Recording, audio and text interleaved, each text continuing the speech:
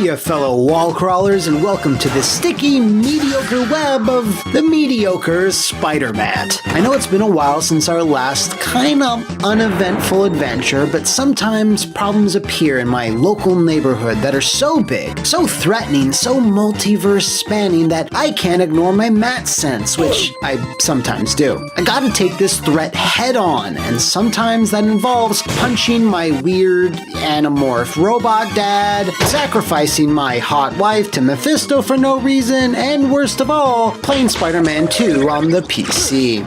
So for today's episode, we'll be swinging into one of the most unique and imaginative titles in the Arachnite's video game career, 2010's Spider-Man Shattered Dimensions. Developed by Beanox Interactive and published by Alchemax for the 360, PS3, PC, Wii, and Nintendo DS. It is a game of firsts in a lot of ways, or at the very least, the first in a long timeses. The last 4 mainline console Spider-Man games had all been open world, and by the end of Web of Shadows, the formula was growing a bit long in the tooth, aside from that game's obvious charms.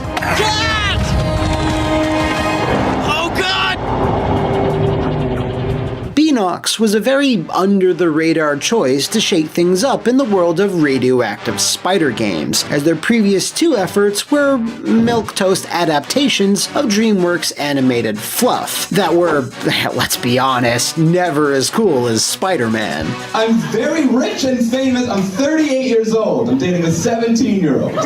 But they must have impressed Alchemax enough to land the job, since the old webhead was still a hot enough property at this time, largely due to Treyarch's efforts on the PS2 and Xbox, and nothing to do with their efforts on the 360 or PS3. I'm going to die! For those with poor memory, Shattered Dimensions switched things up by going with a linear, level-based design, with you alternating between 4 different Spider-Men in 4 different universes, trying to piece together the immensely powerful tablet of order and chaos. You see, the Green Goblin, no, Dr. Octopus, actually no, it was the Kingpin, it wasn't even him. In his only promotion into a main villain role, Jake Gyllenhaal attempts to steal said mystical-ass tablet. Spidey appears, and hilarity ensues. Nice! Don't get me wrong, your illusions are nifty and all, but if you ask me, they could use a little more kick. Nah, souvenirs are available in the gift shop. Stop it!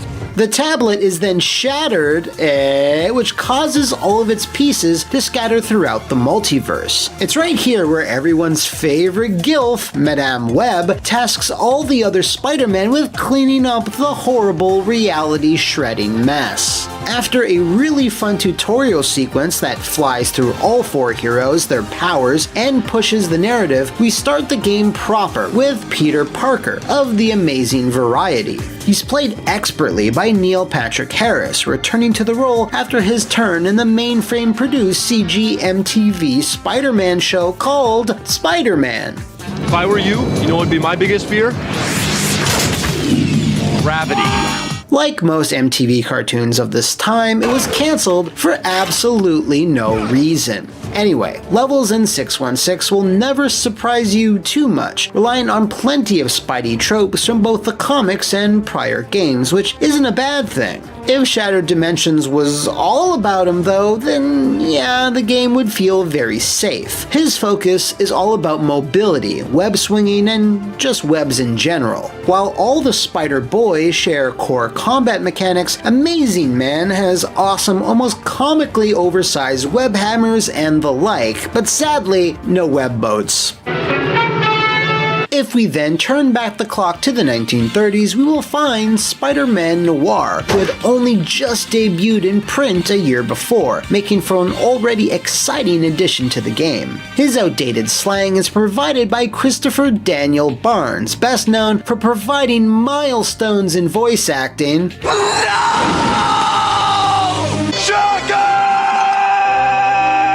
I'll chase you to the ends of the earth! That will stay with us forever. While it takes some time getting used to, Mr. Barnes really starts slipping into the persona as he navigates his high-contrast black and white world, punching out palookas and poltroons alike. Gotta grab the shadows and make my play.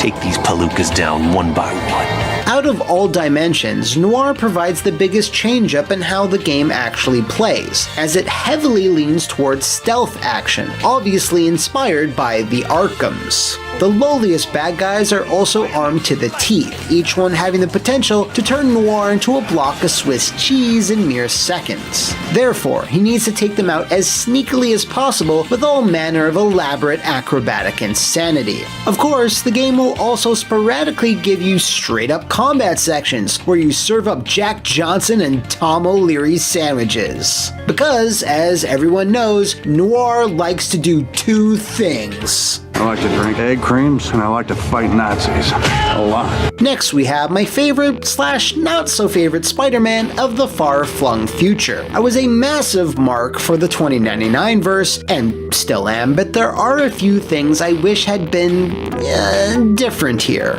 Firstly, the least known voice of the bunch, Dan Gilvilson, from the short-lived 80s cartoon, or I guess cartoons if you count his Amazing Friends, is unfortunately horribly miscast as the normally cool-headed and arrogant Miguel O'Hara. Now, I do think if there was a cheesy 80s or even 60s Spider-Man dimension, he'd totally work there and it'd be a laugh riot. How dare you point at me? You were pointing first. Rude to point. You're being very rude. However, in the edgy trappings of Nueva York, it just feels wrong to me. That's me, ready to save the universe and looking good while doing it. 2099 focuses on vicious, high-speed punch fights and careful utilization of Miguel's unique power.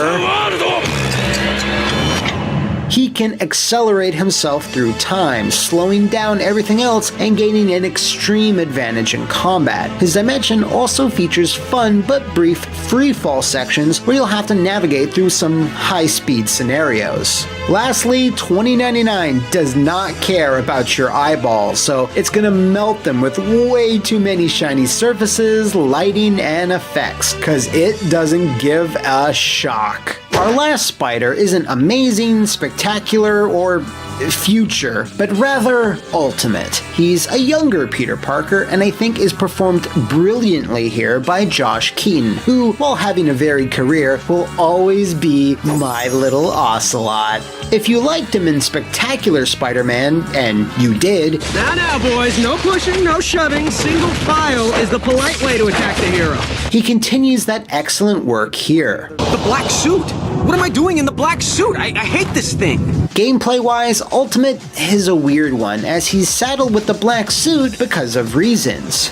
With that reason being an attempt to make him feel unique, which he just barely does. In lieu of Amazing's webs, the symbiote tendrils come out to play, and there's a greater emphasis on crowd control in combat, with Spidey taking out dozens of enemies in seconds. His exclusive power, number 34 on the surprisingly large list of video games which use rage as a mechanic, is his symbiote rage. Essentially a powered up mode that jacks up Peter into a goddamn killing machine. Not particularly creative, but fun to use regardless. Other than that, there's not much that changes up in Ultimate levels. Ideally, I would have preferred Miles Morales or even Gwen Stacy, as their powers are a bit more interesting, until I remembered that this game predates both of them. Oh, well, what about, Agent Venom, Flash Thompson? Ah, son of a bitch! I think one of the main strengths to segregating the game in this way is that it let Beanox go crazy with ideas in regards to each dimension, although it only works optimally like 50% of the time.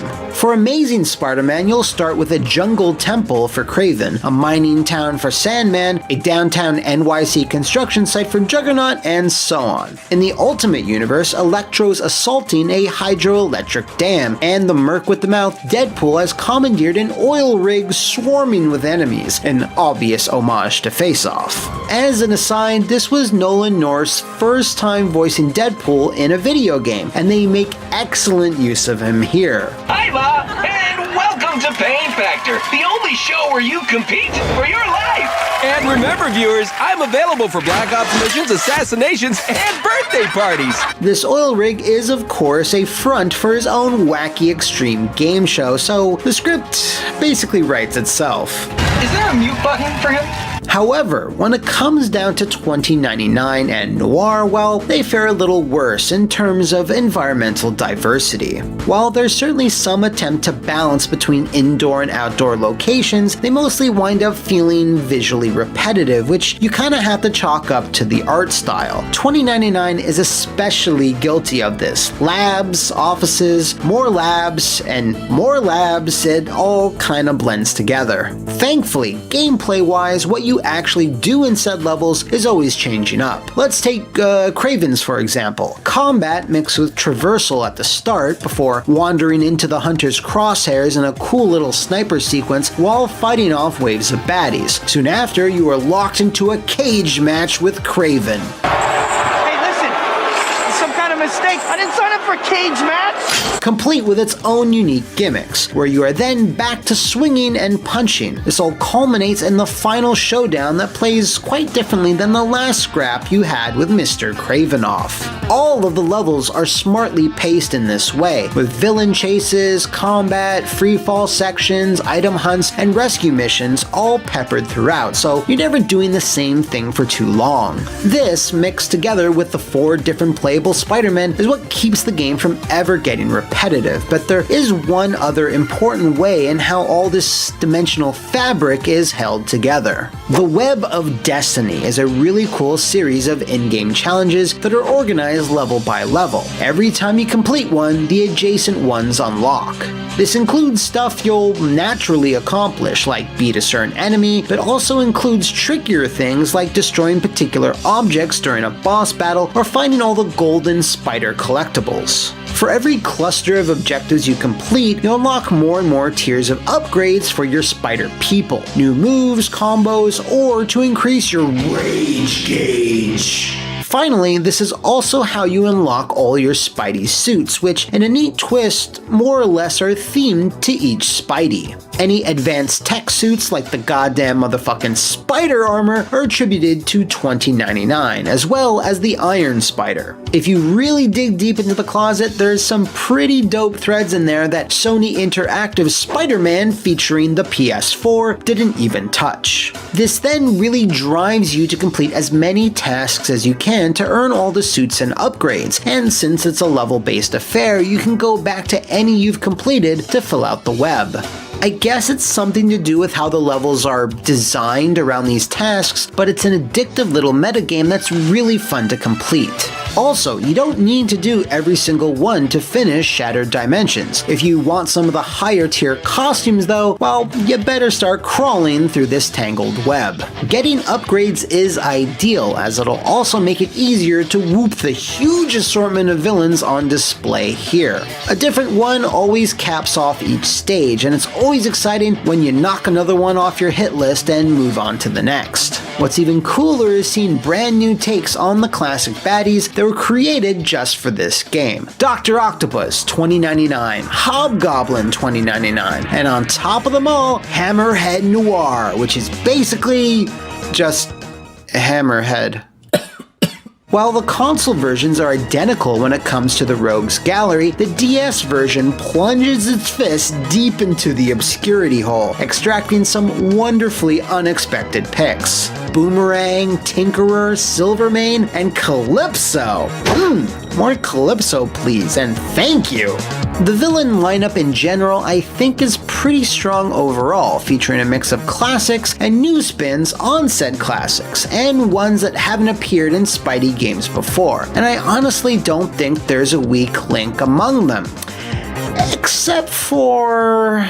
Now, I've gushed my little web spooters all over Spider-Man Dimensions so far, but it ain't flawless. Starting with the story, if you're looking for a narrative that's filled with twists and turns, emotional stakes, or anything outside of straightforward superheroine, you're not gonna get it here. It's very much a Saturday morning cartoon style Spider-Man tale that never takes itself all that seriously, which is especially hard to do when Mysterio has gained his hands on a mystical MacGuffin that causes him to become a giant. Fishbowl Face is simply a big bad at the end of a list of big bads because he's doing something more evil than the others. Each level feels like an isolated episode of a show or comic, but the stakes don't really rise as you play, like, say, in other Spider-Man games. Oh god, please stop playing that dumb scene. This is a side effect where the importance and looming threat of Mysterio is never really the focus, so there's little tension going into the final battle. If you are looking for a fun, bouncy narrative where you punch some bad guys in the face and save the day, well, you'll be satisfied with the tale being told here. But if you are hankering for something with some emotional weight and drama, well, that's not really something Shattered Dimensions is concerned with.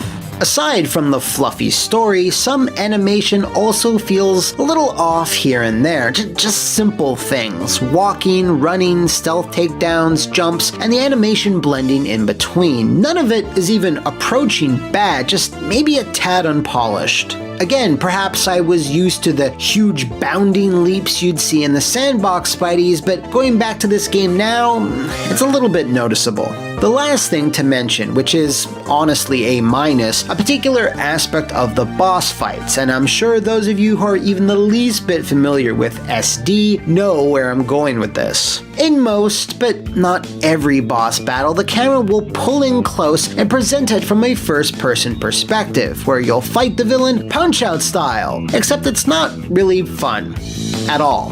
The problem here is that changing things up in this way isn't something you should attempt as a quick little minigame. If you're gonna do it right. Use your whole ass. Make a full-on Spidey first-person melee fighter. What's here is just kinda clunky and awkward. Spidey's attacks don't feel very responsive or satisfying, and the wind-ups and tells of each villain are not especially well choreographed. I get how they wanted to show off each villain up close. They are modeled nicely and each one spouts some great lines, but I'm just glad these things never lasted too long. It was the first and last time we saw Spidey fisticuffing like this in a video game. Now, with all that unpleasantness out of the way, let's talk versions. Where do they all stack up? For this video, I played through the Steam port, and in terms of graphical fidelity, it can't be beat. Higher resolutions, perfect frame rate, all that stuff. I did, however, have it crash several times during the first $20.99 level, and I couldn't really find a reliable fix for it. The game is 10 years old after all. The 360 version is the one I originally played back in 2010, and there's nothing I remember inherently wrong with it. And while I can't vouch personally for the PS3, I assume they're pretty much in parity with each other. Probably the most impressive, though, is the Wii version, which scaled down incredibly well when compared to the others. The exact same levels, villains, and all the cutscenes are present. It's just not in HD. I remember booting this up and being stunned with how good it looked. Probably one of the best port downs I've ever seen. Of course, I gotta mention the DS version again. It's a neat little search action game that puts you in maze-like levels you navigate with a map, with each new power letting you access new areas. Many DS Spider-Man titles did this, with almost all of them coming from Kryptonite Games, who also dipped into other Marvel superheroes as well. Now, it does cut out the Ultimate Universe from the roster, but in exchange, you do get Calypso, so it all kinda shakes out. Unfortunately, due to the nature of the Spider-Man IP and him apparently being used as a Sony bargaining chip, none of these games are available digitally, of course. I just so happened to be fortunate enough to download it off Steam before it was removed. If you're interested in snagging a copy, well, better get physical.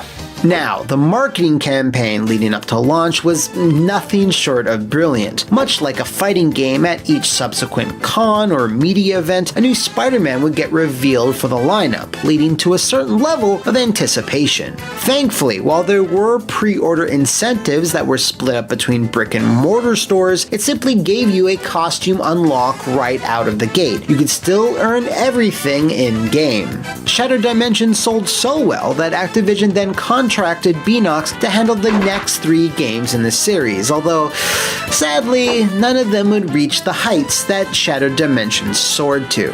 Maybe we'll get around to some of those in a future episode. What's far more important is the ripple effect Shattered Dimensions had throughout the entire Spider-Verse. While the one-off episode of the Fox Kids cartoon was the first to play with the subject matter, it was Dan Slott's work on the story treatment of Shattered Dimensions which inspired him to build on the concept, which led to the comic book events, which of course led into the Spider-Verse. It all really started here. That makes Shattered Dimensions one of the most important Spider-Man video games ever, right alongside Spider-Man 2 and of course the PC point and click. The last 4 radioactive Spider games have all been open world, and the one after that will most likely be as well, so while I don't think it would be anytime soon, eventually we will see something like Shattered Dimensions once again. The character is just too unique to chain down to one particular style.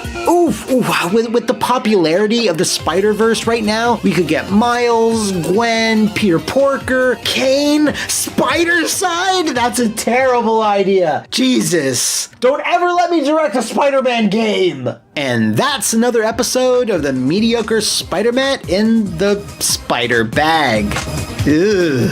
Anyway, Shattered Dimensions gets a big old one for JJ recommendation from me. If you want to suggest another game in the wall crawler's long career, hit me up in the comments below or swing on over to the offices of the the Flophouse VIP Patreon to send me pics of your Spider-Man games. If we can get a picture of Julia Roberts in a thong, we can certainly get a picture of this weirdo. Remember the Spider-Man movies? No, I didn't mean those. They're classics, but I meant the ones that came after.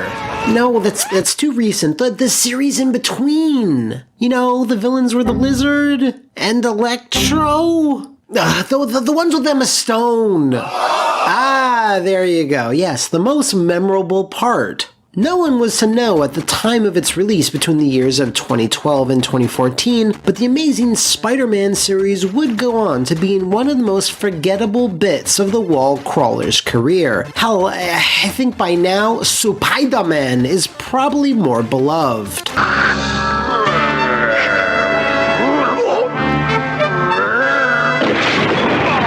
And your spider sense will definitely not be tingling with this surprise, but the video game versions of the films are now looked down upon with just as much apathy. So yeah, on this episode of the Mediocre Spider-Man, we'll be swinging through Beenox's attempt at a Spider-Man movie adaptation with The Amazing Spider-Man and find out exactly what makes it so very unamazing. Released at the tail end of June 2012, almost a week before the film, Beenox's first open-world Spidey game released on pretty much every electronic goober known to man. Xbox 360, PS3, Wii U, DS, 3DS, Android, iOS, Windows PC, and the most forgotten version, the PlayStation Vita, is something I would be saying to you if it didn't also release on the goddamn Windows Phone.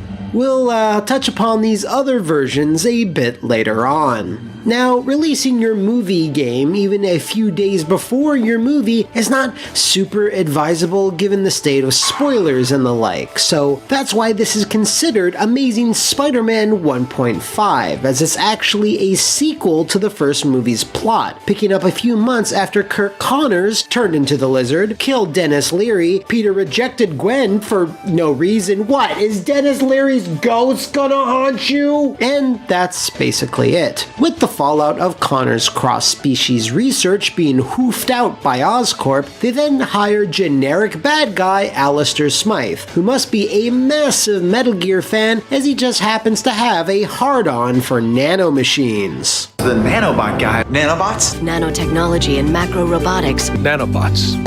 Nanomachines, son! The Oscorp board of directors did this in hopes that Smythe's innovations would be positive news for the company after the PR disaster of one of their former chief scientists trying to turn NYC into an oversized reptile terrarium. Alistair Smythe has his origins in the comics and made several appearances in the 90s cartoon, but he's played here without much aplomb by Nolan North, who, doesn't do a bad job, mind you. He's just saddled with an uninteresting role. Unlike robots, biological creatures are unpredictable. I much prefer things I can control. Speaking of voices, Peter Parker, Spider-Man, since Peter doesn't ever technically appear in this, is played by Sam Riegel, who, while doesn't stand out when compared to a lot of other VAs who have donned the red and blue, has a youthful energy to his voice that doesn't get annoying, unlike...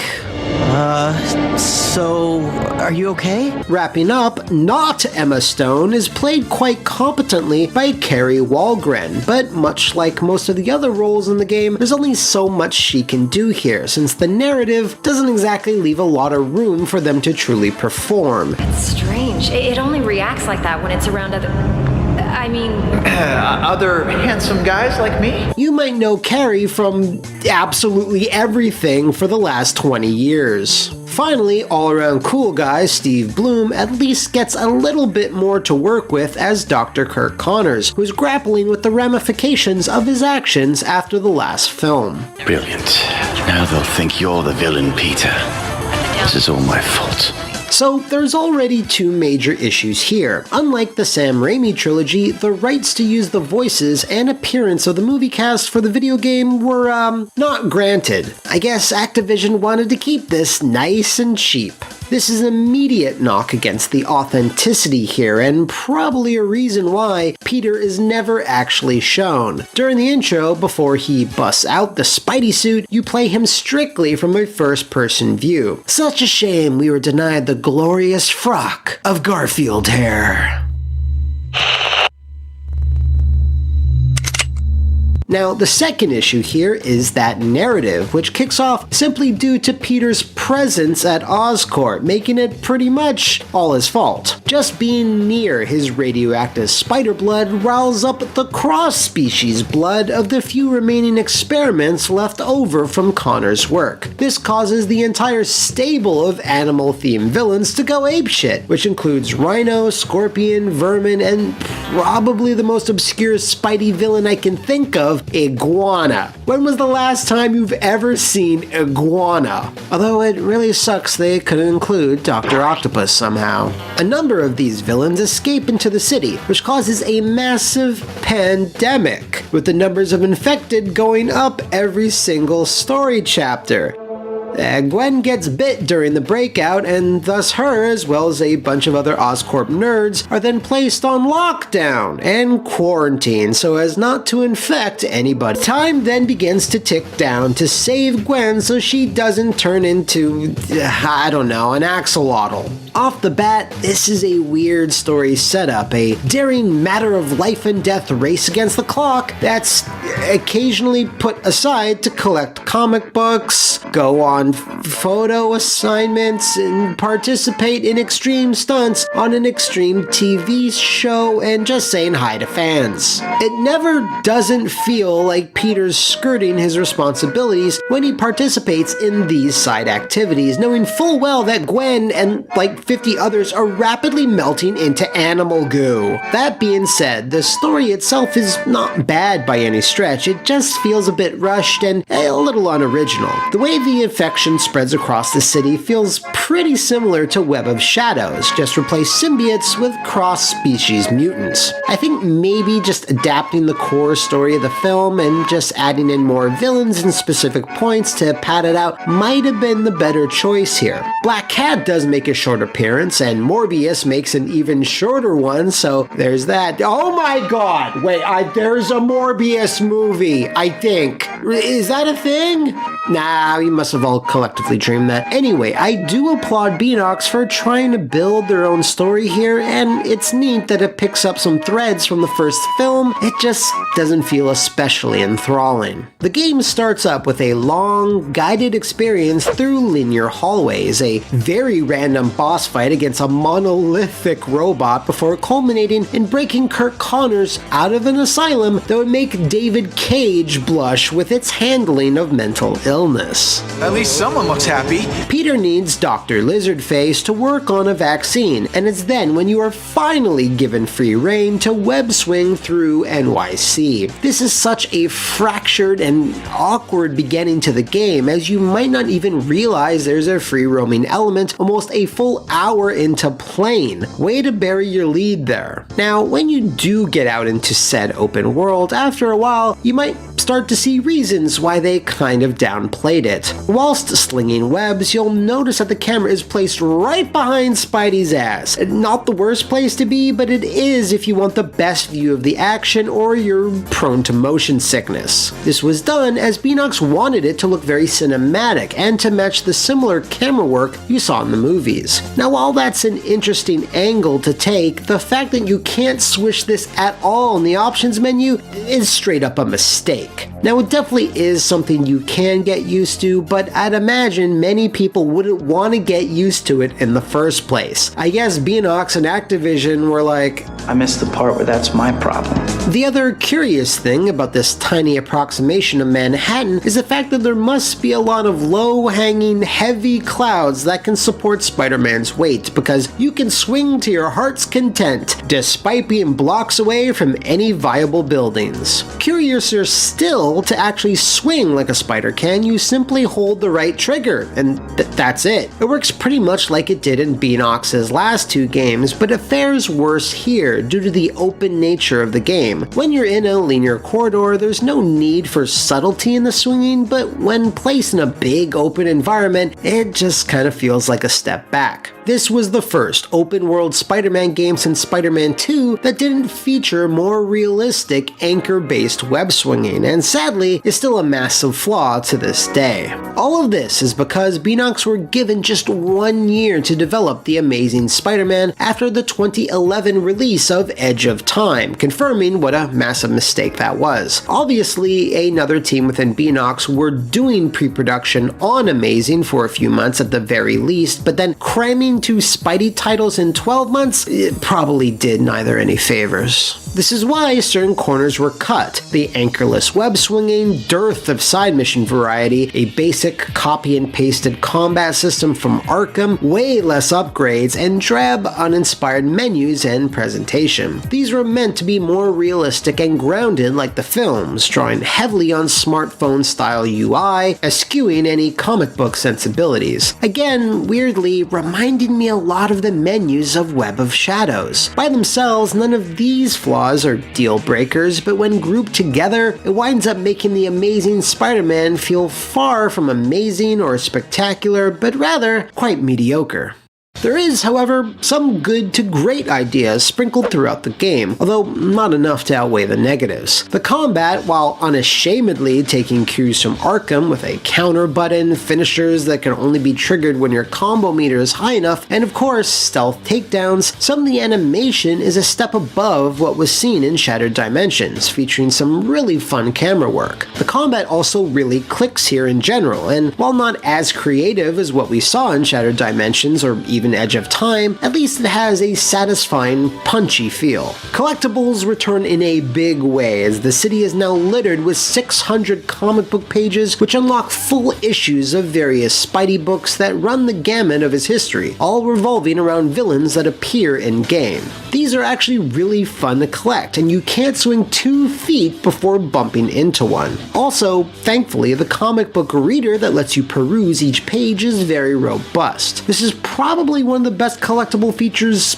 I've ever seen in a Spider-Man game, so good stuff here. Rounding out the package, there's a few other collectibles like audio logs, Oscorp manuals, and tech pieces, which I don't even understand what those are, and I should because I'm something of a scientist myself. Play until you meet Whitney Chang and photography missions unlock, both in the open world and in more intimate interior levels. This is the first time such a feature has been really expanded upon, outside some limited scripted events in previous games. You'll usually be given clues as what you'll need to snap pics of, and some of them are not immediately obvious. Most of them are all fun because they allude to other baddies from Spidey's history, and if you want, you can just take random pics of whatever. Crap, mega crap. Another not-so-obvious inclusion is the presence of the Spider Slayers, which up to this point only made a few scant video game appearances. These are programmed to hunt down any cross-species lifeforms, Spidey very much included, and this results in some fun, hectic boss fights that can be both ground and air-based. A great example of this is the insane fight against 3 aerial-based bots throughout the streets of New York City. There's lots of these throughout the game, and while at the end of the day, they are all charmless robots, that doesn't make fighting them any less of a thrill. Finally, there's the Web Rush system, the game's big feature. This basically lets you slow down time and pick from an endless amount of predetermined points to automatically jump to. It lets you cross vast distances very quickly in a stylish way, letting you get through the game's few environmental puzzles in a flash. When you're out on the street, you can chain together a lot of acrobatic maneuvers to mimic a lot of iconic shots we've seen throughout Spidey's cinematic adventures. Mixing together manual web swinging with smart and occasional usage of Web Rush can result in some very slick runs, and it could even be used in combat. I liked Web Rush as a concept, but it does feel like something that could have been developed far more, and indeed, a form of this system was adopted in Insomniac's Spider-Man, but of course, it was done with a little bit more finesse. Unlike Shattered Dimensions, which saw almost all versions being somewhat identical, The Amazing Spider-Man has some ports which, they definitely do their own thing. First off, both the Wii and 3DS have dramatically scaled-back versions, cutting the open world completely and instead focuses more on a hub-based system from Peter's apartment. 91% of the action taking place exclusively in the Oscorp Tower and other interiors. You can see how these interiors of the 360 and the PS3 game were awkwardly kind of shuffled around to patch something together here. And again, unlike Shattered Dimensions, the game looks absolutely awful, even by Wii standards. And the 3DS version, it's simply a 3DS version based off the Wii. While it's neat that this Frankenstein-like port exists, it's really not worth investing any time into. Now, usually I couldn't give less of a spider-sized shit about the mobile versions, but I will definitely give a shit here. Amazing Spider-Man for your phone is a sight to behold. It's a very loose interpretation of the film story, doing away with Beanox's sequel-like structure, and features a bright comic book look. There's different events, set pieces, cutscenes, combat systems, and it's still fully open world. It doesn't even use the same voice cast, instead opting for amateurs with wild swings and emotions and cadence. Please don't hurt me. Relax, ma'am. I'm a good guy. No more games! Tell me what you're planning to do with the gas the scientists made you! You cannot stop the free radicals! Anarchy lives inside everyone, and we are gonna set it free! Enough about your crazy dogma! Tell me what I want to know, or you're gonna be street pizza! They sound like they were being directed by Tommy Wiseau. Mwah! You look so sexy, Lisa. The DS version is another unique specimen, made by Other Ocean Software and not Kryptonite Games. It does try its best to replicate that style, but fails in a few key areas. Instead of charmingly simplistic 3D models that animate well, Other Ocean opted for pretty ugly sprites, which don't animate well, and clash over the 3D backgrounds. Not to mention, it has a much less interesting combat system. It's still done in the search action style, but it isn't as satisfying as previous handheld Spidey games. Other Ocean did do the DS version of Edge of Time, and this is very much in that vein, simply not on the same level as Kryptonite, RIP. The Vita version, which I hoped would be its own thing, is very much the opposite. It's a one-to-one port of the 360 and PS3 iterations, open world included. It's just far uglier. Get ready to blow off that thick layer of dust because we are ending with the Wii U port, which missed the console's late 2012 launch, and thus was released a few months later. Depending on what console you prefer, this might be the best version of the bunch. The OzPhone UI and menus can be relegated to the gamepad, letting you stay focused on the action, and all of the game's DLC packs were included and integrated into the core game, making it the most complete version. Ah yes, the DLC packs. These were basically special missions that made the Rhino and the Lizard playable, letting you wreak havoc in specific scenarios. Another pack contained some weird Oscorp flavored minigames, exclusive suits, sadly a few of them are locked to the PS3 because Sony, and even a slightly odd but still cool Stan Lee pack that lets you play as the late Marvel Comics figurehead, but equipped with Spidey's moveset. Being a hero is second nature to me. Amazing Spider-Man was clearly a rushed title from start to finish, as Beanox were stretched far too thin while under the whip of their Activision masters. Despite the negatives I've outlined, I still had fun playing the game for this video overall because it has a solid core on which to build on. They just needed more time in which to do so, which they unfortunately would never truly get. When it released, Amazing Spider-Man saw slightly better than average reviews, with many citing what was here worked well enough, but since it had to adhere to the movie's more grounded take and lacked the web-swinging depth most fans wanted, it simply failed to amaze. Amaze count, and that is 3. I am good in every other respect. So for me, I benignly award The Amazing Spider-Man a half-hearted Honestly, there's been far worse games that have had the Spider logo pasted on it. Far worse games. But that's another story we may or may not tackle on the next mediocre Spider-Mat. So until next time, stay safe, fellow wall crawlers.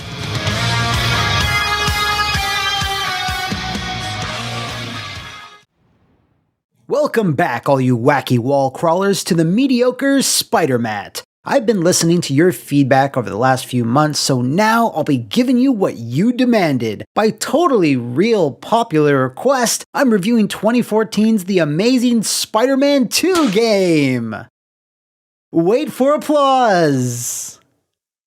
Okay, so no one really asked me to cover this particular title in the Spider Gameverse, but sweet Aunt May's wheat cakes, we need to talk about it, and not for the reasons you might think. While everyone has taken cheap shots at this adaptation of the similarly reviled motion picture, which in itself will probably need its own What Happened one day, at launch, I recall liking this game quite a bit. Yes, it was really familiar, played it safe, and didn't do anything drastically new, and it does have a few key problems, but it improved upon Beanox's last game in a few important areas. For one reason or another though, either leftover vitriol from the film, Spider-Man game burnout, or rising expectations at the time since it released at the dawn of a new generation of hardware, TASM2 garnered this disastrous worst game of the year style stigma that to me was way overblown for what the game was. I mean, there's quite a few others from that year that I'd argue were way worse. Now, some of you webheads remember, Activision transformed Quebec-based Beanox into a literal Spider-Man factory, having them pump out 4 titles in 5 years, which, aside from Shattered Dimensions, always resulted in games with cut content, rushed storylines, dashed ambitions, and lots of asset reuse. Honestly, when you consider that they were given less than 2 years to craft an open-world game with some integral changes across 6 versions, well, it's pretty impressive what they were able to achieve. Don't get me wrong though, through what was no doubt a lengthy bout of crunch, creative mistakes were absolutely made along the way, some bad, and some way worse. So, if you feel your Peter tingle tingling, then that means the new transition is coming in. Okay, cue the new transition!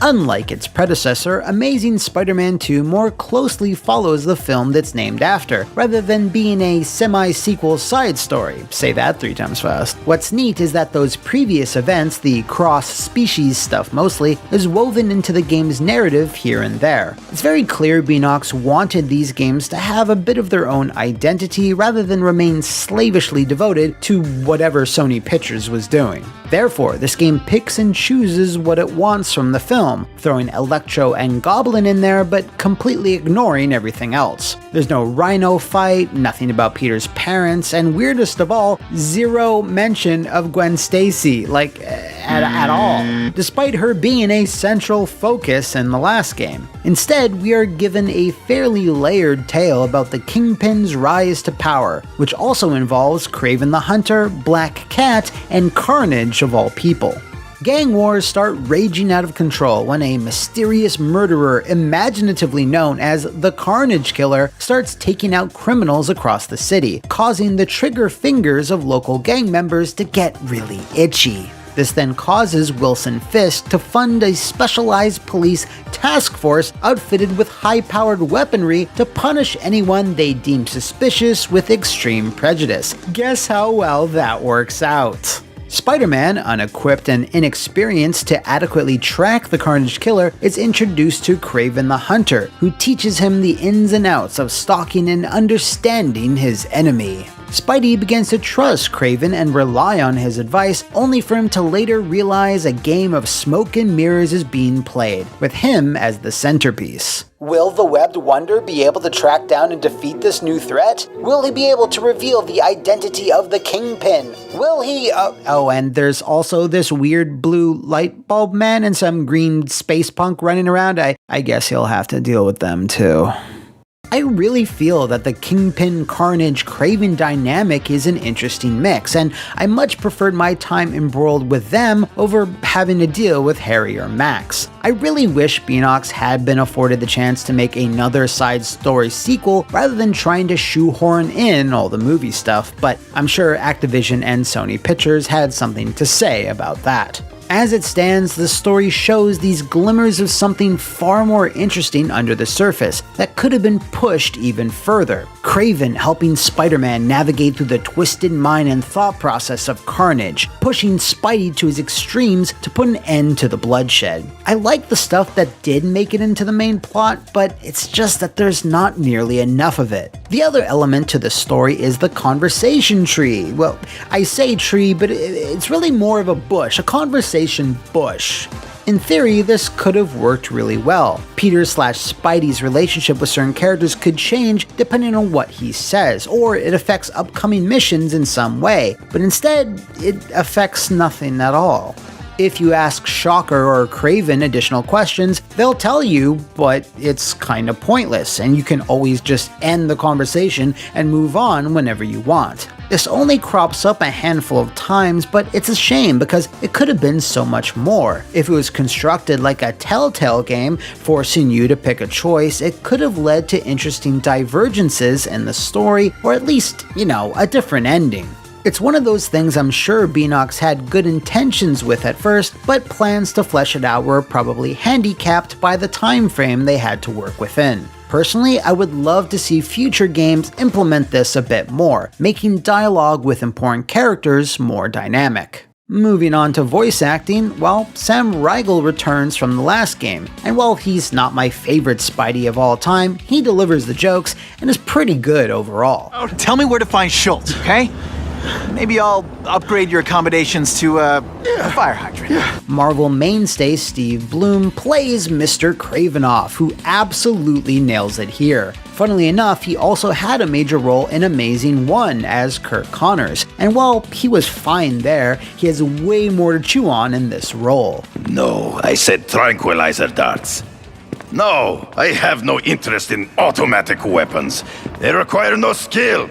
I am an artist! To ear soak in more of the voice acting, you'll be collecting dozens and dozens of audio logs, as Kingpin, Black Cat, and others love dropping them all over NYC for Spidey to find. It's here where you'll get some more insight into certain characters, including Carnage. And while that sounds like it could be really interesting, the character isn't played with much subtlety or even mania. He just comes across as a fairly generic evil guy here.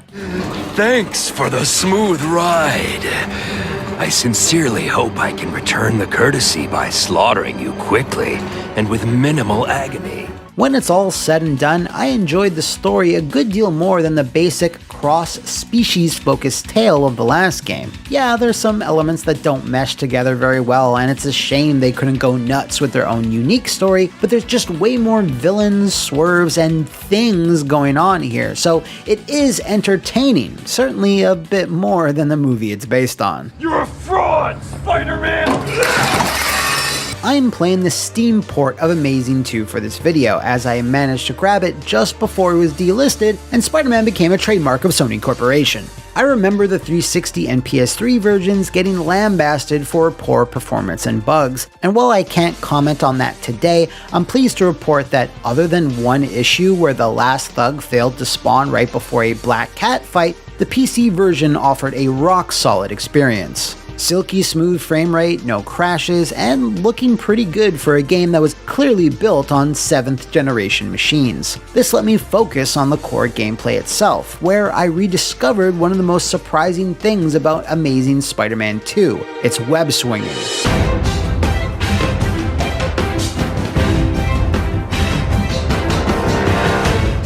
I think this is the second best way to shoot webs outside of Insomniac's efforts, trumping pretty much everything that came before it, and yes, that includes Treyarch's Spider-Man 2.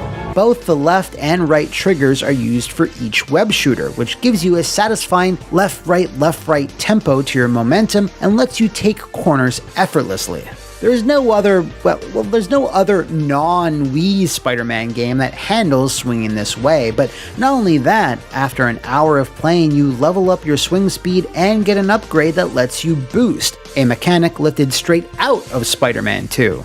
All these factors work together to give you the fastest feeling web swinging I think ever. Just look at this! There he goes! A bum full of dynamite, that's Spider-Man.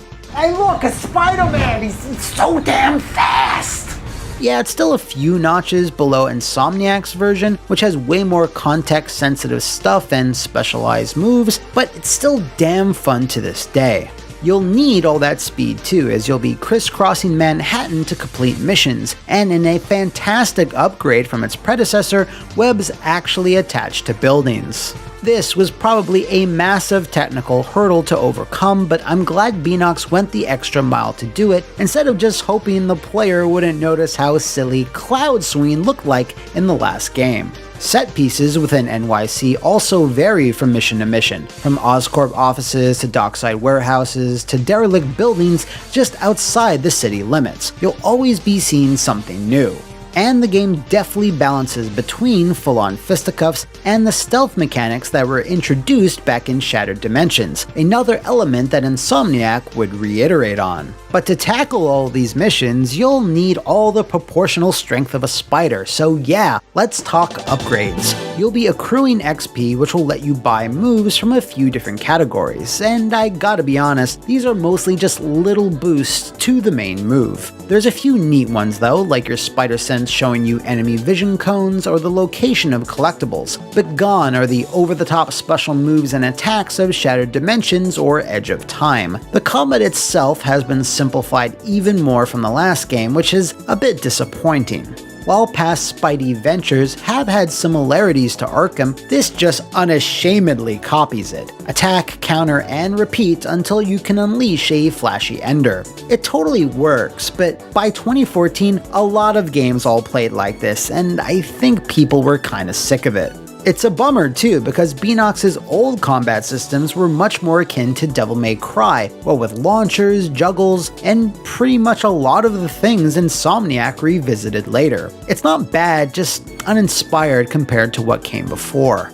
I mentioned Collectibles earlier, and the game absolutely shines here. Hundreds of comic book pages still litter New York City, and the excellent reader which you'll use to read them returns, with issues pertaining to the villains being dealt with in the game. action figures unlock whenever you encounter that character, along with dozens of aforementioned audio logs. I love how there's just a big dumb floating hologram of Fisk's own face with an audio recording of him admitting to the fact that he's the Kingpin and leaves that shit in a packed bar for anyone to find. It ain't about the money, Spider-Man. It's about the swagger. Most of this stuff is all available at the Comic Stand, the local store owned by a particularly friendly face. Oh, he was a good man. He was the best. This was Stan's most extensive voice work since Shattered Dimensions, and it's an awesome, appropriate role for him to have. He even owns a Spidey-themed arcade machine that lets you brawl it out in wave-based combat challenges that will net you additional rewards. Now, all of this stuff, the story missions, collecting collectibles, or foiling random street crimes, is all well and good, just a normal day for your friendly neighborhood Spider-Man. Unfortunately, what's not normal is the big new feature Beanox, or some madman, decided to clasp around this game's neck. Fairly early on, the super mega death squad that Fisk unleashed on the city decides to make Spider-Man their prime target, but will only act on this according to public opinion, meaning there's now a morality system that starts to govern what you can and can't do in this free roaming superhero game. All street missions, your carjackings, B&Es, shootouts, or building fires now all have a timer, and if Spidey ignores them for too long, they'll start pulsating with anger, making your map look like it's having a heart attack.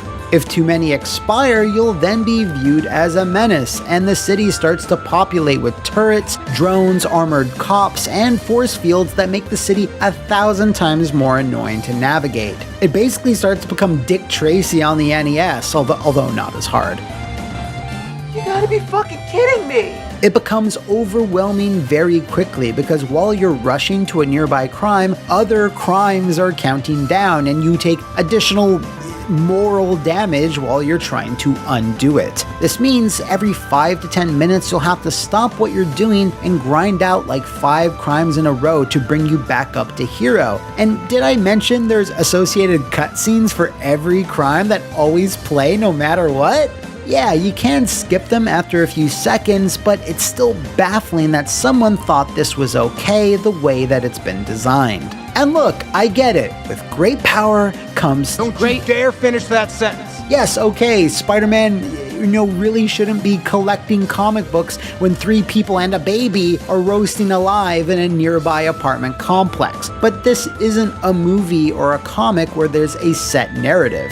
Forcing the player into these tasks instead of trusting them to complete them in their own time ain't great. What's worse is that you don't really get anything unique from completing them outside of the expected XP boost. All that happens when you complete these crimes is that you get less punished. If they were worried about players not taking part in these random events, then maybe make the rewards worthwhile when you do finish them. Are any of these missions particularly hard? No, but there's always a chance you can still fail a few of them. So how about, in the event that does happen, then you get a tongue lashing from Jonah and take a big morality hit? Would that have been okay? As it stands, this doesn't break the game or make it unplayable, it just throws a lot of pointless busy work at you when it doesn't really need to. Fortunately, depending on the suit that you wear, you can get extra buffs to mitigate the morality system somewhat, which I almost forgot, the suits! Along with the web swinging, Peter's drip is something Amazing Spider-Man 2 absolutely excels in. You'll unlock some wild stuff that, to this day, is still exclusive to this game. The most famous is probably the Superior Spider-Man outfit, but there's a few other cool ones as well, like Ricochet, Hornet, and even Spider Carnage. Also, in a first for the franchise, outside of maybe the special powers you get in the PlayStation Spider-Man, each suit has different stats across 3 main categories, meaning that some outfits are better suited for certain situations than others. You'll unlock a good number of these throughout the story, but the bulk comes from completing underground Russian hideouts. I guess the ghost of Lenin wanted to keep all the cool Spidey costumes for himself.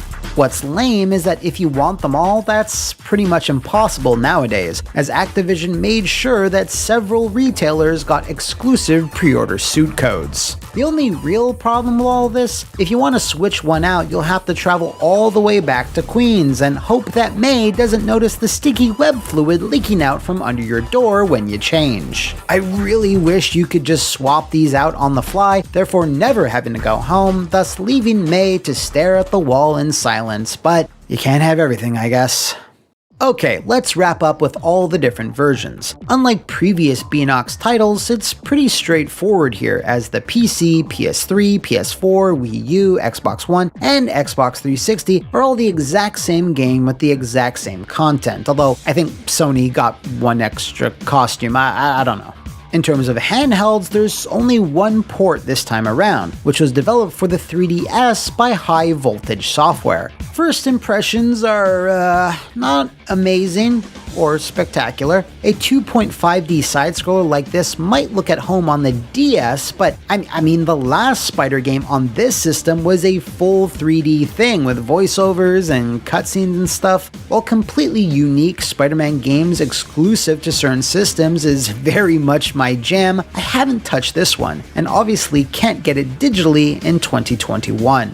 If you at home have had the pleasure, let me know in the comments how it is. The last port we'll talk about is the iOS version by Gameloft, and I have to say, it's a unique case. It's a bit similar to the last amazing mobile game, which means it's far more comic booky in nature. Bright and colorful, doesn't take itself too seriously, and features way more bombastic special attacks like web tornadoes and shit. Plot-wise, it puts the movie villains front and center, just throwing Electro and the Green Boglin at you right from the start, but for some reason it cuts out Carnage, Kingpin, and the Shocker. Well, that last one is probably not all that surprising. It doesn't end there though, because while it keeps Kraven and Black Cat, it also crams in Rhino, Hammerhead, and Venom. Fucking Venom! Like, how is that even possible? Also last, but certainly least, is Screwball. Yes, everyone's favorite character from Spider-Man PS4 made her game debut here. She threatens the city with bombs and with her obnoxious go-away heat. Speaking of Spider-Man PS4, Spidey himself is voiced by Yuri Lowenthal. Yeah, some 5 years before he'd slip on the red and blue for Sony, he played the character just in this mobile game. How that even happens, I don't know. Word of advice, Brock. Next time you need to make some quick cash, ambush somebody who doesn't have lives to save. Don't let me see you again. Wow, that was a big old tangled web I had to climb because this game was really interesting to revisit. Amazing 2 has some really strong points. The suits, the web swinging, the collectibles, some of the story elements, but it's held back so much by the Activision time grind that its good ideas are always hampered in some way. Honestly, just removing the morality bar and, I don't know, maybe modding Peter's face so he doesn't look like Eye Patch Wolf would make for a massive improvement to the overall experience. I'm sorry, John, I love you. You really feel like Beanox was onto greater things here. If they had been given another, 6 months to truly flesh some things out and polish others, who knows how good it could have wound up being. In the end, I truly believe fans were just tired of movie cash grabs, familiar combat systems, and other tropes of the time, all of which sadly Beanox had to adhere to make that deadline. With all of that said, I give Amazing Spider-Man 2 a 3.5 missing Gwen heads out of 5. I can imagine for many of you who have enjoyed Insomniac stuff that this might be almost unplayable nowadays, but I think it was a really great jumping off point that they clearly looked at for inspiration. So in that way, it definitely earns its place in Spider-Man game history, for better or worse.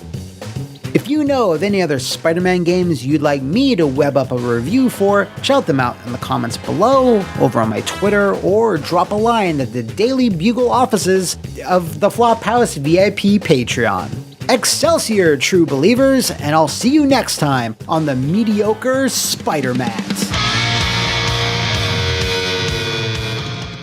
Welcome back, webheads, to the mediocre Spider-Mat, your one-stop shop for radioactive spider schlock. And it doesn't get any schlockier than today's game, which was enthusiastically voted in by those of you down at the Flophouse VIP Patreon, who I guess felt like punishing me for some previous transgression. Fair enough though, I'm game. It's been a long time since I've ever even thought about Spider-Man: The Return of the Sinister Six for the NES. I mean, wait! My mat sense is tingling. Whatever, I don't care. Bring it on! Like most of us know by now, no, LJN did not develop this game. In fact, they didn't develop many games, for they were merely a publisher, but a publisher that couldn't have cared less about their products like nobody's business. They were acquired by Acclaim in 1990, most likely to get around Nintendo's "you can only publish so many games per year" restriction. As for the actual studio behind Sinister Six, well, that was Bit Studios. You may remember them from not a lot at all. That's not true. They did develop the awful Terminator 2 Judgment Day, the awful Last Action Hero, and the awful Wolverine Adamantium Rage. That's also not fair to say. That game at least has a memorable title screen bopper. Wolverine.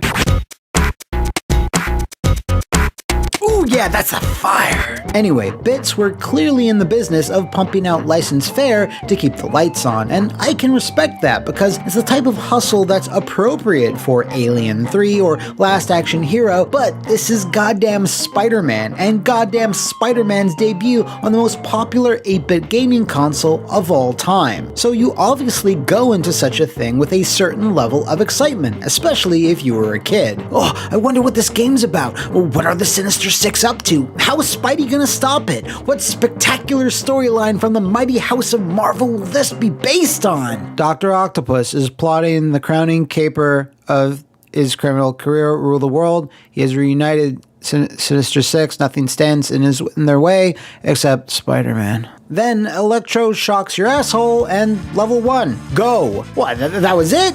Look, I know it's the NES and storytelling was never its forte, but come on, there was Metal Gear, Ninja Gaiden, Golgo 13, lots of action games on the system could give you a story. And I'm not sure how many of you realize, but Sinister Six was made in 1992. The SNES and Genesis had been out for years. This wasn't some sort of weird experimental first attempt at the character from the mid-80s, even though this kinda looks it. Now, this is only my personal theory, but Return of the Sinister Six seems like it was just a small part of a bigger plan. LJN somehow conned Marvel into giving them the console video game rights for the wall crawler, and they weren't content with just making one game for one platform. Oh no, this was a huge scheme to sucker in kids. Sinister Six came out for the NES, the Master System, and the Game Gear, while Spider-Man and the X-Men in Arcade's Revenge launched on the SNES and Genesis at almost the exact same time. So yeah, this was just a throwaway game for the 8-bit peasants, while the 16-bit version got the lion's share of the attention, so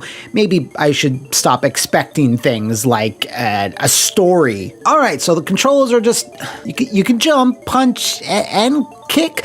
Jumping and attacking sometimes web swings. I think you have to push both at the same time. I'm starting to understand why Spidey avoided the NES for so long. 2 buttons is just barely enough to replicate his moveset. Jeez, that reminds me, I'd hate to play Spider-Man on the 2600. Don't vote for that! Anyway, you go around attacking homeless people and holy crap, I always thought Spidey pulled his punches so he doesn't, become a murderer. But here he jibs everyone that's stupid enough to cross his path. Fuck your life! A weird choice for a superhero game, but you do you, Bit Studios. After about 45 seconds of running to the right, that's 1-1 completed. Not much to say if I'm going to be honest. 1-2, however, is a different beast, and not in the fun rhino way, but more of that stinky vermin way. It's a bunch of industrial platforms, and it's really hard to tell what you can jump or wall crawl on and what you can't, which is really similar to how every stage works, actually. There's lots of dudes shooting left, right, and center, and an unreasonable amount of signs that all say... This is also the first stage that lets you know Spidey can collect very specific items that let him progress very specifically, like this scintillating sequence right here. Fantastic. Now, despite Peter clearly going through a locked door, he kind of falls out of the sky and into 1-3, the boss level. Now is a good time to break down how this game works and never really changes. There's always one, sometimes two stages that vary slightly in complexity, but both the exact same amount of annoying. These then always culminate in a baffling showdown with the next member of the Sinister Six, and since we got our gooch electrified in that opening scene, that'll make it Max Dillon himself, Jamie Foxx. The deadly opening gambit that Max Fox Electroface employs here is to just kind of aimlessly float around. Since there's not much else to do here while you wait for him to wander over to you, it's here where you'll notice the music of Sinister Six.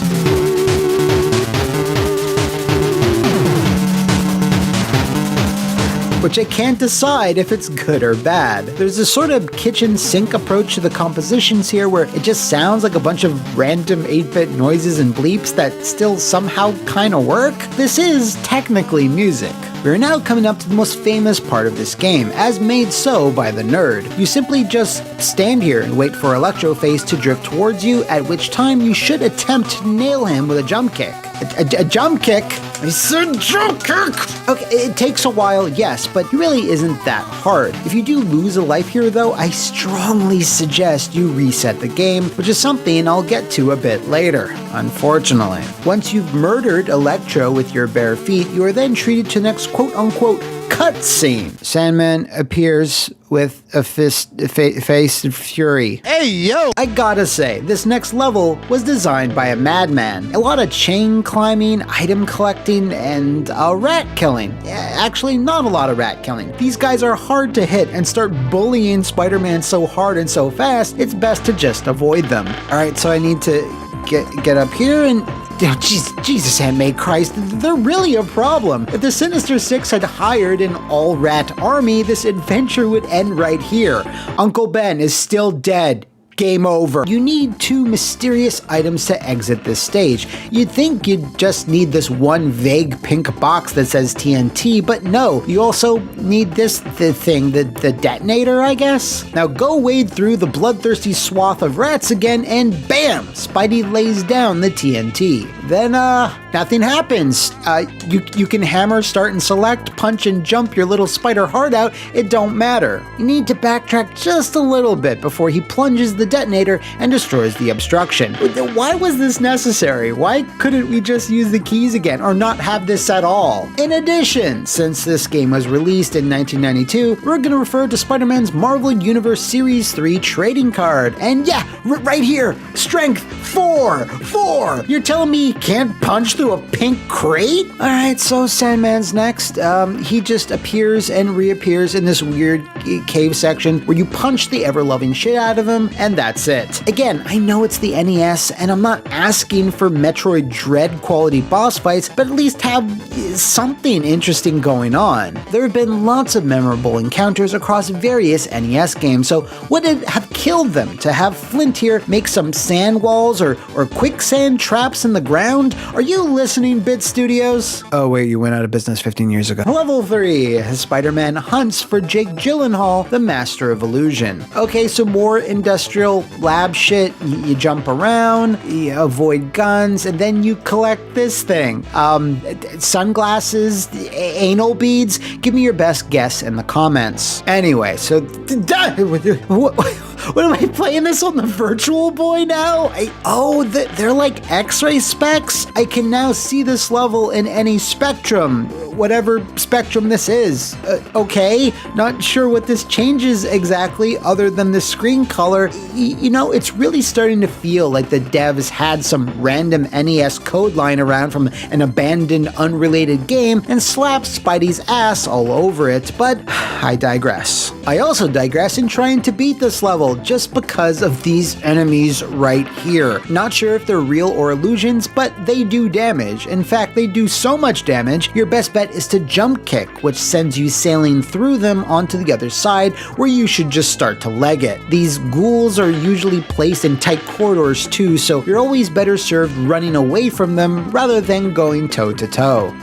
It's just like Uncle Ben's famous last words, with great power comes great cowardice. I hope you have tons of spider juice left over, because the fight with Mysterio, I mean Mysterios, is an unbridled war of attrition. If I haven't given out about this before, I'll give out about it now. Finishing stages does not replenish your health. Picking up items also does not replenish your health. It seems the only way to regain a pip is by killing every 3rd, 5th, 10th enemy. I don't know, it's gotta be tied to the point somehow. Just sometimes, when you knock someone's block off, bam, more health. This leads to some boss fights, like this one, being pretty much impossible to beat the first time around. You have to drain Mysterio's health bar 3 times because, I don't know, he made 2 other Robo Mysterios because he's Mysterio. After killing Mysterio, you then move on to Vulture Swoops for Spider-Man. Fuck this stage. Let me just get that out there right now. It's a slight variation on the very first level, just 1,000 times more annoying. You have rocket launcher guys who do one thing, launch rockets straight at you with no warning. Then Vulture will swoop down, which I guess I was pre-warned about, but it feels like he tracks you before letting loose a volley of bombs. And on top of that, sometimes more bombs will just pelt you from on high. It's ridiculous. If you go too slow, you die. If you go too fast, you die, but only faster. And here's about the time where I should go into this game's lives mechanic. You have 1 life and 1 continue, meaning you only really have 2 lives. 2 lives to finish 6 stages. And because of the fact you don't regain spider juice at the start of each stage, you really can't afford to lose a life before this. Sinister 6 also lacks battery saves and even passwords. Like,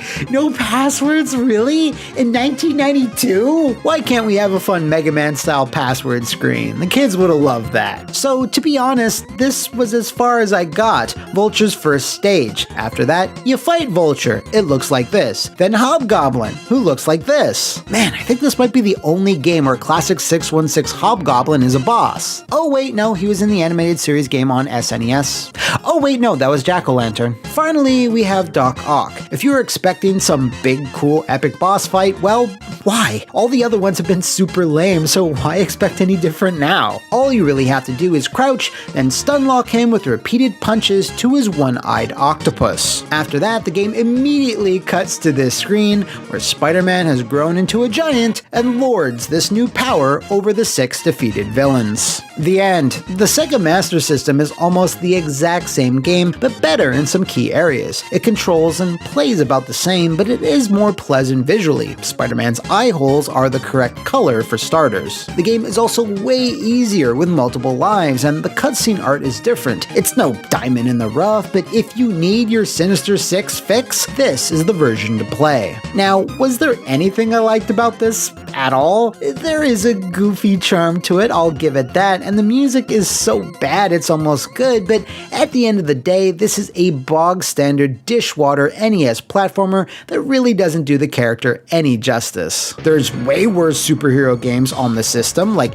X-Men and Silver Surfer, but it's that release date, 1992, which makes this oh so much worse. I know Nintendo's 8-bit powerhouse was old news by this point, but you'd still think the first and only NES Spider-Man game would have had a little bit more ambition than not at all. With that said, I unenthusiastically award Spider-Man Return of the Sinister 6 1.5 Mysterios out of 5. It is the worst Spider-Man game with the words Sinister 6 in the title. Mustard, peanut butter, milk. Oh wait, that's not true at all. And if you out there would like me to web up another Spider-Man game review, shout it out in the comments below, over on my Twitter, or swing into the Flophouse VIP Patreon to become J. Jonah Jameson and yell at me to get the pictures of whatever game you want to see next. Excelsior, true believers, and I'll see you next time on the mediocre Spider-Mat.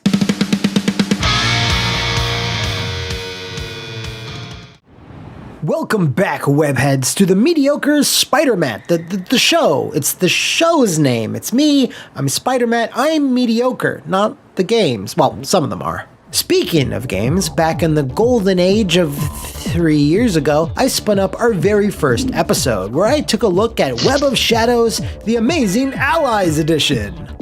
Those few short years where Activision marketing ghouls were obsessed with pointless, bizarre branding for their superhero titles.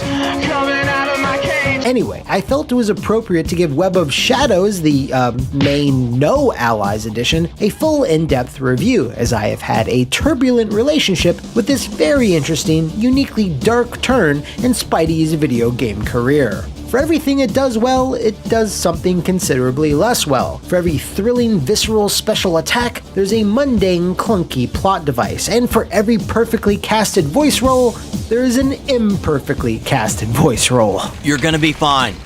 I love my present. I love my present. There is so much to talk about here, so grab your spider mask and load up on your cartridges. It's time for us to crawl across this web of shadows. In the late 2000s, Peter Parker was a busy boy. His third cinematic adventure was hitting theaters with a room-clearing spider fart. See you, chump. There was then the video game adaptation of said movie, play the clip. I'm going to die! Thank you.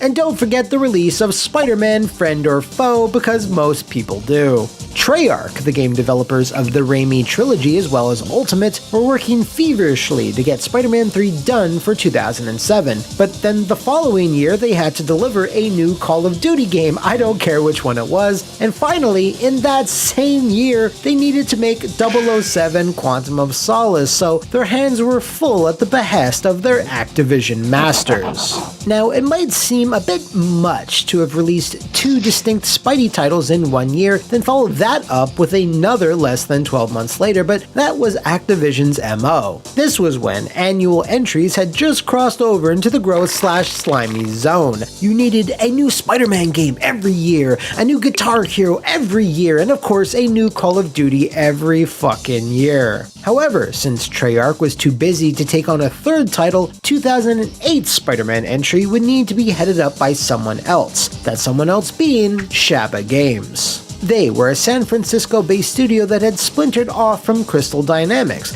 and had cut their teeth almost exclusively on extreme sports titles. They were tasked with... Wait, what? No, there's no way. They made...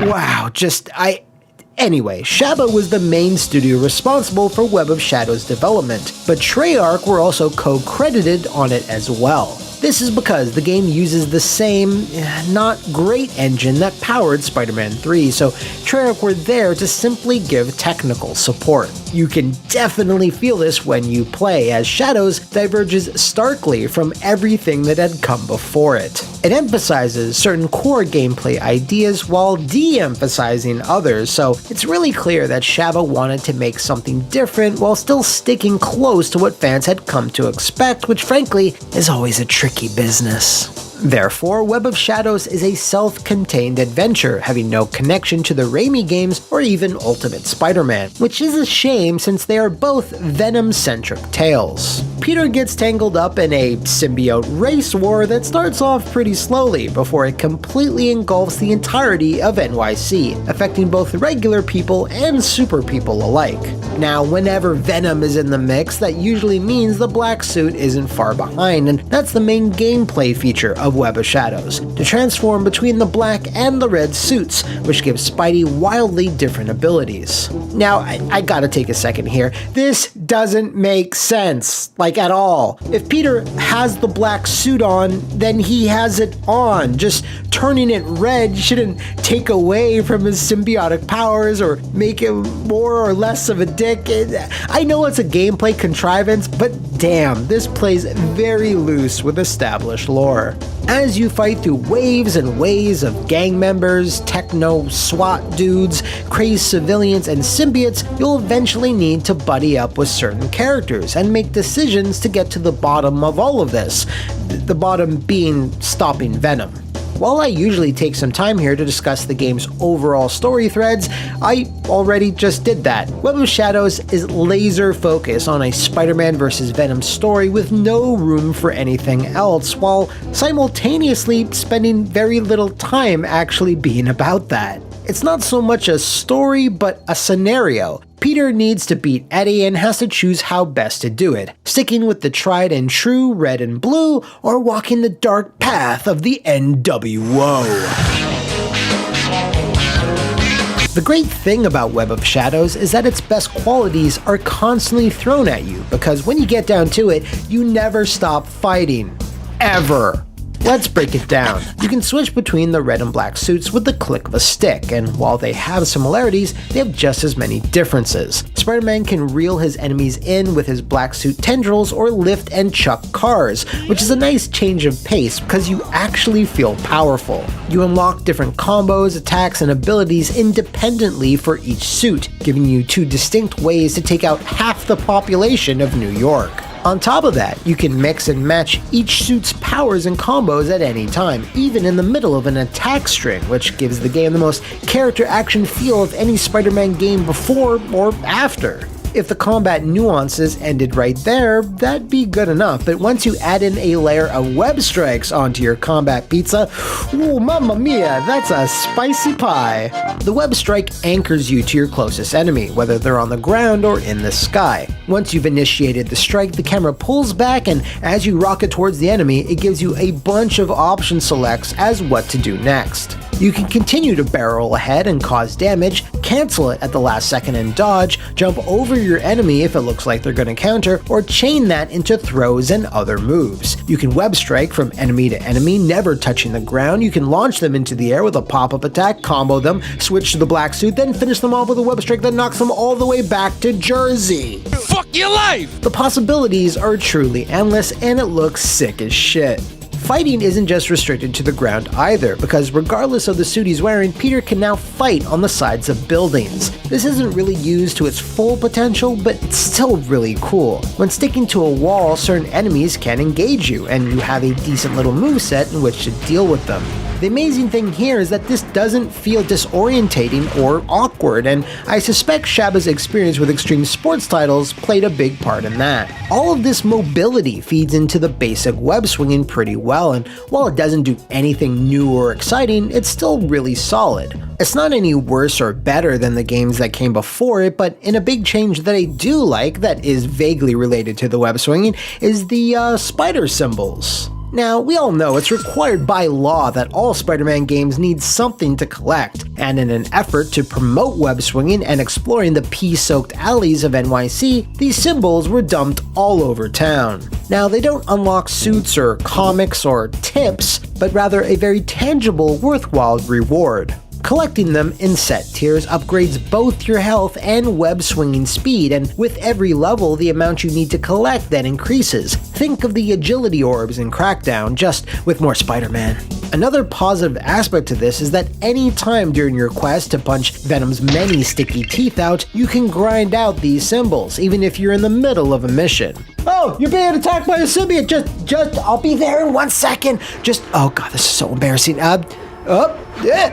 There we go. It's a really neat way to split up upgrades so they're not all lumped together. It encourages exploration, and I much prefer it over the store in Spider-Man 2 or the preset intervals in Spidey 3.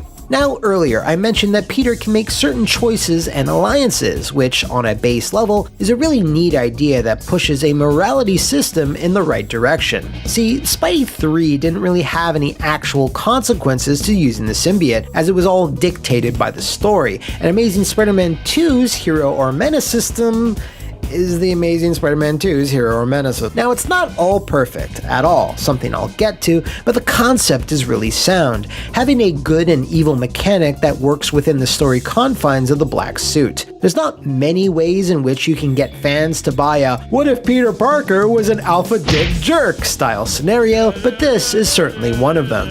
No other game has come close to pushing this aspect of Spidey's psyche, and while there's flaws in its approach, Web of Shadows is the best attempt so far. Also, I have to call out the fact that this game beat the Venomverse to the punch by several years, so you get to see Venom-fied designs for Wolverine, Black Cat, Vulture, and others, and it's just cool to see them. What these good and evil choices do is give you alternate dialogue, change the loadout of strikers that come to help you out during a fight, swap out MJ for Felicia, big upgrade, and reward you with a different ending. One is kinda meh, and one is violent and depressing, so there's that. While neither is super satisfying, I do believe this is the only Spidey game that even has multiple endings, outside maybe Sinister 6 for the PC, but I don't even care to look that up. Now, when I play Web of Shadows, I always go for the pure Peter run. That's just me. Yeah, it's kind of fun for Felicia and Peter to be going, let's bone. But this was made in 2008, so it was a smart move on Shabba's part to allow burgeoning edgelords the option to be violent assholes. Only way they could have made it better is if they had gotten Toby's face and likeness so we could have lived out our Bully Maguire fantasies. Look at little Goblin Jr. Gonna cry? The last thing I have to give shoutouts to is the game's copious amount of QTEs, a holdover from Spider-Man 3 most likely included because it was the style at the time. Now, I enjoy these ironically, let that be clear, as they didn't intend for every fail to be so goddamn funny. Are you okay?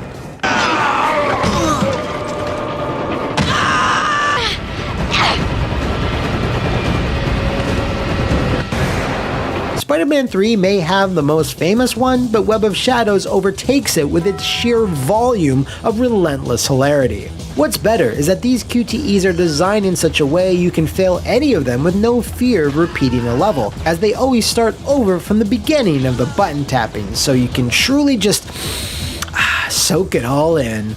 Eddie, I want to talk to you, the real Venom! Amazing! And with that, I conclude the positive segment of this review. One of my superpowers is to not mince words, sometimes, and I will enact this power with the following statement. The story of Web of Shadows is trash, and not just one single part of it, but rather everything that goes into making an enthralling, interesting narrative. From the dialogue, to the cutscene direction, to the general story threads, all of it works together to give you one of the most banal, confusing, unsatisfying plots in a superhero game. Yes, I want a Spider-Man vs. Venom story, but not this one, not with the way it was told. It starts with an in media res sequence, which is fine. There's symbiotes everywhere, lots of explosions, you have a bunch of moves unlocked, there's Moonlight Sonata. But typically, after that, the story should then resume from its logical starting point, the beginning. But Web of Shadows doesn't really do that, because even when time is rewound, you still feel like you were thrust into a story that was already in progress. Venom is just loose in town. He didn't escape from somewhere, you don't get his origin story, he's just here. That goes double for the rest of the Rogues Gallery, as they are also running around roughshod over NYC with no real story setup. Remember, this was intended to be a brand new standalone title with no connections to the previous game, so you'd think they would have done some world building instead of, zero. How long has Peter been Spider-Man? What villains are currently in power? Does he work for the Daily Bugle? Where's Aunt May? Where are the wheat cakes? We are told he's in a relationship with Mary Jane, and not a very good one, but really, that's all we're ever told. Spidey's double life is never referenced. He never takes off his mask, never goes to work. Peter Parker barely even exists. In fact, I think the only time his name is ever even uttered is when MJ loudly says it in front of a bunch of EMTs. Peter? I would really prefer if you would be quiet. The same goes for Eddie Brock. You never really see him, he's just Venom the entire time. How sick would it have been if this game had really explored their relationship? They clash as Eddie and Peter, then fight in their respective suits, and all the mind games start going off. Venom threatens Aunt May to gain an advantage, use her as bait. There's a million things you could have done. But no, the game decides its opening hours should be spent doing odd jobs and tutorials for a conveyor belt of other heroes. In Shadows, Spidey is an errand boy and not much else. Hell, he even gets taught on how to use his own powers. From the web strike to the combat to even his spider sense, Peter doesn't know how to use these things, but Cage, the Cat, and the Canuck do. Every so often, interspersed between these tutorials, a random villain will appear with very little rhyme or reason. They just show up, you beat them, and then you move on. This is very different from Spider-Man 2 or 3, where Mysterio and the Lizard get tons of backstory and set pieces all their own, despite not being the main antags. I require large amounts of your currency. Sure, Space Dude, whatever you say, just don't disintegrate me or whatever. The main story boils down to when symbiotes attack. Venom shows up at the start, he has a quick clash with Spidey, they fuse for a second, and that then lets Venom lay pulsating symbiote-generating sack somehow. I don't really get it, and neither did Shabba Games. They probably thought we need a reason to fight a fuck ton of symbiotes right now, and started drawing the shortest possible line to get to that point. But what's weirder is that even though this entire story is supposed to center around the guy, Venom appears only 3 times in the entire game. You see, Web of Shadows is more concerned with having Spidey exchange charmless, never-ending dialogue with the rest of the Marvel Universe. Both of them just standing there. Shot, reverse shot. This is what the game focuses on rather than presenting a twisting tale about 2 enemies battling for the heart of the city.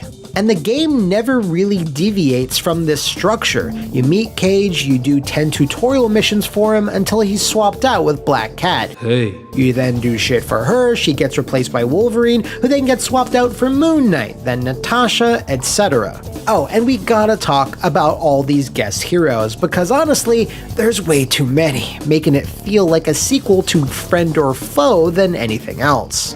Hi everybody. As you progress and a new hero gets swapped in for the 4th time, it starts to feel less like a Spider-Man game and more of a Marvel Comics game. And listen, I love the occasional cameo, like your Black Cats, your Johnny Storms, or your Mr. Magoos. But Web of Shadows goes way overboard with it, honestly to the point where it starts to detract from the experience. Activision had the video game license for the general Marvel Universe at this time, so they had Shabba cram in as many characters as they could, even if some didn't make much sense.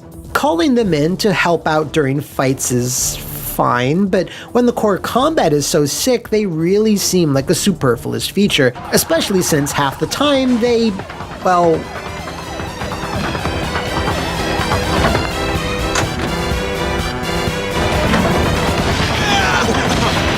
So, yeah, safe to say I dislike the story. While the general scenario has potential, it's all the stuff in between that's severely lacking. Proper backstory and setup for just about every character and everything. Clever dialogue that feels authentic to the comics or the movies, and finally, normally paced cutscenes. The very few that Web of Shadows has feels like they were directed by an absolute madman.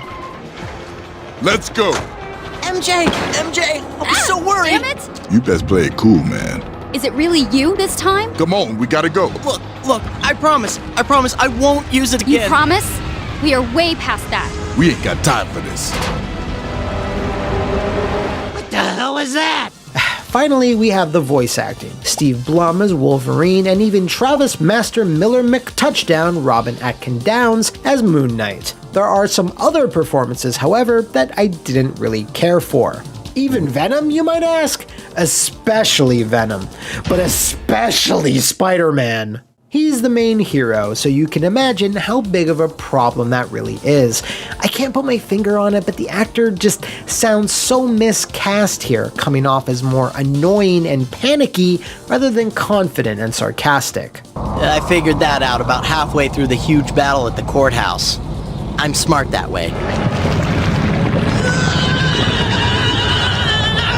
I would have killed to have gotten Josh Keaton in there, or Neil Patrick Harris, Reno Romano, just anyone else. So, from the very start of the game, Spidey's quips fall flat and don't get any more barbed later on during boss fights, which is a shame because they could absolutely use more entertainment value. You sound as irritating as Spider-Man, but you don't smell right. While there's the occasional unique idea thrown in there, like Wolverine asking you Marvel trivia, it's not long before Logan's head just simply busts an adamantium gasket, whereupon he just stands there and lets you wail on him. Most boss encounters are very punchy-kicky, with many of them lacking anything interesting about them. You can usually beat every villain with your basic moveset, in which case they swarm you with tons and tons of jobbers, which is more annoying than anything else. The combat and mobility was clearly balanced and designed around fighting waves and waves of enemies, so one-on-one fights really come off as an afterthought with no set pieces unique to them. I have one more issue that's big enough that I just gotta mention it. It's absolutely criminal that Shadows has no unlockable suits whatsoever. Where the hell did you get that? In the garbage. Now, I know what some of you might say. Oh, well, the game is about changing between two specific suits, so of course they couldn't have added any more. Are you high? Spidey has mad drip, maybe more than any other superhero in existence, with a spectrum of suits so varied that they had a million possibilities to choose from. You can separate each suit by its general color scheme, letting his darker duds fill out the role for the black suit, while letting his brighter affair stand in for the red. But for whatever reason, no, none of that.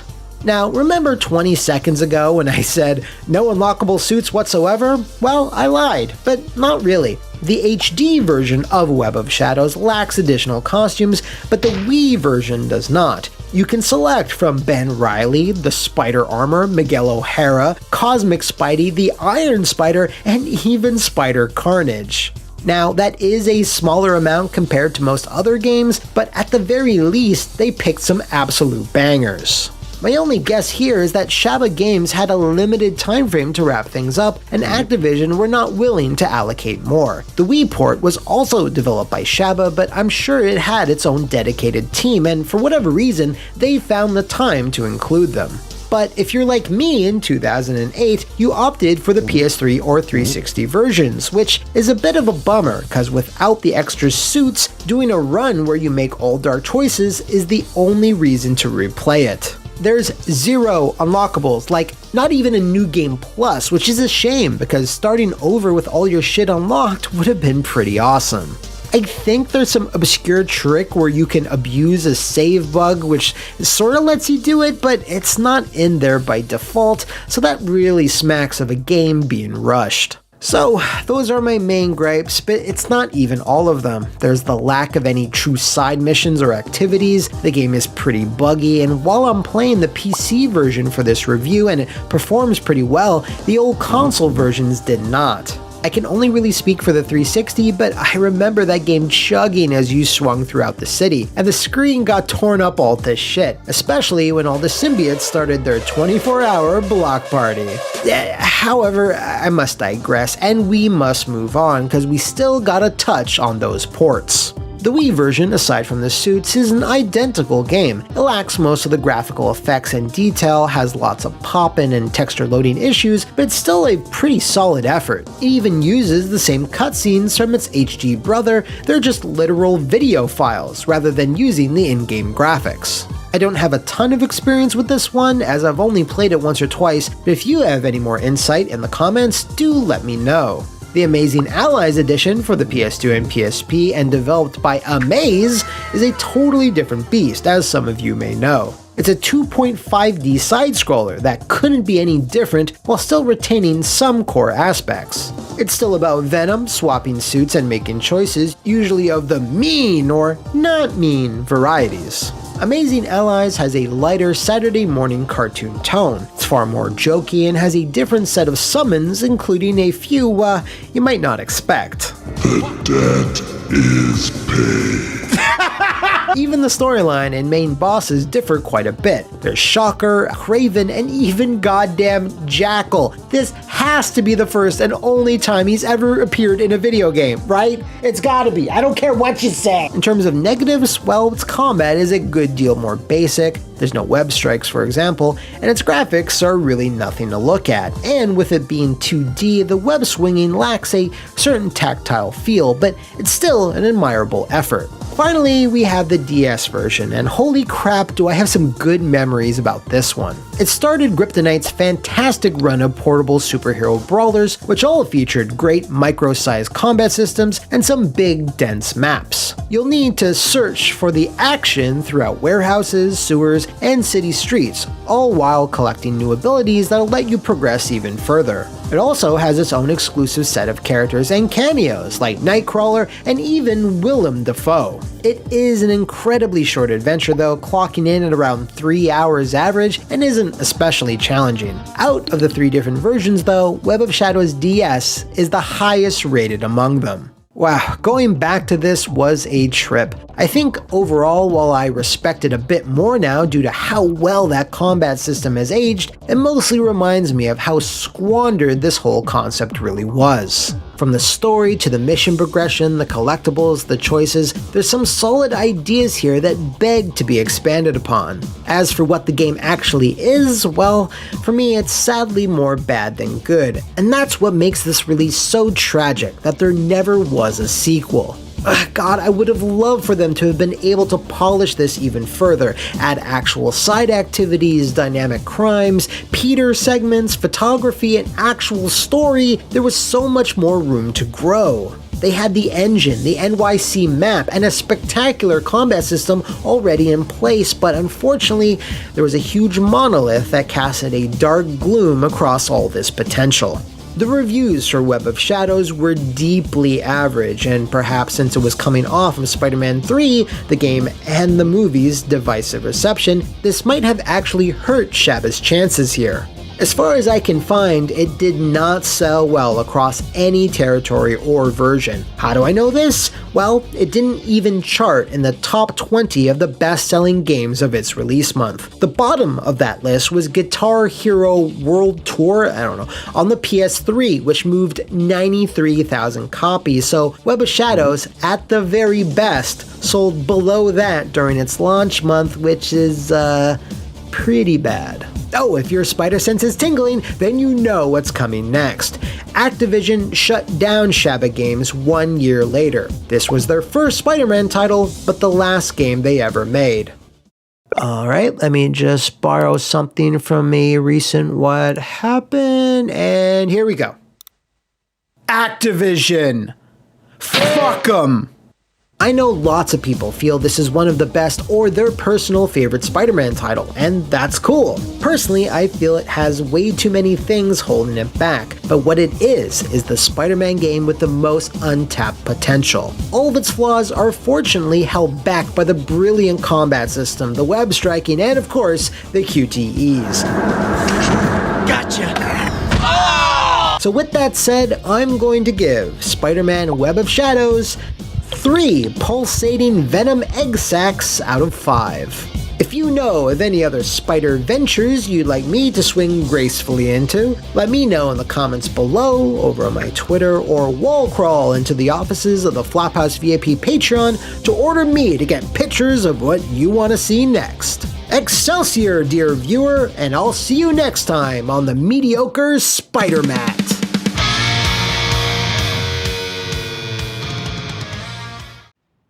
Welcome back to the Mediocre Spider-Man, which is the name of the show, not necessarily the games. This begs repeating. I'm the one that's mediocre.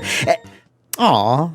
Since we've already covered most of the arachnid-based gaming that blessed the end of the late 2000s, why not finish it off? I mean, I think we'll have a great time. Quebec-based Beanox Entertainment had begun spinning a second web as soon as pre-order numbers had come in for Shattered Dimensions. Check out that video here. Unfortunately, our good friends at Activision realized they now had a cheap, thanks Quebec tax breaks, Spider-Man factory that they could now exploit. Beanox's dimension-hopping gamble had paid off, and just like the flurry of Spider-based releases we saw in 2007 and 2008, top Activision butthead said, "Hey, that worked out great, so let's have these guys make one game a year every year until we get diminishing returns." Activision! So, with the mandate to begin an assembly line of Spider titles, that meant les boys down at Beanox would have a little less than a year to put together a new game, but of course realized that making something of Shattered Dimensions' ambition and length was simply an impossibility. Thus, the idea of making a full-fledged sequel was dropped, and slotted into its place was more of a spin-off that would need to reuse a lot of the same animations, assets, special effects, gameplay, and would need to be a hell of a lot shorter. You know, they had to use every part of the spider carcass. Now, that's not inherently a bad thing, because Shattered Dimensions was so fresh and so fun, the recycling parts of it would have to produce something decent, right? Well then, Spider Files turned to the next page of this exciting issue of the mediocre Spider-Mat, and let's find out. So, the first thing Beanox needed to do was cut down the Spider Boys by half, and rather smartly, decided to focus on two of the most popular, the amazing Peter Man of 616 and the marvelous Miguel, also of 616, but circa 2099. I know there's another name you could call that continuity, it doesn't matter, nerds, it's just 2099. To help them hone in on these characters, they brought on Peter David, who some of you might know as the co-creator of Spider-Man 2099. That's a pretty good call. The story and dialogue was primarily handled by him, with assistance by other creative leads at Beanox. The trick was to finding a way to connect just two Spider-Men without relying on the tablet of space and time and convenience again. The solution, of course, would be one of the most stock villain types in Spider history. Dorky, uncharismatic, evil inventors, and there's nobody that inhabits all those traits than Walker Sloan. He's got a get-rich-quick scheme that he's positive will get him rich, and quick.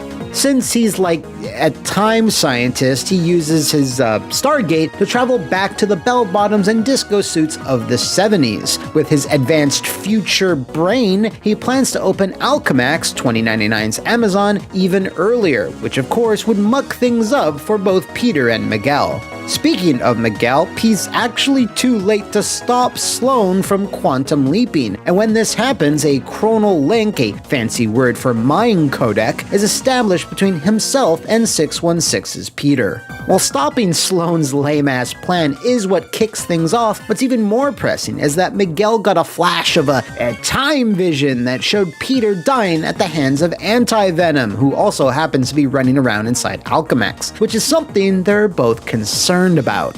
To prevent this untimely end, both Spider Dudes are gonna have to get along with the decisions and actions they each make affecting the other due to quantum causality! Trademark. Along the way, they'll need to contend with a few villains, both new and old, bulging atrocities, and a whole lot of key collecting.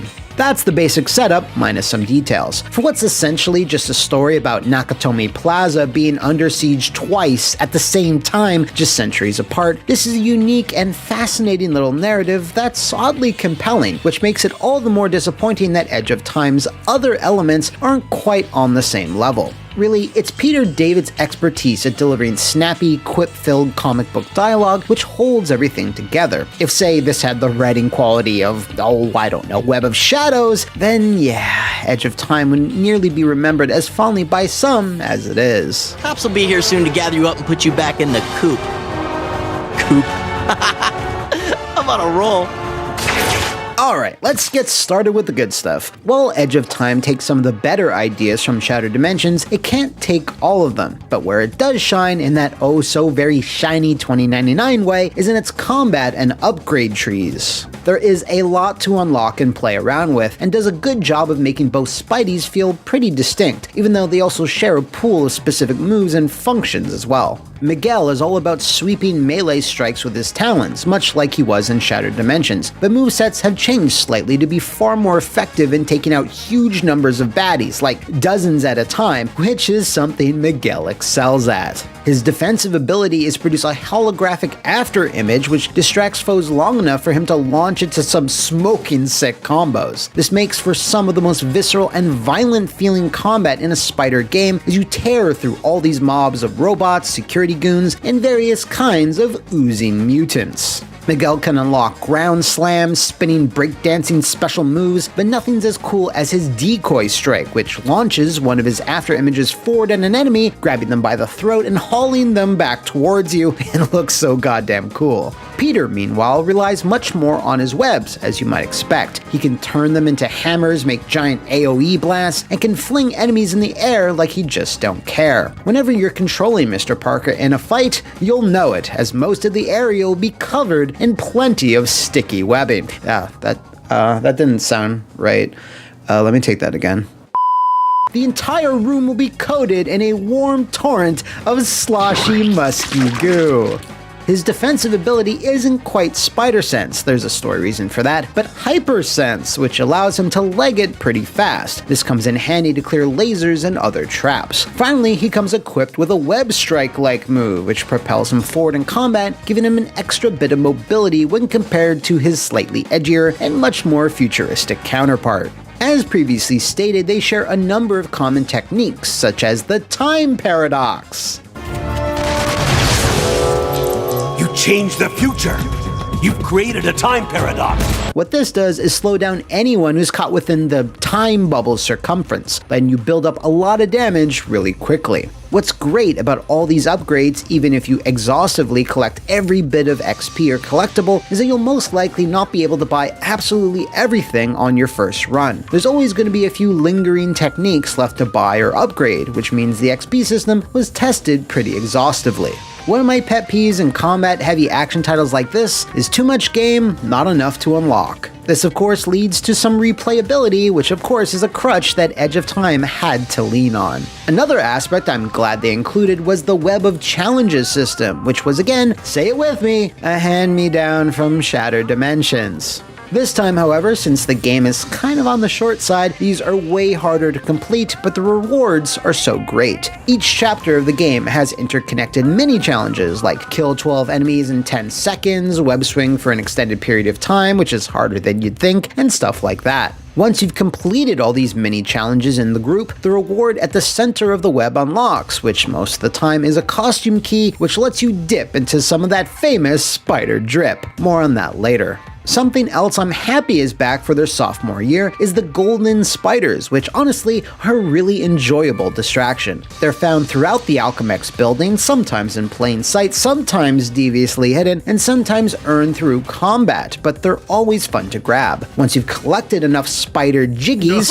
you can then cash them in to upgrade your health, adrenaline bar, defensive power, all the stuff that keeps our Spider-Mans alive. I really want this goofy thing to return. I'm looking at you, Insomniac! Now, with that said, it's a very, very good thing all this combat feels fluid and fun because it's what you spend 90% of Edge of Time doing. The other 10% is listening to some authentic and entertaining back and forths between Miguel and Peter. Parker, stop screwing around and get me out of this! I'm not a time travel expert. How do I... Wait. What if I just trash the robotic research facility? Is that worth a try? Anything's worth a try. Over with. Stop yelling at me! Going back to this game has really made me appreciate just what David accomplished here. Perfect characterizations of two different men with amazing powers. Miguel is more arrogant with a tendency for self-preservation. He's heroic, yes, but on his own terms, which were molded through the very different time which he's from. These methods and his frequent Star Trek-like technobabble rubs Peter the wrong way, which results in clashes from time to time about what it means to be Spider-Man. O'Hara, if you don't get that I can't turn my back on danger, no matter what the cost, then you've got no business calling yourself Spider-Man.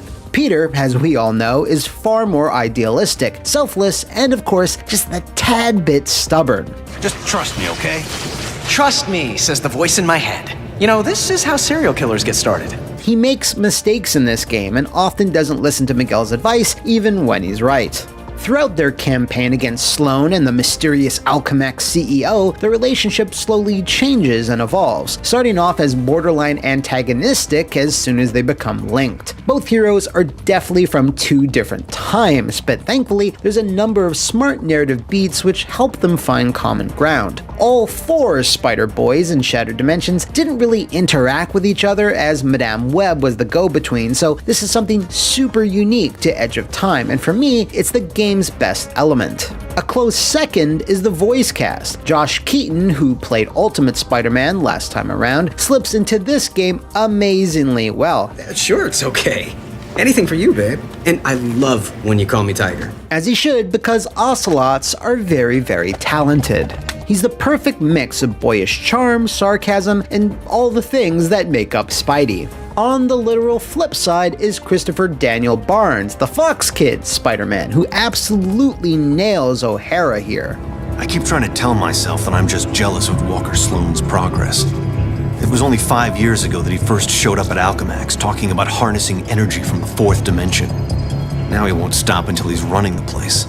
One thing I didn't care for in Dimensions was some of the voice acting decisions. That's me, ready to save the universe and looking good while doing it. 2099 was hilariously miscast, just far too hammy for what is primarily a serious role. Like, wait, hammy? Wait, why didn't they just cast that 80s voice actor as Peter Porker? That would have been perfect. Anyway, Barnes brings this familiar confidence and, for lack of a better term, edge to the role. Oscar Isaac is gonna have some big shoes to fill. I can't think of many or any other superhero games that grow their two main controllable characters in this way, and even when nothing particularly interesting is happening gameplay-wise, there's always a fun exchange going on between our two lovable Spider Bros. The rest of the cast is fine. I don't want to think of the amount of money wasted on Val Kilmer as Walker Sloan, who's only in a few quick scenes and maybe some audio logs. I don't even know if audio logs are in this game, I didn't check. But what we do have is the incomparable Steve Bloom as Anti-Venom / Eddie Brock. He doesn't have a whole lot to do here, if I'm gonna be honest, but he's always welcome. Just making it easier.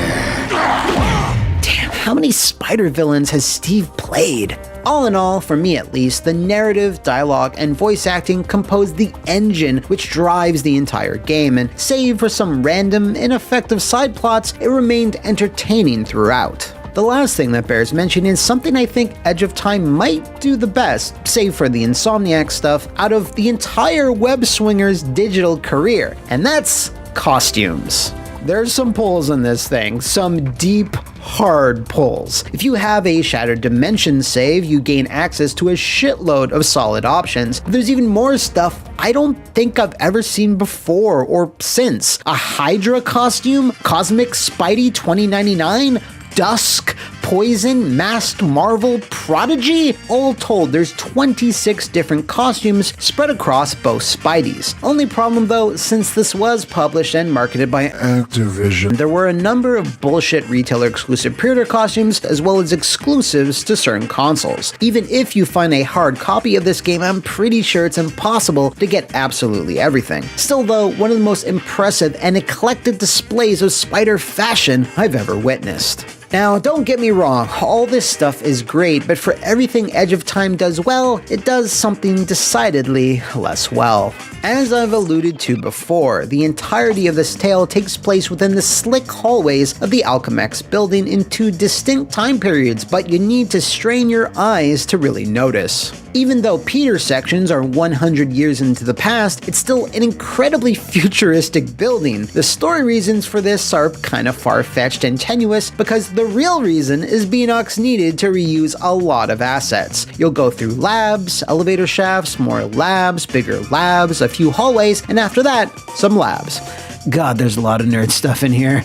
You'll notice maybe 1 or 2 instances of the level designers going, oh shit, people are gonna get sick of looking at the same stuff over and over again, hence the weird hydroponics garden biodome thing. Truthfully, whenever I think about Edge of Time's environments, they honestly blur together in a bloom-filled gray explosion of 7th generation shininess. To try and break up the monotony, the free fall sequences return from dimensions, and they return a little too much. While they look really sick, I've always found them squirrely to control. You know when you're doing this type of stuff in, say, Star Fox? Yeah, this doesn't feel as good as that.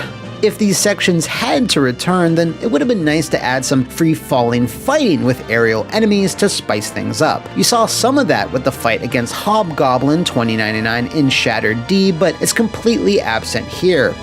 I guess there wasn't any time to include— okay, let me look this up. Jesus, I'm sorry. The general problem here lies with the fact that one building can't house the level diversity of entire dimensions. In the last game, you saw jungles, city streets, oil rigs, dams, warehouses, etc. But because of the limitations we've already discussed, Beenox were backed into a corner on this. So much so that they needed to reuse certain sections of levels multiple times in this game. In fact, almost every boss fight always plays out in front of the Stargate thing, and not only that, there's only 3 villains you ever actually get to fight. All these rules and constrictions that Beenox had to abide by affect pretty much everything in the game. This is all especially disappointing because the idea of Edge of Time is bursting with all this untapped potential. There's a literal time storm going on. It's ripping reality apart, but the only thing that this results in is glitchy, warped images of like Mary Jane on the walls and Peter's name tag changes. Think about all the things that could happen when you start screwing with the space-time continuum, alright? You got it? Now try to contain all those same comic book fantasies within one singular office building. Beenox tried to spin this into the cause and effect gameplay system, which for my money is as phony as blast processing or trying to make a viable device which relies exclusively on streaming video games. Edge of Time really wants to convince you that whatever Peter does affects Miguel and vice versa, and while in concept it's pretty cool, it's just a bunch of scripted events that play out exactly the same way. Presentation-wise, yeah, it's pretty slick, but you'll never have the choice between making Miguel chew on the wiring inside a security console, thereby allowing Peter to control a mech or something, or, you know, not doing that, which results in no mech. If this game had split screen or online co-op, then imagine the possibilities. Then you could have had instances of making your buddy's game harder or easier. Wait, why did they just do that? Oh, right. When you get down to it, it's just marketing spin. Quantum causality? You were way ahead of your time. I don't want to keep rolling this hard on the negatives, but I will. Mobility. It's very important to the Spider experience, but unfortunately outside of some older 8 or 16-bit titles, Edge of Time has some of the most limited. It's primarily the same as what was seen in, yeah, but that game made up for it with more intricate levels and much larger open spaces to get your web on. Within Alchemex though, it's rare you'll be swinging for more than 10 seconds, and you spend most of the adventure running around or using a web zip. If you do attempt some good old web swinging, you'll find yourself often overshooting your target as the areas you're in are way too small. It's just more precise to get around by doing anything else. So if you are a web swinging enthusiast or put Spider-Man 2 on a pedestal, then there's a high likelihood you'll be disappointed with Edge of Time. On top of everything else, the campaign has this really awkward length where by the middle portion you can see some obvious padding, banal fetch quests, key hunts, and some ineffective narrative twists that add very little to the main story. However, if this stuff had been cut, then the game would have been too short. I think, as it stands, 5 to 7 hours in just the Alchemex building is almost the worst of both worlds. I'd honestly have rather had a tighter 3 to 4 hour game that didn't drag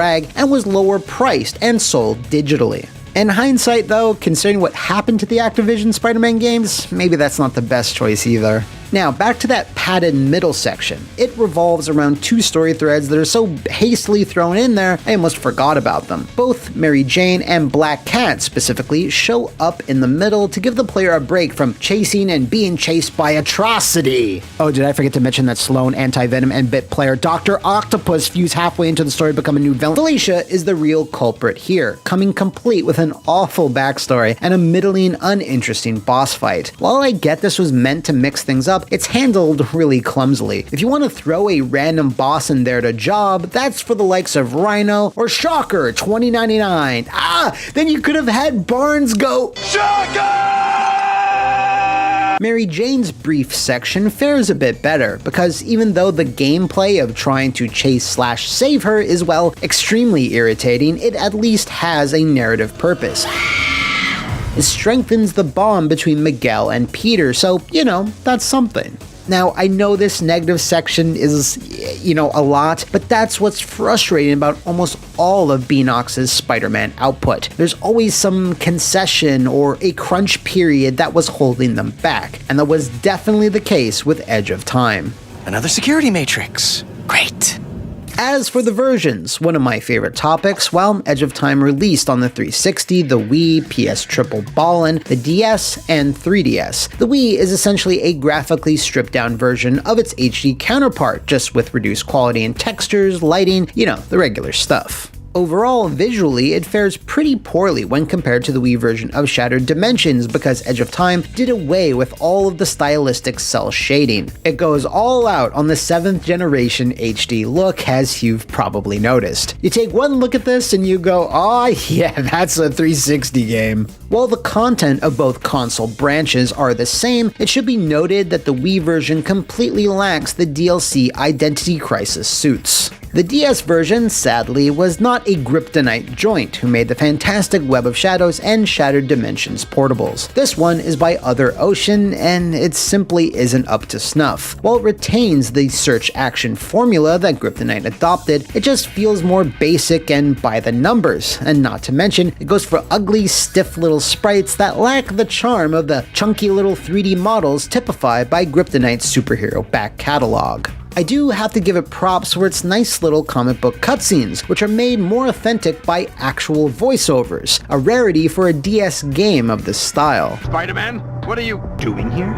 Stopping you from doing something monumentally stupid. Trying to stop me, perhaps.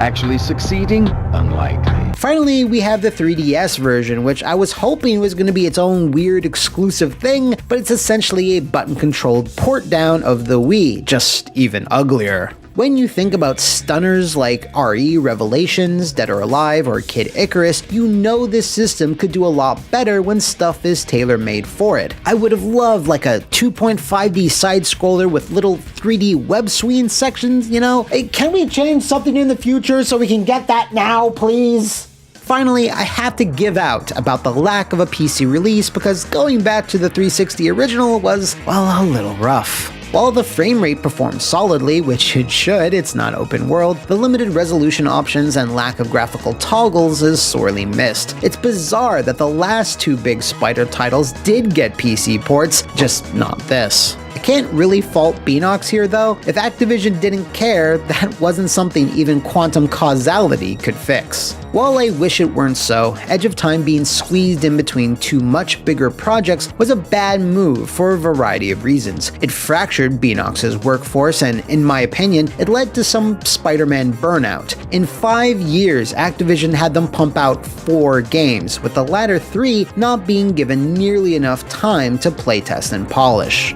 If Activision absolutely needed another Spider-Man for 2011, it probably should have been farmed out to a smaller studio with Beenox's support/supervision, but it could be that the sudden collapse of Sam Raimi's Spider-Man 4 threw a big sticky monkey wrench into those plans. I don't know. Regardless, the reception to Edge of Time was far more mixed than Shattered Dimensions, due to it being almost half the length and lacking the same variety and ambition. However, some fans still have really fond memories of this game, which seems to be the core of a newfound appreciation of what it did manage to do with all the constraints it was shackled with. Both this and Shattered Dimensions are the last really wild comic book style Spider-Man games we've seen, and people miss them so much that Activision were set to release remasters on both the Xbox One and PS4. They were shaping up to be pretty basic re-releases, much like what we saw with Ultimate Alliance or Deadpool, but of course, business got in the way. Sony's somewhat confusing acquisition of the character was the roadblock here. Activision wanted to re-release both games to piggyback off the hype from Insomniac's upcoming effort, but for whatever reason, the whole mother shockin' thing was cancelled. As it stands, all of Activision's Spider titles were delisted back in like 2014, so the only way you can get them easily today is eBay or your local bargain bin. And with that, we are nearing the end of this time-twisting journey. Now, despite my issues with the gameplay flow and the progression, honestly, Edge of Time's story, characterization, and combat are all worth revisiting, as long as you temper your expectations going in that this is a brief action beat-em-up spin-off and not Shattered Dimensions 2. So with that said, I give Spider-Man Edge of Time 3 Val Kilmer heads out of 5. If you arachnophiles out there want me to review any other Spider titles, let me know in the comments below, swing over to my Twitter, or hit up the offices of the Daily Flophouse VIP Patrabugle. God, I gotta change that name. Excelsior, true believers, and I'll see you next time on the Mediocre Spider-Mat.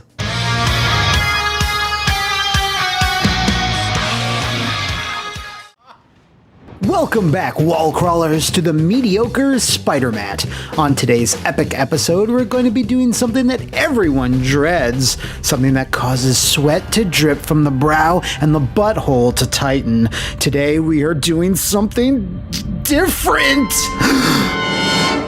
Horrible, isn't it? Don't worry, we'll be back with regular reviews of Spidey titles next time. Today though, let's whip out our cameras and hunt down the Spider-Man projects that were not long for this world. Games that for a variety of reasons, mostly Activision stupidity, were either shot in the street or had their necks snapped well before their time. So load up your web shooters, slip on your red booties, and let's take a snapshot of Spider-Man's greatest unmade adventures. Our hero's harrowing tale begins! Let's start off in the greatest decade of all, the 1990s. Sega of America were seeing their 16-bit market share explode thanks in part to the efforts of a certain blue gerbil, but also a variety of key third-party titles like Mortal Kombat and John Madden Football. Not to be outdone was the simply named Spider-Man for the mighty Sega Genesis. This was actually quite the smash hit, as it was the first video game that really did the character justice. Yeah, the Atari version and the skeleton version didn't really cut it. This Genesis one, though, included the majority of the Sinister Six, Kingpin of course, but also featured Venom in, I believe, his video game debut. Well, he was quite a hot character at the time. The Sega CD edition, released later, made some improvements, such as an extra level and Oscar-worthy cutscenes. You just relax, Sparky, and don't blow a fuse. There'll be someone along to cut you loose any time now. Why don't you relax, Spider-Man? Take some time off! But with the Genesis version being by far the biggest seller, it's no surprise that a follow-up was being considered. I spoke to Ed Annunziata, the creator of Echo the Dolphin and a producer at Sega of America, who said that a Spidey sequel was going forward, if not for a certain X Factor. He wanted to pitch another Spider-Man vs. Kingpin title exclusively on the Genesis, one where the masked Menace would have to defuse numerous bombs which Wilson Fisk had laid all over the city. As it turns out, his bosses at Sega of America handed him the X-Men license instead. See, the Children of the Atom were the it thing at the time, due to the sales of X-Men #1, as well as the Fox Kids cartoon which had just premiered. So Spidey was cast aside for the flavor of the month, which in hindsight was probably the right move. X-Men for the Genesis was another massive hit and led to the fan-favorite sequel, Clone Wars, which then kicked off a whole other legacy of X-branded games, and really, the rest is history. But it is funny, at one point, the web-slinger was being positioned as a character that Sega wanted to represent their brand, like Michael Jackson. Hell, they both even had their own Sega-made arcade games. How about that shit? Damn, it really would have been interesting to live in the timeline where it was Spider-Man who got the early 90s video game shine instead of the filthy muties. I mean, gifted youngsters. Next up is the only recently uncovered Ultimate Spider-Man 2, a sequel to, well, Ultimate Spider-Man. In the interim between the second and third Sam Raimi movies, there was a smaller team within Treyarch that put out a fun, low-key game based on the Ultimate continuity. This was a big departure from the movie-based versions, as it had its own storyline, a much smaller section of NYC to swing through, and 2 playable characters. The game was warmly received by critics and fans for its vibrant visuals, comic-like aesthetics, and gameplay variety. Once it was released, the team at Treyarch started concepting and prototyping several pitches for their next title, and one of them was Ultimate 2. Brian Michael Bendis was going to return to pen a story that would revolve around the Green Goblin. The playable area was set to expand with additional boroughs, including Brooklyn and Coney Island. Hey, yo, Ariana Grande, what's up, mama? I'll come to Coney Island, take a spin on the Cyclone. I miss you. According to lead texture artist Chris Salazar, the game would take place during the winter and featured a snow-covered version of the Big Apple, much like how it was done in 2020's Miles Morales. Salazar had made several assets for the game, but it ultimately didn't make it very far into development, with only this art by Ian Hosfield surviving. It's been theorized that Green Goblin would have been the second playable character in lieu of Venom, and while this makes sense, it's never really been confirmed. When I spoke to Chris, he said that while it certainly wouldn't have been out of the realm of possibility, he also wasn't sure if that was going to be the final plan. He did confirm that the Emerald Elf was indeed at least going to be the central villain. Brian Michael Bendis reportedly then decided to reuse said story treatment for the actual Death of the Goblin comic arc, so it at least wasn't a total wash. I would have reached out to Mr. Bendis myself to confirm, but I'm just a lowly, mediocre Spider-Man. As for why it was cancelled, well, for the reasons you'd expect. Ultimate Spider-Man didn't sell nearly as much as Spider-Man 2, I mean, how could it? And Activision had little confidence in a sequel as a result. When dev ends and the product ships, teams are often in a holding pattern as the powers that be determine the next course of action. We were working under an assumption, which you know how that story goes. I would guess that Activision never wanted to invest in promotion to the extent it would need, hence the soft sales on Ultimate Spider-Man. There's a funny chicken and egg situation where the company is trying to forecast sales to determine how much to spend on promo, but if you don't spend on promo, you don't get sales, so I got the impression that Activision didn't have strong, long-term plans in those days. When USM2 was cancelled, they kept the team, but it wasn't certain what we'd do next. We spent a couple of months making Battleworld on our own until potential new games came up. One of those new games was 007 Quantum of Solace, which a good portion of the Ultimate Spider-Man team switched over to, and wait, hold up, what is Battleworld? Yes, we prototyped a Marvel game where you played with a series of characters on Battleworld, third person. We drew up rosters, I think it was 5 characters per, like several X-Men, etc. We didn't build too much, just a rudimentary landscape and sky, did visual research, was planning on basing the style on David Finch instead of Bagley, as we'd be moving to the PS3. Did a logo, and that was about it. Walloping web snappers, Chris. I had no idea that was a thing, or, well, it wasn't a thing, you know what I mean. Thanks again for the insight. The web of shadows unravels. If you're sad about that cancellation, well, save those tears, because you're gonna need them for our next scintillating saga. Web of Shadows, despite its various flaws with story, voice acting, and mission variety, was simultaneously lauded for its expansive and deep combat system that saw you taking the fight from the ground and into the sky with 2 distinct suit styles, one in the red and blue, and one in the white and black. Web of Shadows showed a lot of promise in where it could go from there, and its developer, Shaba Games, was intent on doing just that. Enter Spider-Man Classic and/or Spider-Man Chronicles, the other name it was known by, which was designed from the very start to be a different beast from its open-world predecessor. Shaba wanted to focus on its combat system and to trim all the fat, namely the largely empty, lifeless open world. They would instead pivot into a level-based affair, with each mission revolving around a specific villain, with many of them being green or based on animals or both. The idea here was for this to be the greatest hits of Spidey's villain-punching career, tearing through each baddie with an expanded arsenal of moves and attacks. There was one other big twist though. The wall crawler wouldn't be doing it alone. Shabba wanted to let players also take control of Wolverine, using the same model from the first Web of Shadows, and let the duo take on criminals in 2-on-1 handicap matches? I'm not sure. These concept art pieces are the only images we have of the game, and it's not entirely clear how this marvelous team-up would have played out. Was it split screen with one player controlling Peter and the other Logan? Did it have online play? Would a single player swap between the two on the fly, like going between both suits in the last game?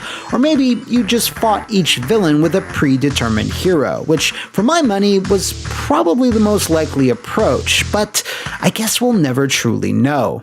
This is because Shabba Games was closed down and the project cancelled before ever even being officially announced in mid-2009, and the concept of Spider-Man's greatest hits, which I'm sure Activision producers still had locked up in their mind prisons, moved over to Beanox, where it morphed into Shattered Dimensions.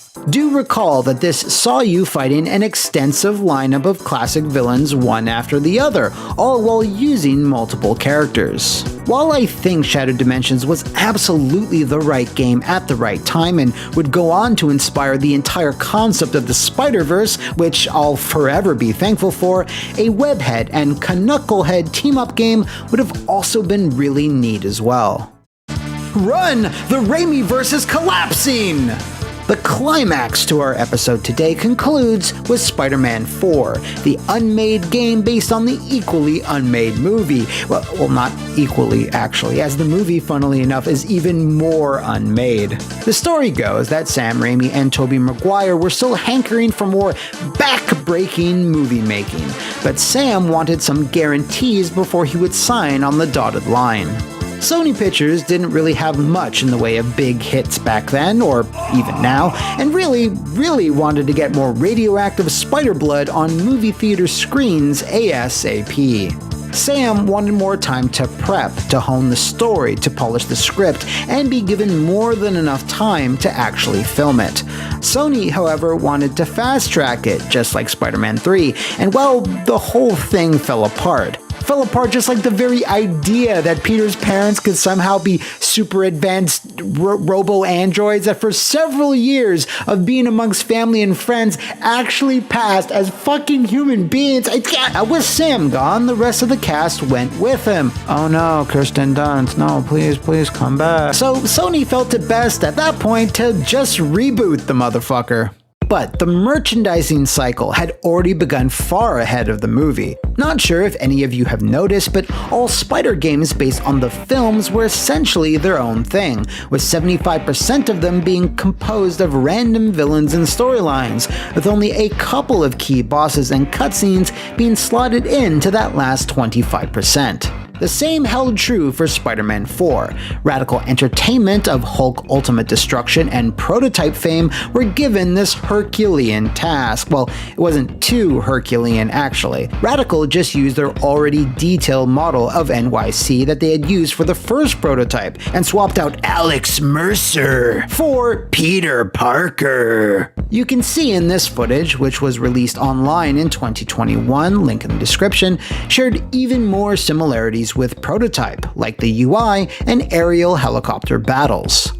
The game didn't get too far into development though, because when the movie collapsed, so did the game. The small advancements they did make were instead carried over to Prototype 2, which, like so many other stories I've covered before, led to Activision screwing over the studio in the end. More on that in this video here. That's not all. The wondrous waggling machine that is the Wii was also set to get a similar but completely different version of Spider-Man 4, developed by my precious dear departed Eurocom. It was built from the ground up, and even in this early version seen here, had plenty of potential. It again was going to be developed in a similar style, populate the game with all kinds of missions and random villains, and then drop in movie-specific characters and storylines later on. Much like its HD counterpart though, once the movie went poof, so did Eurocom's work. Only 2 years later, Activision would then screw them over with the disastrous release of 007 Legends. You can find out in this video right here. Oh man, was this a fun episode or what? And there you have it, all the cancelled Spider-Man games I was able to get the scoop on. Technically, there was also the HDER ports of the first 2 Beanox games, but I covered them pretty well in my Edge of Time review. Nowadays, Spider-Man is treated like the absolute Chad King that he is, a character Marvel protects like he shoots golden spiderwebs straight out of his ass and into their bank accounts. Far gone are the days of letting publishers just slap him into any old thing just to make a quick buck, because they wouldn't do that anymore. I mean, he's too valuable and precious and god damn it. Hey, if you want to shout out some other Spider games you'd like me to cover in the future, let me know in the comments below, or head on over to the offices of the Daily Patribugle and become a big Jonah boss and nominate what I web up next. Until then, Excelsior, true believers, and I'll see you next time on the Mediocre Spider-Mat.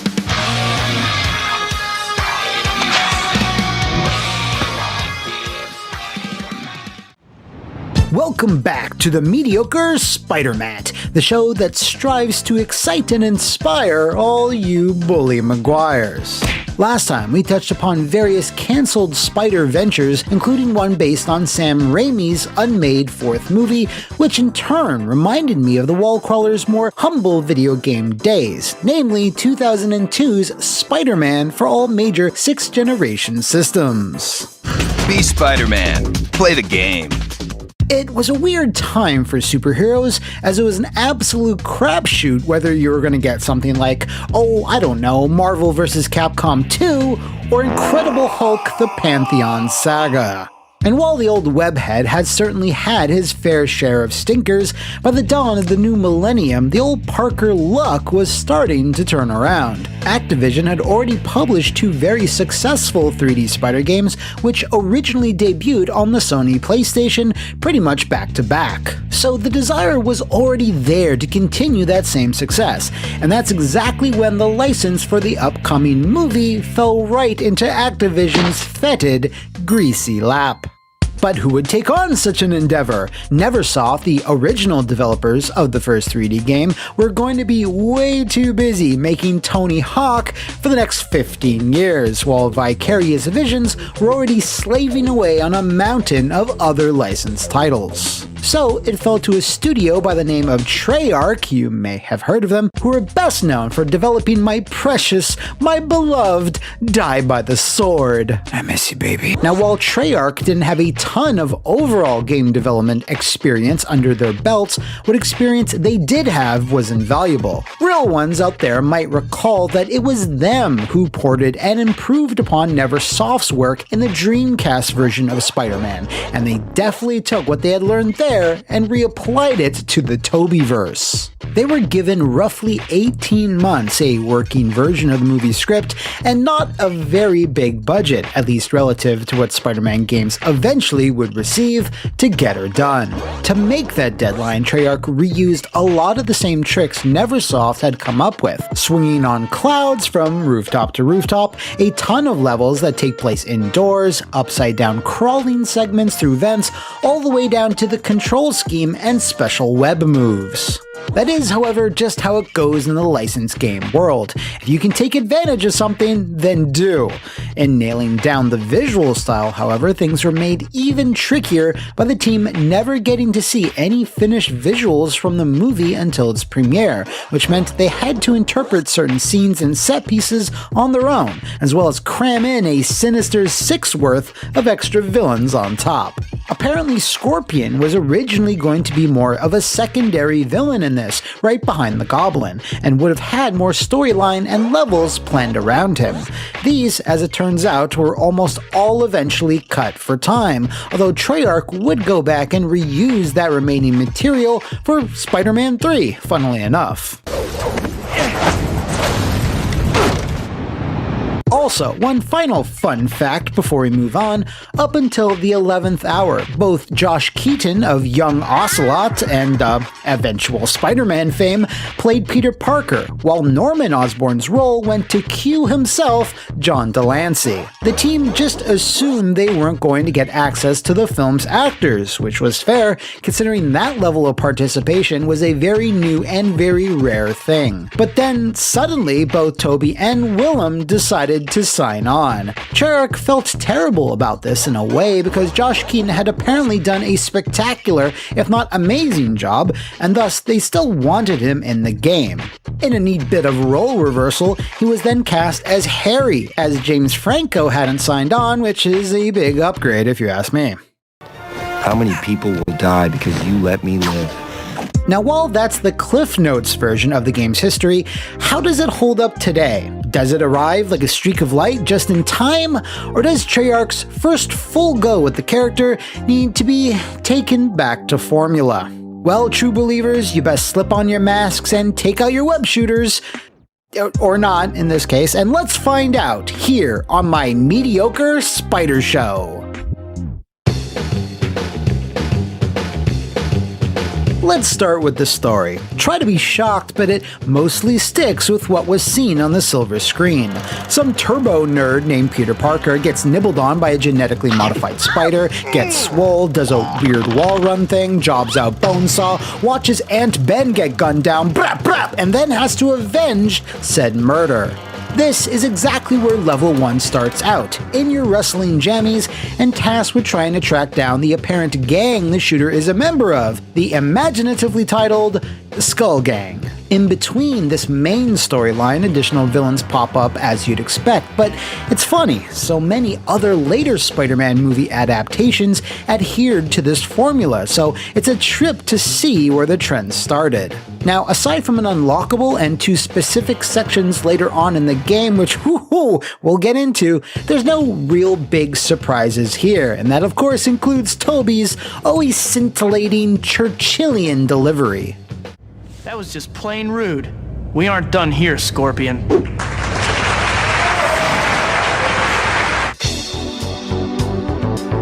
Let's next swing into all the general positives I took from re-experiencing this one. Honestly, I'm kind of taken aback by how good it looks, even in 2022. Since Treyarch could dedicate time to each and every level, building, and skybox, graphically it winds up looking better than Spider-Man 2, or hell, in some cases Spider-Man 3. Obviously, back then you needed to trade in graphical fidelity for the benefit of having an open world, so there's always pluses and minuses. But if you prefer your superhero games level-based, this is one of the better looking ones of its era. Tangentially related to the additional time afforded to Treyarch to craft individual levels is the variety of counters you get with each villain, such as chasing Shocker. Okay, thank you. Chasing Shocker through a building, then into the subway system, which leads to a tense sequence where the old Shockster can one-hit you, and then finally a drag-out brawl. You are then subjected to a trap-filled climb through Vulture's tower, culminating in a pretty thrilling aerial battle high above the city. There's just more theming to these multi-part encounters than what was seen in the boss battles of much later Spider-Man games, where they just kind of lock you into a circular arena where you and the villain just pound away on each other. Hey, phrasing! Now, while I got you here, allow me a moment to give out about the state of the games industry today.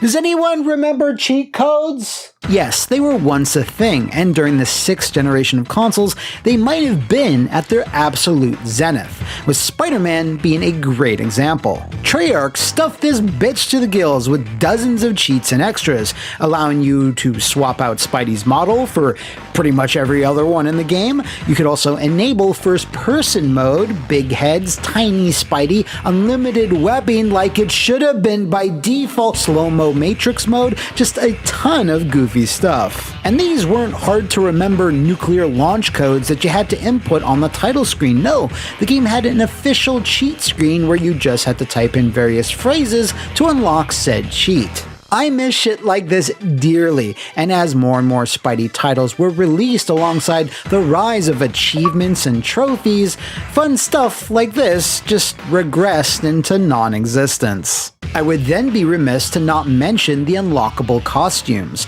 There's Alex Ross's original concept for the movie suit, which also swaps out the final Goblin duds with his version, along with Peter's bumping pants and even him in his civvies, which I don't think is a great option if you're trying to do the whole secret identity thing. It's a small number of suits for sure, but it's more costumes than what Spider-Man 2 offered, which was 0. This then leads us to one last feature I need to talk about. Goblin Mode. No, not that Goblin Mode.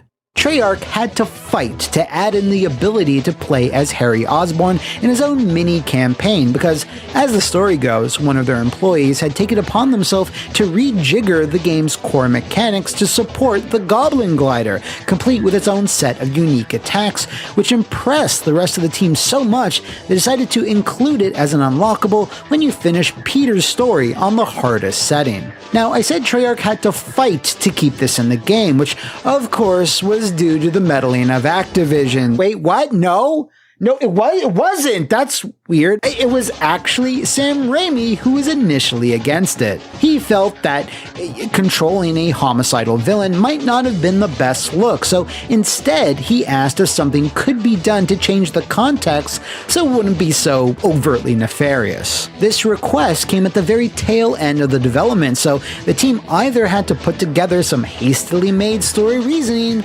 or cut the feature altogether. Cooler heads fortunately prevailed. Josh Keaton recorded additional dialogue at the start of each level, with the story being a sequel of sorts where he tries to solve Norman's murder upon finding an extra goblin suit and glider. While the cutscenes that preceded each level of the main campaign, which always featured Spidey, were taken out, it still tasked you with battling through the same levels, but this time with pumpkin bombs, machine guns, and missiles. It's a bit of a bummer though that the game doesn't wrap up all that well, as Harry still needs to beat his own father to end the game. Now, they did record a few additional lines attempting to imply this is actually an unnamed mercenary that Norman had hired, Hobgoblin maybe, but it's never really clarified. Once you beat his ass, it just hard cuts to credits with no additional scenes.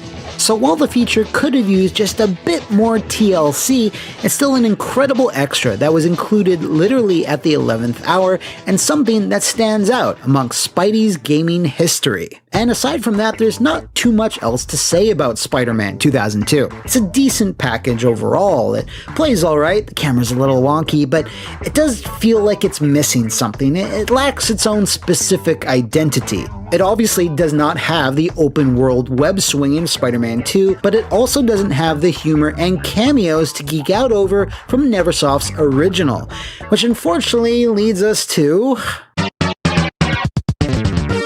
There are a few issues here I just can't ignore, with the first being the controls. Now, bear with me here, because this is a tough one to explain. Maneuvering Peter, man, is super squirrely, because you'll be running in one direction, then decide to turn the camera and move in another, but he doesn't immediately turn right away, and instead just keeps running in that original direction for another second or two. I tried emulating the Xbox and GameCube versions, as well as playing the hard copy of the Xbox that I own, where this footage is from, but it's always there. Fortunately, since the majority of the game is played indoors or while you're web swinging, it's not a giant issue, but it did annoy me consistently throughout my playthrough. I missed the part where that's my problem. Now, the second negative I encountered is even more nuanced and subjective. Oh wait, no, it isn't. Fuck the bomb mission! The Emerald Elf has placed a complex web of explosives on a bunch of nondescript buildings. You have a limited amount of time to swing to each bomb location, dodge searchlights which launch gunfire at you if you're seen, avoid an army of robots, and then slowly disarm each bomb. If you're too slow, they blow the fuck up and you die. If you try moving your ass and ignore the robots, you die even faster. With each and every wave of bombs you defuse, more get added in the next. I tried this level over a dozen goddamn times, I don't know, with each one producing a different death at a completely different point in the level, so the randomness here is insane. Hell, Marvel should introduce a new villain called the Random Number Generator, cause ain't no one be fucking with him. Numbers, numbers, numbers! Worst of all, this level didn't even need to exist, as it resembles nothing from the movie, so it's just something some madman at Treyarch added in to troll us. Fortunately, that's it for the major complaints, and there's not that much else to give out about.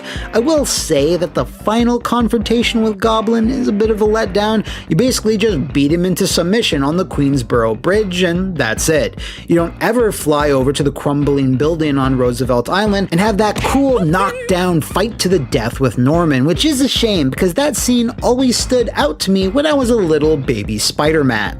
I guess it was just another missed opportunity caused by Treyarch not being given access to footage or dailies from the production.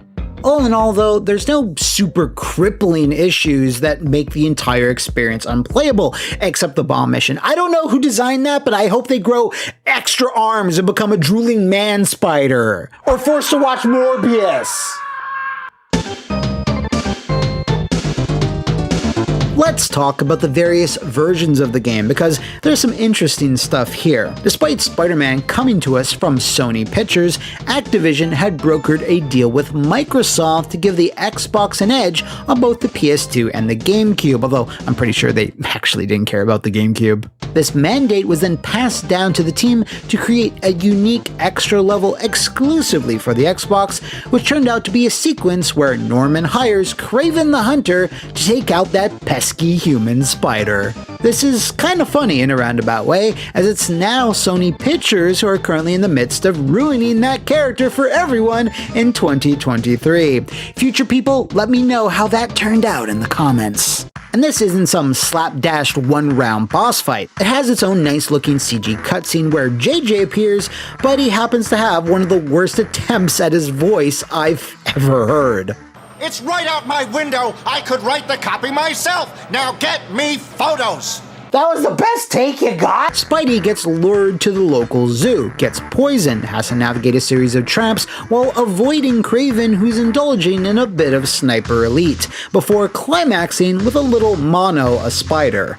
Snakes. Why did it have to be snakes? The whole chapter's over in about 15 minutes, but it's pretty elaborate and fun to play, making this, to me, the definitive version. The PS2, GameCube, and PC ones are all pretty much identical, so let's just hop on over to the GBA instead. It's quite different in that the plot is about as far away from the movie as it could be while still retaining the movie license. Spider-Man seems like he's been Spider-Man for a little while right when the game starts up and skips any of his origin stuff altogether. He's just out for a regular Monday patrol and just gets attacked by a conveyor belt of villains, including Shocker,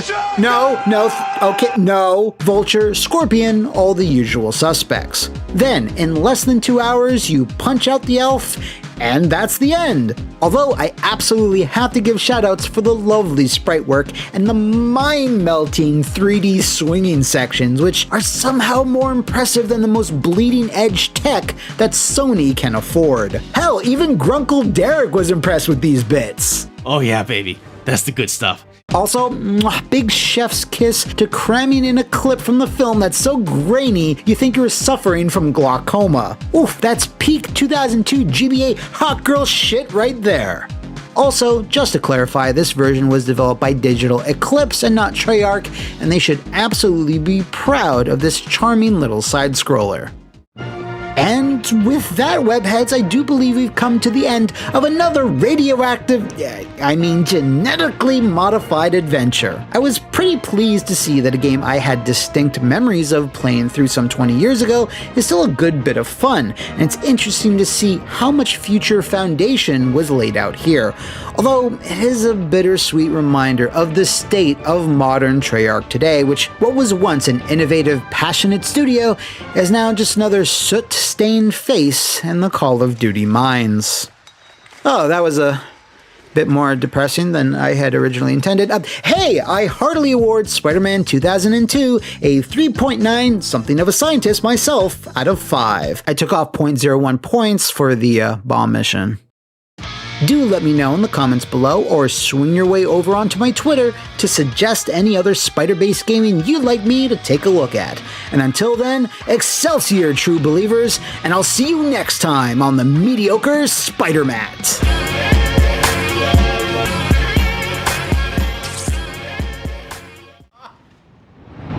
Walloping web snappers, look at the time! We're about due for a new episode of the Mediocre Spider-Mat. Now, before we start, remember, the games I discuss are not necessarily mediocre, it's just the dumb name of the show. It's a play on amazing or spectacular, okay?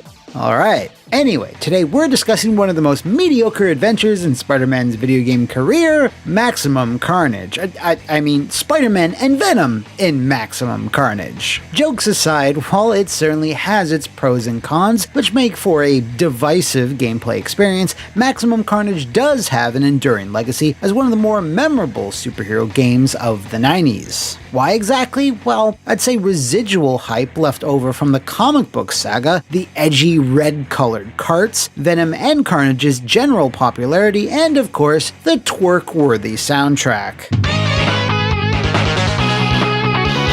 But is this 16-bit brawler worth experiencing some 28 years after its initial release? Well, load up your Alpha Magni Illuminizer and send out those positive vibes, cause let's see if we can withstand the violent bloodlust that is Maximum Carnage. So yeah, we've all seen this little rainbow of death before, but as we've learned over the years, LJN was just a spin-off subsidiary label under Acclaim, a way to get around Nintendo's publishing policies in the late 80s and early 90s. They didn't actively develop their own games, but what they did actively do was not give a shit. They'd rush developers to get titles based on licensed IPs out the door in the hope that the franchise name would get them over the profit line. One such developer was Manchester-based Software Creations, who for a while specialized in getting shit out the door. They first threw their hats or boards in the ring with Silver Surfer. That was them. They followed that up with Wolverine on the NES, which, while more playable, was just as terrible. Alright, full disclosure, I owned that game growing up and I harbor a seething biased hatred for it, but it has such awesome box art though. Software Creations did put out some slightly better things, like Beauty and the Beast Double Impact, and of course, Spider-Man and X-Men in Arcade's Revenge. Yep, that was them too. Now, I'm to assume Arcade's Revenge must have been quite the hit, as less than 2 years later, they unleashed Maximum Carnage onto the Super Nintendo and Genesis in the fall of 1994. I remember being super hyped for it, as was anyone that was both into video games and comics. You'd see ads for this big red bastard in every issue of whatever during the summer of 94. Wizard Magazine, EGM, actual Spider-Man comics, they were pushing the shit out of Cletus Cassidy's New York Slaycation. And honestly, the game makes for a strong first impression, but the more you dig your claws into Maximum Carnage's flesh, you start to notice some irregularities. For those unfamiliar with the source material, a quick refresher. There's two teams, a hero one and a villain one, and they fight for 12 issues. There's really nothing more to it than that. By the end of it, no one really dies and nobody learned anything. That sounds perfect for a beat-em-up! In fact, Software Creations stayed so slavishly close to the events of the comics that it sometimes hinders the gameplay experience. So, let's start there.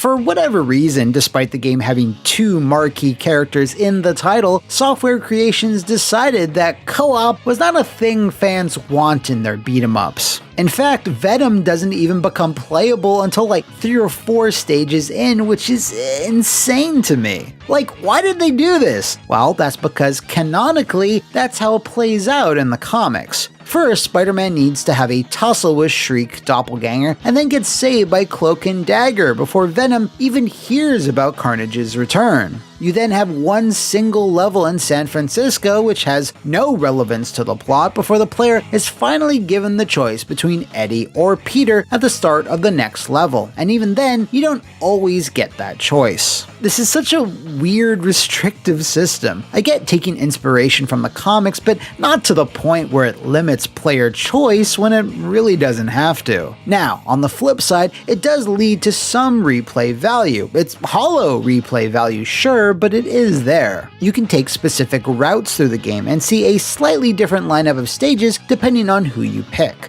Now, I think personally the better route would have been to have had simplified cutscenes that are more condensed and to offer up additional stages to fill in the gaps and to always allow you a choice between Spider-Man and Venom, narrative be damned. I mean, you can take some liberties.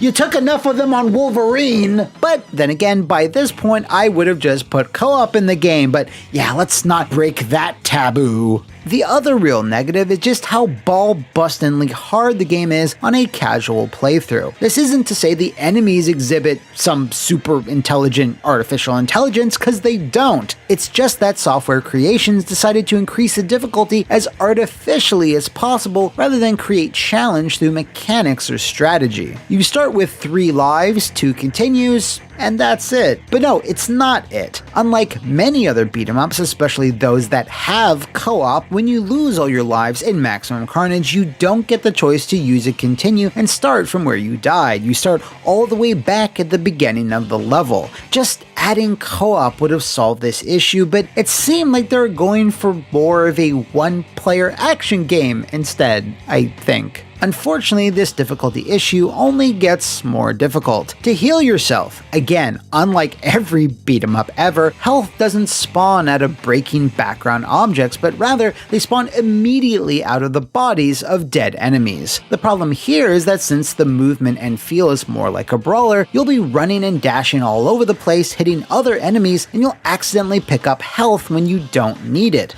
unlike breaking boxes or barrels, which is a deliberate choice you make. Just doing this one simple trick would do wonders to smoothing out the overall game difficulty. The enemies and bosses aren't really the issue here, it's just how the health and continuing system works, or doesn't. Next, the levels themselves. Even though there's plenty of locales plucked from the comics, they're all incredibly short or recycled multiple times, like Central Park, the alleyway scene, the street, and the rooftop. If that's not enough, Software Creations also makes the player walk to the right and then walk to the left for no discernible reason other than they simply didn't map out enough level. It smacks of them running out of time and just trying to work within their means, but at the end of the day, these laughably simple level designs really come across as slapdash when compared to even Streets of Rage 1 or the original Final Fight. Those games have stages composed of multiple types of background settings, complete with set pieces and transitions that make for a far more dynamic experience. One other key element to make for a successful brawler is something that Maximum Carnage does the absolute minimum in. Now, when you actually fight Shriek or Cassidy or Doppelganger, you know, it's fine. It's great even. However, the majority of the game's boss fights are usually things like, this.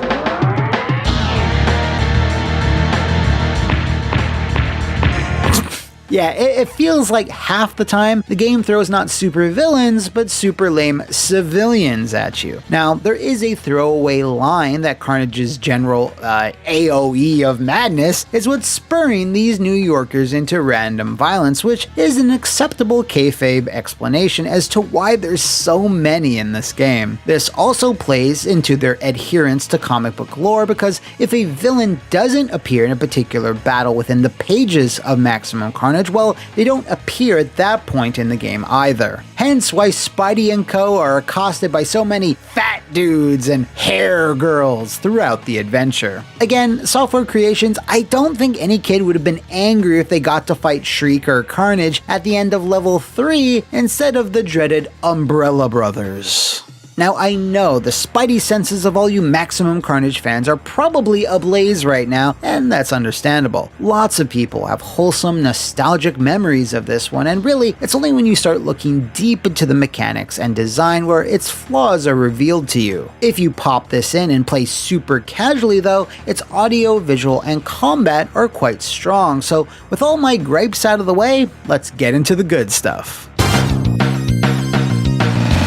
As soon as the logos start up, not that one, never mind. As soon as they start up, your ears are treated to the subtle 16-bit sounds of Green Jelly. This was a band that couldn't have been more 90s if they tried. Wait, no, they did try. They had a number of their songs simplified and converted for a 16-bit game based on Maximum fucking Carnage. Anyway, while Software Creations did reuse a number of these songs a bunch of times, you can't deny their appeal. There's a rich, high-octane energy to these slappers, and if the soundtrack had been anything else, I think Maximum Carnage wouldn't be remembered as fondly as it is today. Graphically, well, it's a bit of a mixed bag of spiders. Ugh, that even grosses me out. Anyway, no, Peter and Eddie look good. Sprites in general are large, the stages are decently detailed, but things get a little wonky elsewhere. I don't know why Shriek is so stubby and details take an even bigger hit with the jobber civilians, but overall, I think it holds up fine for being a nearly 30-year-old game.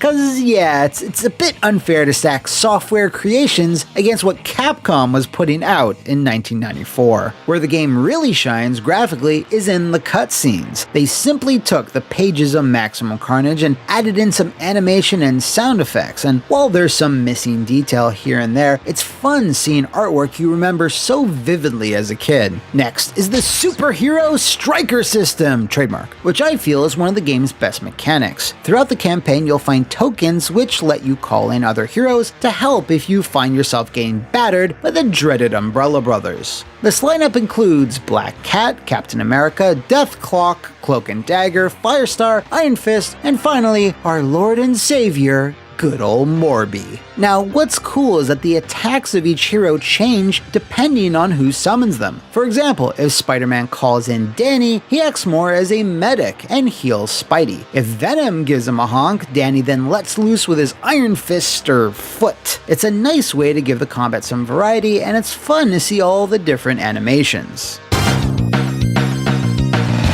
So, in terms of ports, I played through both versions of the game for this video, and while I don't want to get too much into the SNES versus Genesis war, I will!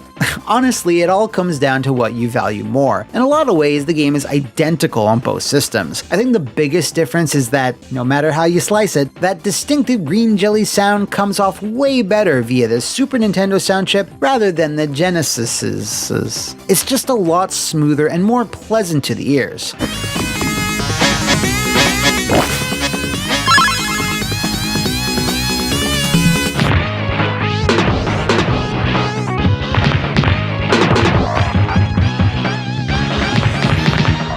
But sound effects are a different story. On the Genesis, the sound of flesh on fist is distinct, and I don't know, I think it's better.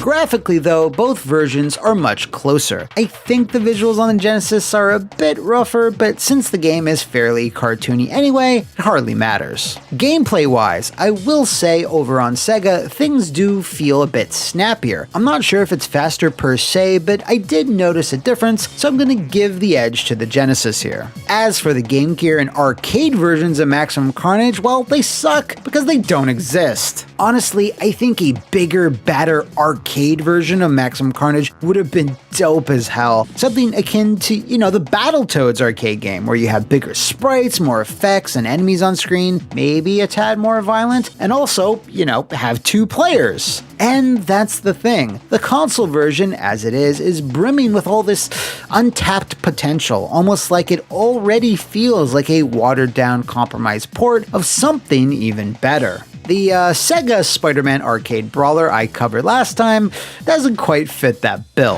So while it's nothing amazing or spectacular nowadays, I think nostalgia holds a lot of sway with Maximum Carnage. Just like the comic book event it's based on, it sounds like the most metal, badass thing ever. But once it concludes, it feels more like a basic, hollow adventure that lacks the juice and mostly got by on intoxicating 90s hype. So, with that said, I'm going to be giving Maximum Carnage 3 bad Woody Harrelson wigs out of 5. If there's any other games you true believers out there want me to take on next, let me know in the comments below or swing over to my Spider Twitter. Until then, Excelsior, dear viewers, and I'll see you next time on the Mediocre Spider-Mat.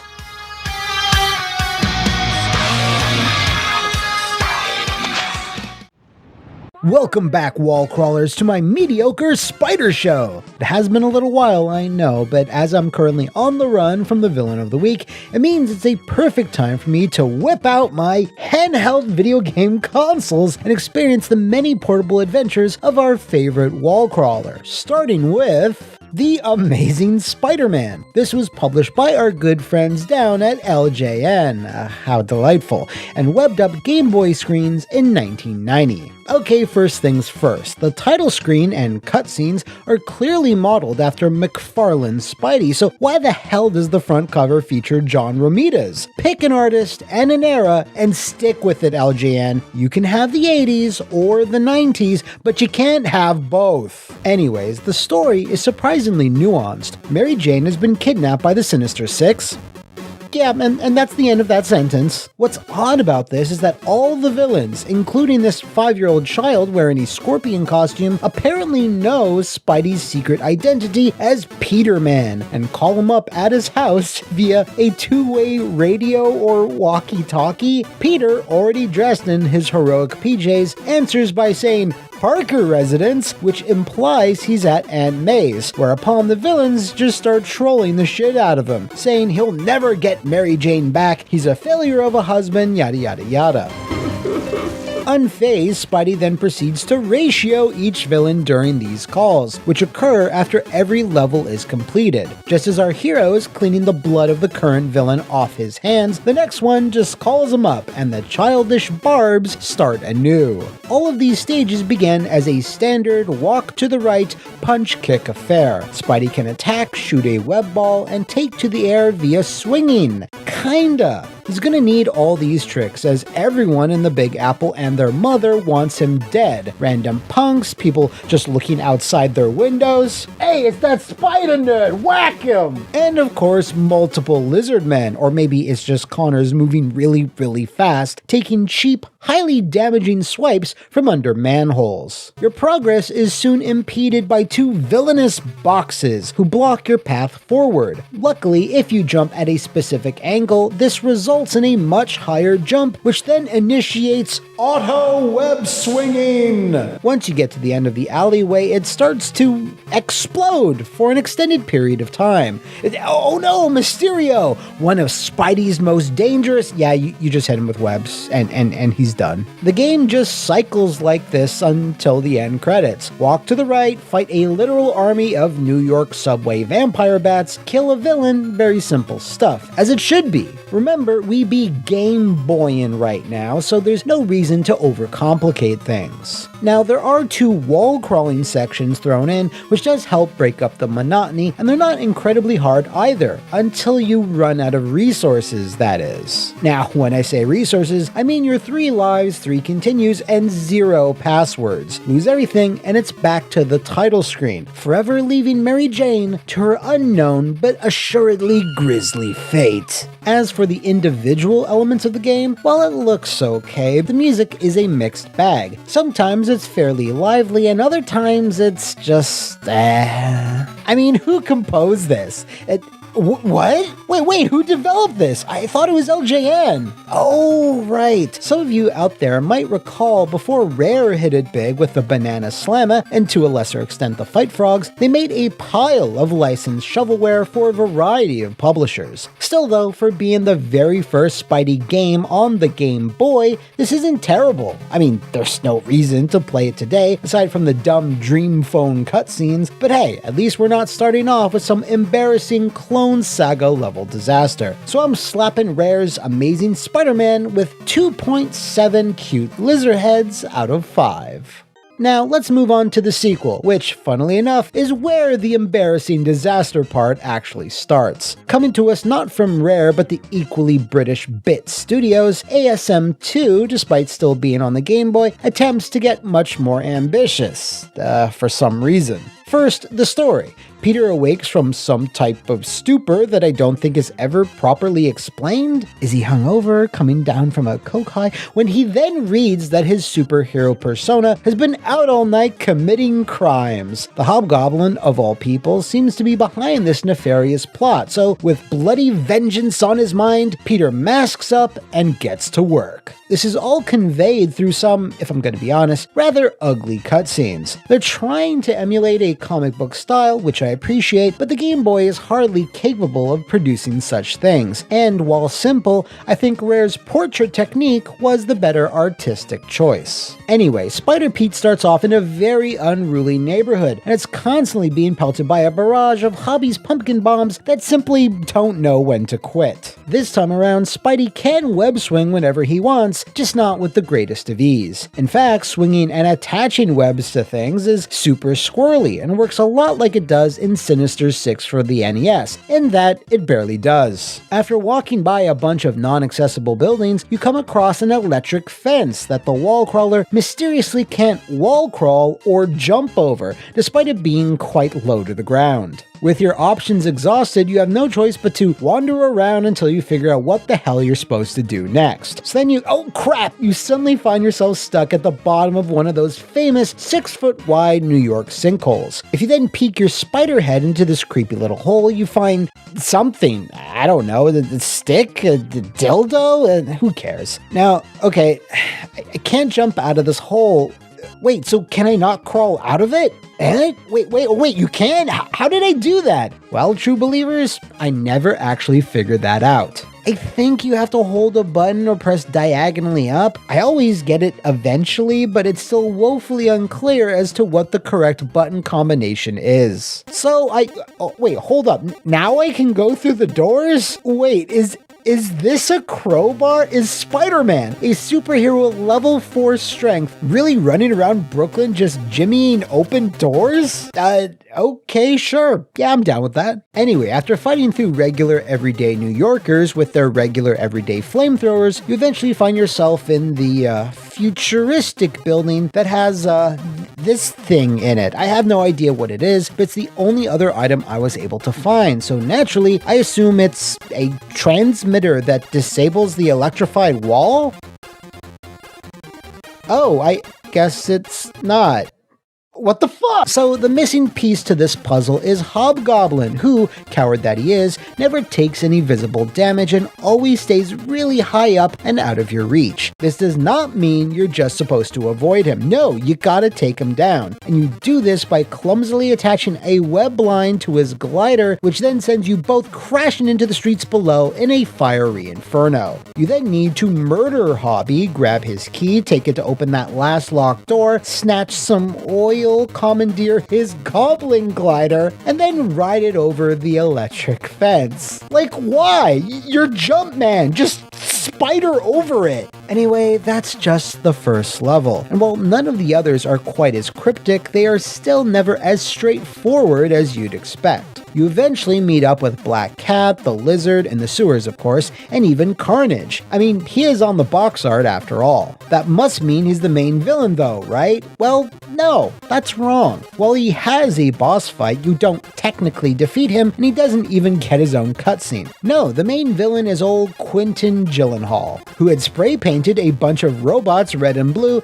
and then sent them to try and get Spider-Man cancelled. However, once Fishbowl Face is defeated, the web slinger's name is cleared and the game is over, thank God. While I can appreciate Bits trying something new, this is too clunky, complex, and slow-paced, which is weird to say because once you know exactly what items you need and where, ASM2 could be completed in 20 minutes or less. So even though it's got more stuff than the first game, it's actually less fun and more frustrating to play overall. And that's why I'm proudly awarding it 1.9 dildo crowbars out of 5. Thankfully, we're now moving on to The Amazing Spider-Man 3 Invasion of the Spider Slayers.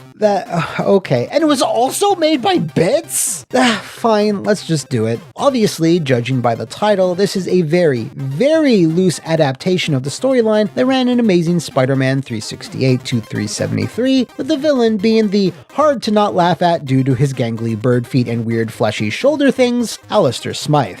Peter's doing his regular patrol of Central Park when he's accosted by the first and most copyright-infringing Spider Slayer ever made. Seriously, how did 20th Century Fox not sue? Following that, he's then terrorized by the giant metal bird thing, the armor guy, and then the 3 combiner insectoids. The finale is what you'd expect. You gotta beat Alistair in 2 rounds of awkward, repetitive combat. Now, unlike ASM2, which had a lot of puzzles, here each level has some type of gimmick. The first one has you knocking out a specific number of perverts in trench coats, the second is a frustrating vertical climb up the tallest building in the world apparently, and the third is a warehouse with a bunch of flashing lights, that's awful, and the fourth an auto-scroller, etc, etc. This is an improvement from Bits' last attempt, but regardless of the change, the game can still be completed in 20 minutes. The cutscenes do look better as they use some art taken straight from Mark Bagley and are composed mostly of portraits, which is obviously a nod to Rare's earlier distinguished work. Graphically, the game has also seen a slight bump. Spidey is better defined, the animation is more fluid, and the backgrounds are reasonably detailed. Hell,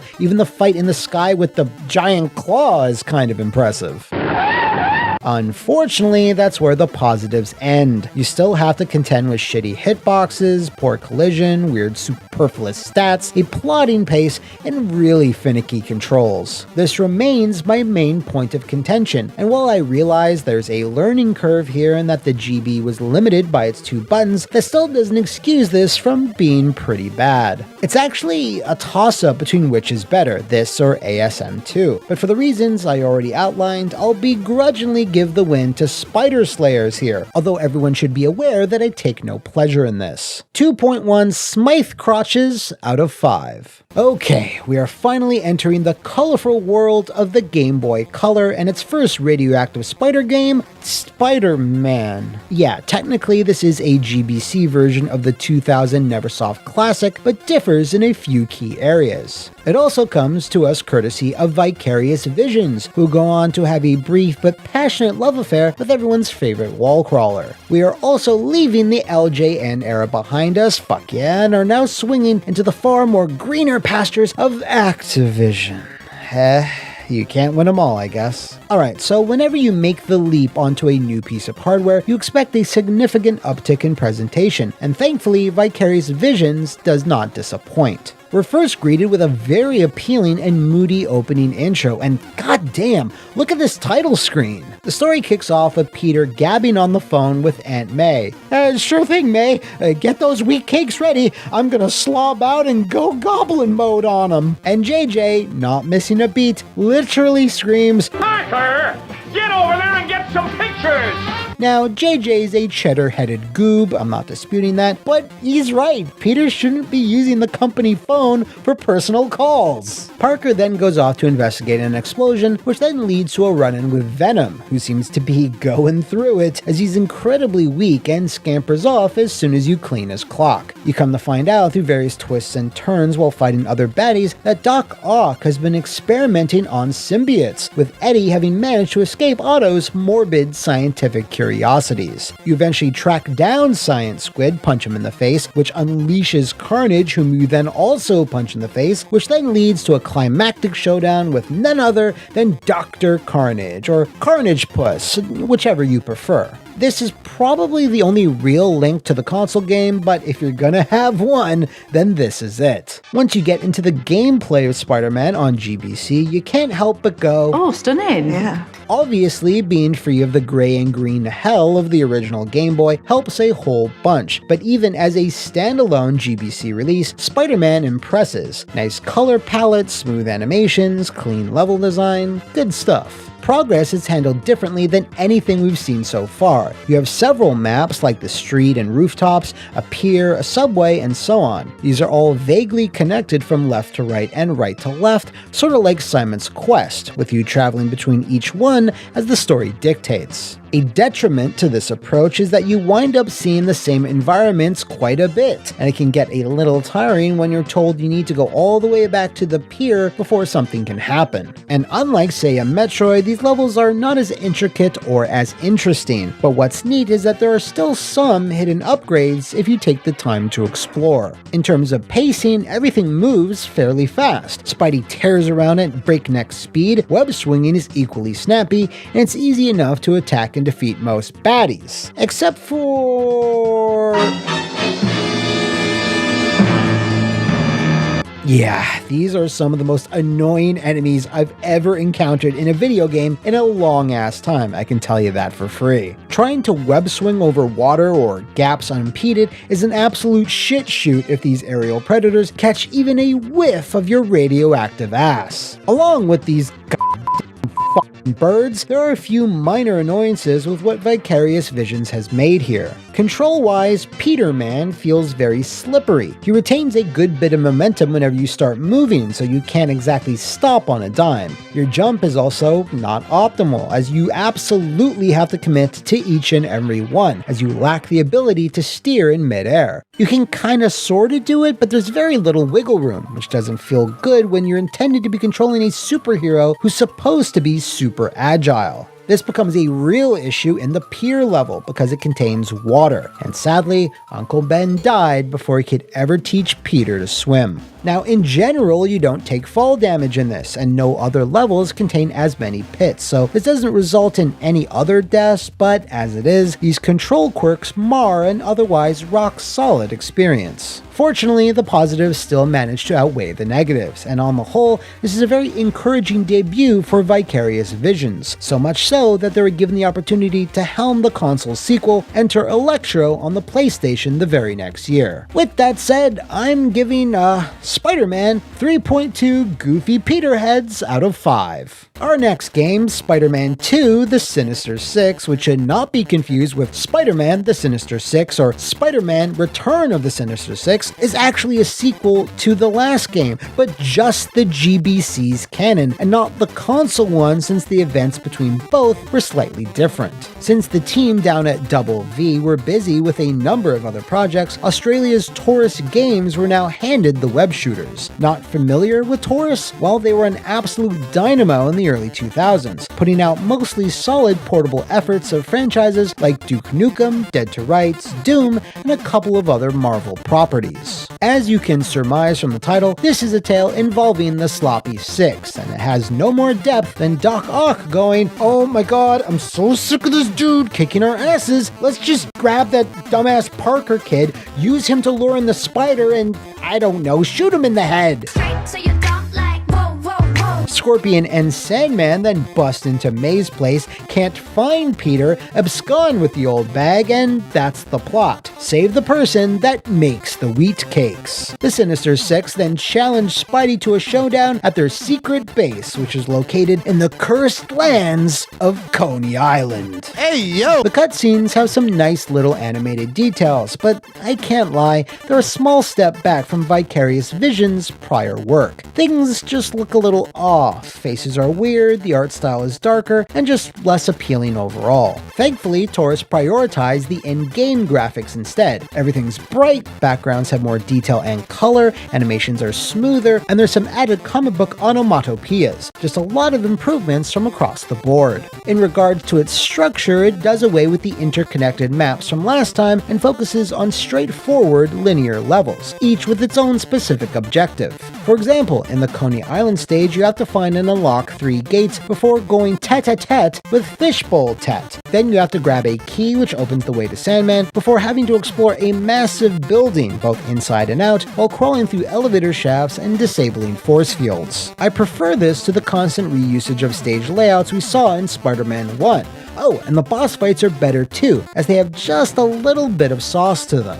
You gotta avoid different fireball patterns from Mysterio and his illusions. Sandman can suddenly raise spikes through the floor, and Vulture drops, I don't know what those are. While it's nothing mind-blowing, they at least have some design to them than a lot of the other bosses I've already encountered. Best thing of all, the goddamn spider armor appears as a power-up. At first I thought it was like a weird white t-shirt or something, so you can imagine my squeal of delight when I first picked it up. One minor thing that I notice in all of this, however, is that when you're just casually navigating the environments, and directly opposite from the Game Boy games where it was harder than it needed to be to reliably stick to walls, here it's far too easy. If even just 1 square inch of your spider cake touches any sort of surface, you instantly adhere to it, especially in cluttered levels like the amusement park. This can often lead you to taking a few inadvertent hits when you least expect them, so yeah, I wish this had been ironed out a little bit more. Aside from that, the only other real problem here is that starting from the 3rd level, it gets crazy hard. And this isn't due to combat or bosses, but the sheer amount of traps and hazards. Laser walls, stationary turrets, gun-toting enemies. It's just a lot for old Peter to have to contend with. I mean, he hasn't eaten a wheat cake in over 12 hours. He's running on empty. It's spectacular, amazing even, that Taurus were able to pick up so much from what Vicarious Visions had started and improve on it in a lot of tangible ways. So that's why I find it's the better of the 2 GBC Spidey entries. But honestly, you can't go wrong with either. So, Spider-Man 2, the next return of the Revenge of the Sinister Six's Revenge, I heartily award you with 3.5 Spider Armors out of 5. We are now leaping into the brave 32-bit world of the mighty Game Boy Advance, which played a host to some of Spidey's most treasured handheld adventures. As previously stated, we covered a lot of these in previous episodes, so I'm going to be focusing on the 2 I have not, starting with Mysterio's Menace. Fun fact, this was the game I completely drew a blank on when I had asked if there were any other releases in Spidey's gaming history aside from Shattered Dimensions, where the talking crystal ball was the central villain, which I still apologize for forgetting. Speaking of memory, do you recall about 5 to 7 minutes ago when I said Vicarious Visions were busy with other things? Well, Mysterio's Menace is one of those things, and its placement in the timeline is somewhat extremely confusing. This is now a sequel to the console games, but not the GBC games, so it follows up where Enter Electro left off, despite Vicarious having made one of those GBC titles. Never mind. Since we're now playing with advanced power, there was a big step up in graphical and audio fidelity, although the art style is rather subjective. It adopts a rendered CGI look, kind of reminding me of Web of Fire on the 32X, although not nearly as bad. Obviously, I and many others would have preferred traditional pixel art, but once you put some time into it, your eyes eventually start to adjust. And this isn't to say Double V didn't put a ton of work and detail into the visuals, cause they clearly did. All the background and foreground layers, animations, effects, and props all make for a very vivid setting, with each and every level feeling truly unique. Now, the cutscenes have their own distinct look when compared to the gameplay, but it hardly matters when they look this damn good. Vicarious's artists were clearly attempting to emulate Ron Lim's seminal 90s style, and they do a damn good job of it. Which is something I would be saying to you if they hadn't actually hired Ronald to draw them himself. Yep, actual comic book cutscenes made from the ground up for a game by an authentic comic book artist. It took until 2001, but we finally got there. Things pop off with a citywide crime spree which erupts in multiple areas, and for the first time you're given a map and choices about which mission to tackle in whatever order you like. This is a fantastic addition as you can easily revisit maps after you've attained specific powers and upgrades, giving it a light search action feel. The plot itself is nothing really special. You take out the web-slinger's rogues gallery, including goddamn Big Wheel, until you get to Mysterio, whom you don't actually defeat, as he just legs it. Why? Because it plays into a throwaway gag from the very start of the game. The plots of all these handheld adventures are probably the least important part, and honestly, I'm cool with that. As long as the cutscenes are looking clean, I don't mind a little simplicity in the storytelling. Now, even though the stages themselves are quite large, the Spider team at Vicarious managed to make them not confusing by filling them with recognizable landmarks and sections to break things up. A particular highlight is the pier level, which has already made a bunch of appearances in this video today, but in Mysterio's Menace, half of it is composed of a glitzy casino barge that really livens the level up, and there's hidden things absolutely everywhere. Oh, like the spider armor, yeah! These maps by far have provided the most fun exploration I've had yet, and make Mysterio's Menace engaging to play just based on that alone. Combat has also seen some additions. You can upgrade your webbing to be of the impact variety, which can then make short work of most jobber enemies, and a damaging but slow uppercut and a quick but weak sweep have also been slotted into Spidey's moveset. Jumping and web swinging also feel pretty much perfect, so I can earnestly say there's really nothing about the controls that seemed off or needed improvement. Even Mysterio's length is satisfactory. If you want to collect absolutely everything, it'll take you the guts of about 3 hours, which in my opinion is perfect for a handheld game. Mysterio's Menace really surprised me. I recall looking at video of it years ago and going, no thanks, as the art style really doesn't do it any favors. Just goes to show that judging a book by its, you know the rest. If you've been hankering for some old school side-scrolling Spidey fun, I can't recommend it enough. So that'll be 4.5 big wheels out of 5. Last, but kinda least, is 2006's Spider-Man Battle for New York. This acts as a prequel to the events of Ultimate Spider-Man, which was released on consoles the year prior. Activision's sick game of shuffling developers in and out continues, as Taurus returns to the Spider-Verse with one last swing on the web.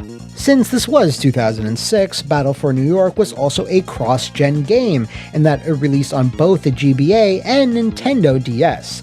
Now, since the DS uses touchscreen controls for special moves, and it's annoying to record, I'll be focusing on the GBA, thank you very much. If there's any key differences though, I'll be sure to shout them out. As for the story, Norman Osborn injects himself with Oz, aka Goblin Juice, which causes him to rampage through the city like a Dollar Tree Hulk. Spidey, of course, has to put a stop to it, all while Silver Sable, Nick Fury, and others just manage to get in his way. It's probably the most elaborate narrative of any of the games I've covered, and it does the job, especially if you're a fan of the tone and writing of Ultimate Spider-Man. They both use the same visuals for the cutscenes, with Ron Lim returning, but the DS has voice speech. Not my finest moment. He's quick for a guy his size. What can I say? While the GBA has to make do with just text. And I don't mean it also has text to get the narrative across. I mean, that's pretty much all it really has.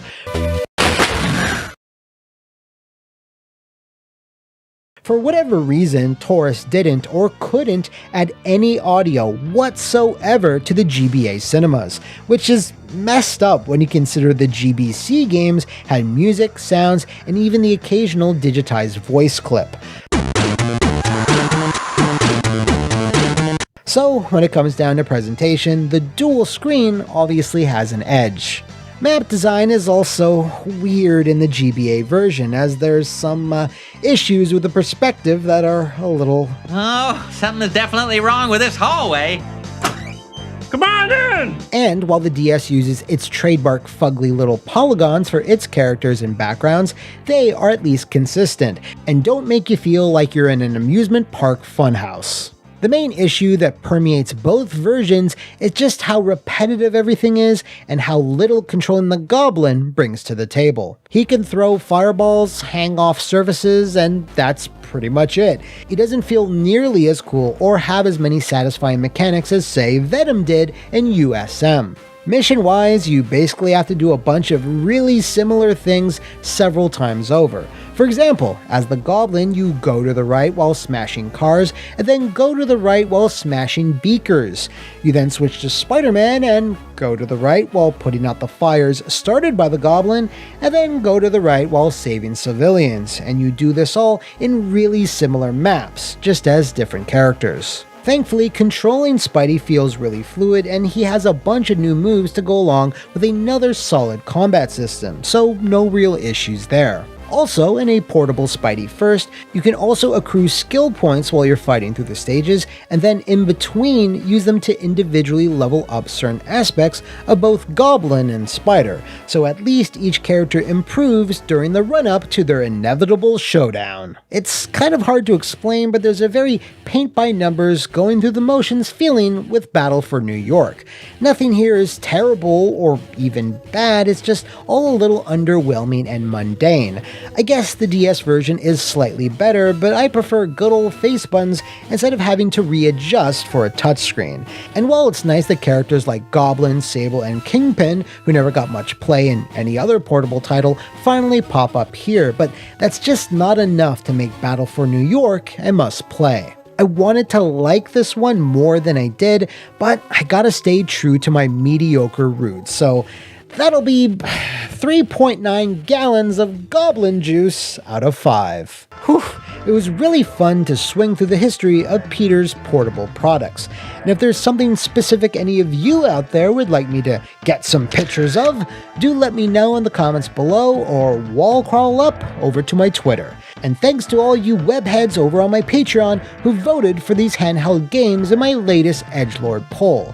So, Excelsior, true believers, and I'll see you next time on the Mediocre Spider-Mat. Welcome back, webheads, to another episode of the Mediocre Spider-Mat, my monthly or bi-monthly or sometimes semi-bi-monthly comic book magazine where I snap pictures of Spidey's video game history. And today we're gonna swing through one of its often forgotten chapters. You know, that time where Activision thought it was a great idea to release 3 Spider-Man games in a 15-month period? Well, I've already covered Spider-Man 3 and Web of Shadows, so by the unbiased purity of the process of elimination, we come to Spider-Man Friend or Foe. The movie game that's not a movie game, but says right at the start that it's a movie game. For those not familiar, this is essentially a 3D co-op brawling title with a cavalcade of, hold on to your hats, friends and foes that not many people talk about nowadays. Let's find out why! Friend or Foe is developed by Next Level Games, whom you might remember as the fine folks that brought us Punch-Out!, Luigi's Mansion 2 and 3, and of course, Captain America Super Soldier. They were responsible for the game's main design and the console versions, while A2M Behavior handled the handhelds, with future and temporary stewards of the franchise, Beanox, taking over the PC duties. While they are all aggressively similar, there's still a few wacky differences between them, which I'll be getting to later. The story setup, don't worry it's incredibly brief, is as follows. A meteor crashes to Earth, splitting into individual shards, which spawns a legion of dishwater holographic robots, which somehow enslave a bunch of Peter Man's rogues gallery. David Hasselhoff then kidnaps our hero and forces him into an unpaid internship at S.H.I.E.L.D., teleporting him across the globe where he punches said robots over and over and over and over again until he needs to punch out the villainous villain behind it all, who shall of course remain nameless, because I don't want to spoil it. And that's pretty much it. Friend or Foe is more concerned with brawling and collecting playable characters, and less about presenting an enthralling comic book plot. In fact, the game's few cutscenes boil down to one of two styles: brief in-game encounters whenever a new hero/villain joins your crew, and then very not-so-brief computer-based debriefings with Fury that amount to watching character models T-pose and just spin around. They are also weirdly obsessed with jokes based around Fury's computer system. Briefing software active. Sense of humor offline. Excuse me? Computer was getting a little uppity, so I pulled a couple of chips. It's here where the guts of the narrative play out, and it's, well, about as nuanced and as deep as a typical episode of Spidey and his amazing friends. Hey Miles, what are you up to today? There's no trouble in the neighborhood, so I'm gonna practice my drums. There's a distinct lack of twists, turns, or revelations of any particular interest, save for some nonsense sequel bait, so if you're looking for a decent bit of Spider storytelling, Friend or Foe isn't selling it. Now this is, it's fine, as the aim here was to clearly provide a simple, straightforward tale for the younger set, but it's sort of at odds with the inspirations it takes from the Sam Raimi trilogy. For reasons I can't really fathom, Activision producers thought, well, we still have the license for these films, why not slap that stuff in here too? Which really makes for a weird-ass mix. We have something of a scientist myself, Goblin, New Goblin, Eric Foreman Venom, and finally, the Science Squid. I'm just speaking for myself here, but I don't like this very much. There's no explanation as to why half these villains who are dead in the movies are just not dead. I mean, what purpose does it serve to use the movie designs exactly? Activision had already taken breaks with other licensed versions of Spidey while the movie trilogy was still going on, so what's the deal? When designs and inspirations are not consistent, all it really does is anger up my radioactive spider blood. Truth be told though, as much guff as I'm giving it, unfortunately the story isn't Friend or Foe's biggest problem.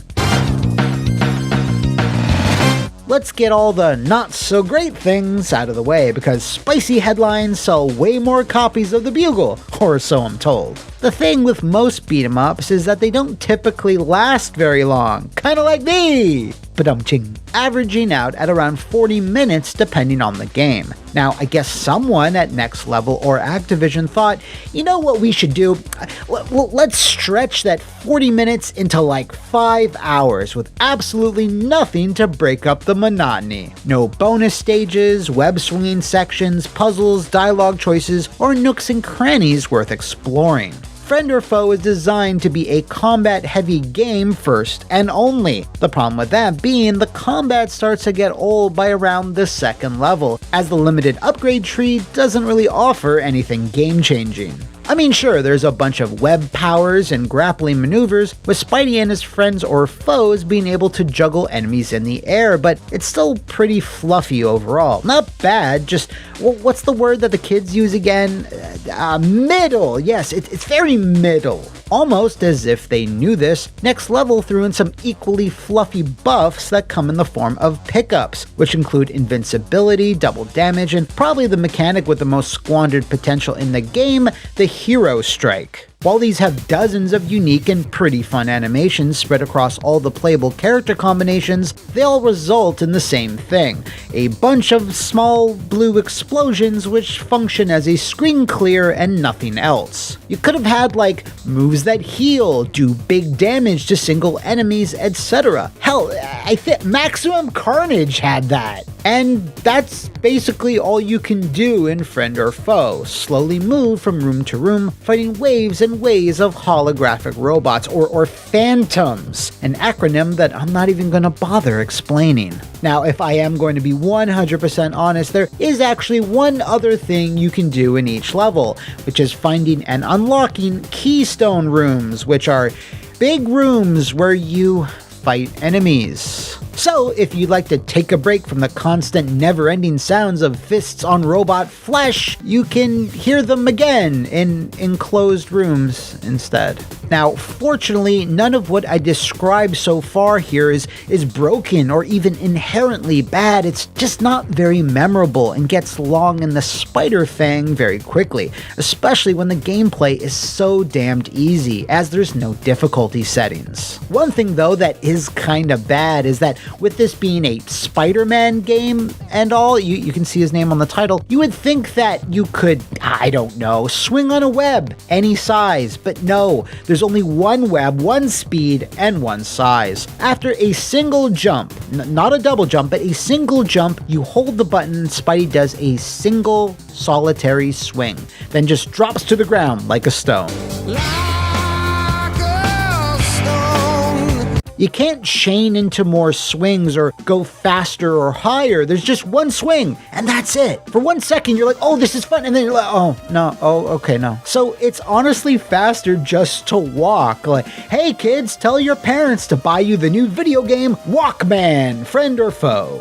Now, I realize this was probably done so that two players can keep up with each other, as there's several characters that simply don't have that type of mobility in their moveset, but still, this is just super lame. Not being able to really web swing or even wall crawl makes this feel not so much like a Spider-Man game and more like just a dank, forgotten issue of Marvel Team-Up. Speaking of which, let me conclude with the game's negatives by dumping on the tone and feel a bit more. You only speak to Fury for 90% of the cutscenes, and every interaction you have with any other character almost always boils down to beating them up, where they then say, well, I sure hated being stuck in that mind prison, so let me join you, Spider-Man, the person I hate most in the world. Rinse and repeat. I could put up with the milquetoast gameplay if the narrative was at least interesting and got into the psychology of the wall crawler having to team up with some of his most hated enemies, but it never even touches upon that.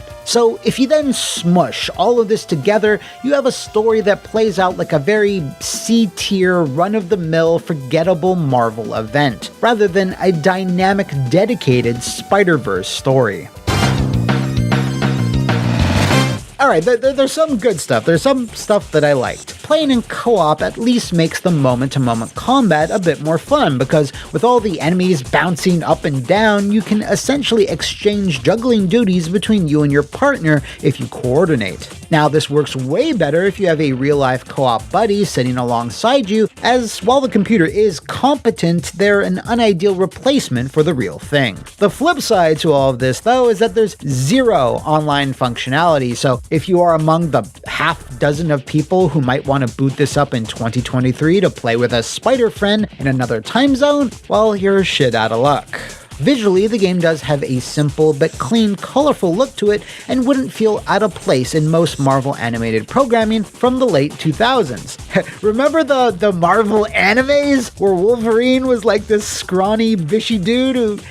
Anyway, so there's really not that much to complain about when it comes to the graphics, and honestly, out of the two Spider-Man games released in 2007, visually, this is the superior one, so take that for what you will. Voice acting is another highlight. We have the Metal Gear quartet of Josh Keaton, Quentin Flynn, Robin Touchdown Miller, and Jennifer Hale. Then there's John DiMaggio as Rhino and the incomparable David Kaye as Electro.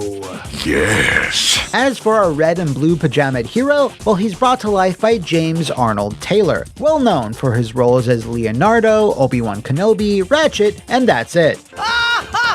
Yes, that too.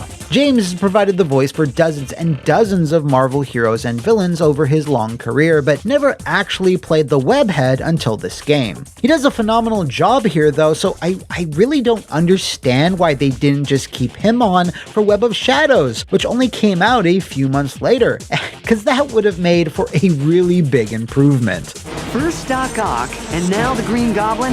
I have got to get a new travel agent. And lastly, I like the inclusion of the black suit, which you get in the final level of the game, and it's just neat. It plays identically to the red suit with absolutely no new moves or abilities other than a damage buff and is the inferior Raimi design, but yeah, it's neat that it shows up. Friend or Foe came out on absolutely everything, and when I say absolutely everything, I mean there's one actually pretty huge caveat. This has to be one of the most bizarre cases of skipping a console I've ever seen. It swung on to the Xbox 360, the Wii, the PC, the PSP, the DS, and the PS2. Hey, where's the PS triple ballin'? Like, think about this. A game based on a movie trilogy didn't release on the console whose logo font was taken from that movie trilogy. I can't really find a reason for why this is, but it was apparently planned for some point for the PS3. It just never happened. In terms of how the game plays in all these ports, well, it's identical, at least on the consoles and PC, but we gotta talk about those weird discrepancies I foreshadowed earlier. Silver Sable, for starters, inexplicably is an exclusive character you can only play as in the Xbox 360 and PC versions of the game. I guess someone at Microsoft were huge Sable marks? The PSP version, developed by A2M/Behavior, is a good bit different, with tweaked level layouts, menus, and more motion comic style cutscenes. Moreover, the Transylvania level from the consoles was removed and replaced by an unnamed island, but the characters you recruit there are the same, which makes me wonder what even the point of this change was. Even stranger, the PSP, just the PSP, has its own duo of exclusive characters, but also lacks some others. The new ones are Electro and Carnage. Carnage! A PSP exclusive! This makes especially no sense given the sequel bait at the end of the game, but yeah, it is what it is. To make up for this, I guess, Scorpion and the Lizard were both removed. Like why? This is something else. Before we wrap this up into a neat little web package, I gotta talk about the DS version, which might actually be the best of the bunch. It's got a vastly different set of levels, and you actually get to do different stuff in them. Crawling on walls, dodging subways, destroying specific objects, and even solving puzzles. Yeah, it is missing the local co-op and doesn't look as nice, but this is honestly way more Spider-Man-y to me. I played this once back in the day, but haven't gone hands-on with it in recent years. For those of you who may be more familiar, do let me know what you thought of it in the comments below. Then there's the Unlockables, or Unlockable, singular, because once you've beaten Spider-Man Friend or Foe, you get, drumroll please, new Goblin. Yeah, I know. Really weird that both 2007 Spidey titles had him as the big reward, as I guess someone at Sony Pictures or whoever were really betting the farm that this younger, extremier, trust fund Skyboarder version of the character was somehow gonna be a big thing. Despite, everything, I think Spider-Man Friend or Foe could have been a great supplemental Spidey experience if certain adjustments had been made to it. Taking what is essentially a 30-minute gameplay loop and stretching that into multiple hours absolutely does it a disservice, as you start to disengage with it very quickly. A possible solution to this would have been to shrink it down to like 2 hours, condensing the amount of stages per world and add a few bonus stages into the mix, crawling on walls, dodging projectiles, or breaking objects which would net bonus XP. Then making it a downloadable title just for the Xbox 360 and PS3 and charging like, $20 for it, instead of the full $60 price tag it carried at launch. Because as it is, Friend or Foe just doesn't have enough ideas or content to make for a compelling full-fledged experience, which is backed up by its critical and commercial performance. It averaged 60s and 50s across every version, didn't crack the top 10 of the North American charts when it was released, which, considering it was available on 6 different platforms, isn't so hot, I can tell you that for free. Fortunately, and obviously, Next Level Games was spared by the Activision curse of immediately having to file for bankruptcy or being shut down within weeks of producing a low-selling title for Mr. Kotick. Even with all these issues and low sales though, I wouldn't have minded to see them make a sequel that really expanded on the concepts that did work while keeping it focused and streamlined, but I guess it's just one of those multiverse branches that we'll never get to see. With all that said, I limply award Spider-Man Friend or Foe 2.8 mysterious villain heads out of 5. And if you out there would like to nominate any other radioactive spider games or topics for me to spin a web for, let me know in the comments below or swing on over to my Twitter. Until then, Excelsior, true believers, and I'll see you next time on the Mediocre Spider-Mat.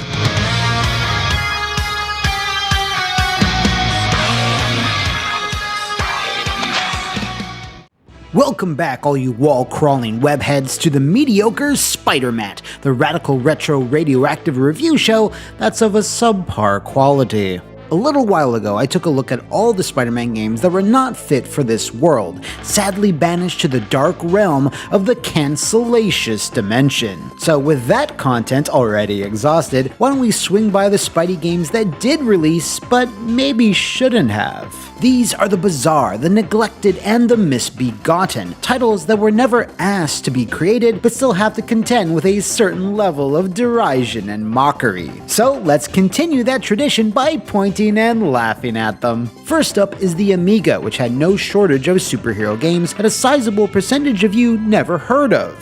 Furthermore, Informed believes The Mule, a long-time Spidey was well represented here with the simply titled Amazing Spider-Man, which swung into Radio Shacks in 1990 and was published by Paragon and Empire Software and developed by Oxford Digital Enterprises. And everything I just said was so British, I could just cry into a plate of bangers and mash. Obviously, visually it is what it is, a standard-looking PC game of the day, but of course your eye is drawn to the image of Peter Man on the right, which takes up about 20% of the screen real estate that, oh my null, just wow. I've joked about this health meter before in previous videos, but it elicits awe from me every single time. And it at least fits into the game's wacky theme, which also subscribes to the Super Mario form of storytelling. A nefarious villain, in this case Captain Crystal Ball, has absconded with Spider-Man's wife Mary Jane, so it's up to Peter Parker to get her back. To do such, Man-Spider will need to traverse a variety of movie sets by... wait, how does Mysterio know that MJ and Spider-Man are an item? He just casually knows his secret identity? Well, it's glossed over, but I sure hope someone was fired for that blunder. Anyway, the gameplay is weird in that it really feels like it started as something else and then became a spider thing later on, which isn't entirely off the mark. When Oxford Enterprises was initially designing it, they planned for a straightforward action beat-em-up thing, but midway through they suddenly twisted in midair development and turned it into a plotting platformer where you mainly flip switches, avoid enemies, and move very slowly. Wait, why is this even called Spider-Man? It should be called Spider-Toddler, because that's what it feels like you're controlling. His proportions are so odd and lumpy, and his forward stride looks like he's stomping over to Spider-Mom so she can change his diaper. Doesn't really exude bravery and heroism, does it? In fact, you don't do much superheroing at all in this. You never fight any enemies until you come to a final room where Mysterio just falls to his death. Stupid fishbowl motherfucker. Oh yeah, and you need to buckle the hell up for the game's ending, as it's an absolute milestone in video game history.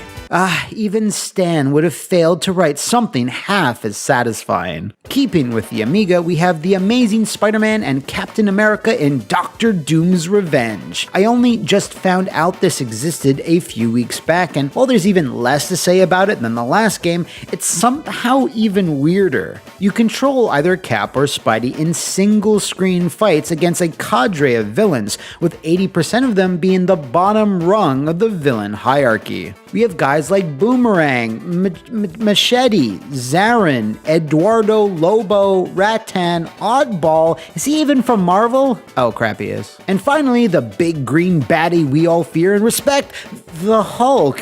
yeah, you randomly fight the Hulkster, who I guess turned heel in this? That's exciting.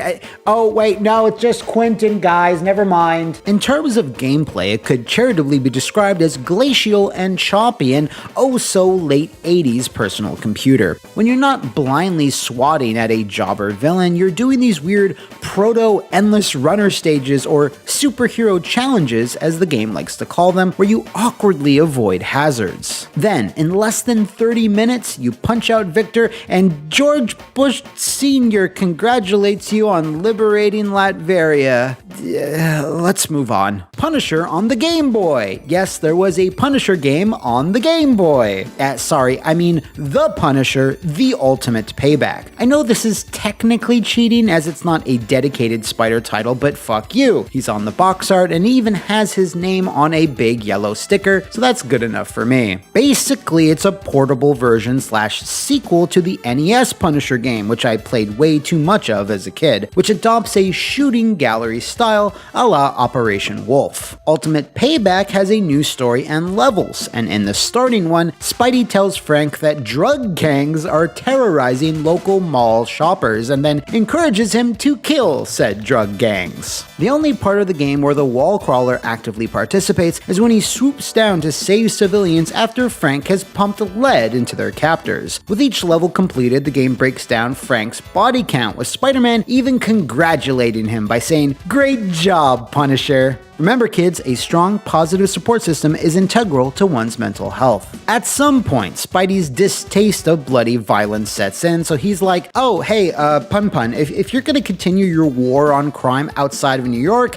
sorry, I gotta bounce, good luck! And he doesn't appear again beyond that. If you thought Spider-Man and X-Men in Arcade's Revenge was the most unnecessary and weird Marvel video game team-up, well, you're wrong, cause it's Ultimate Payback. This tangled web is only gonna get stickier from here on out, cause we now have to steel ourselves against the depravity of the Mattel Hyperscan and its exclusive Spider-Man game, Spider-Man. Now, despite it clearly being based on the events of Spider-Man 3, they didn't name it as such for reasons we're going to get into. If you haven't seen the AVGN episode on the Hyperscan, let me catch you up. It was a barely functioning hunk of garbage with a library made up almost exclusively of licensed titles that would have made early Java-based cell phone gaming blush. Oh, and you also had to regularly stop playing the games to clumsily scan cards to give your characters power-ups, weapons, and other stuff I don't care enough about to list. Now, possibly because the Hyperscan was already on its last wobbly legs, Spider-Man was a Toys R Us exclusive, and it barely uses the card gimmick, and in fact is one of the few Hyperscan games that almost actively ignores it, save for a few optional buffs. Oh yeah, call me Daddy Longlegs, baby. Honestly, it barely feels like a game, but rather a series of scenarios or scenes you pick out from a hub menu that looks straight out of Batman Forever on the Super Nintendo.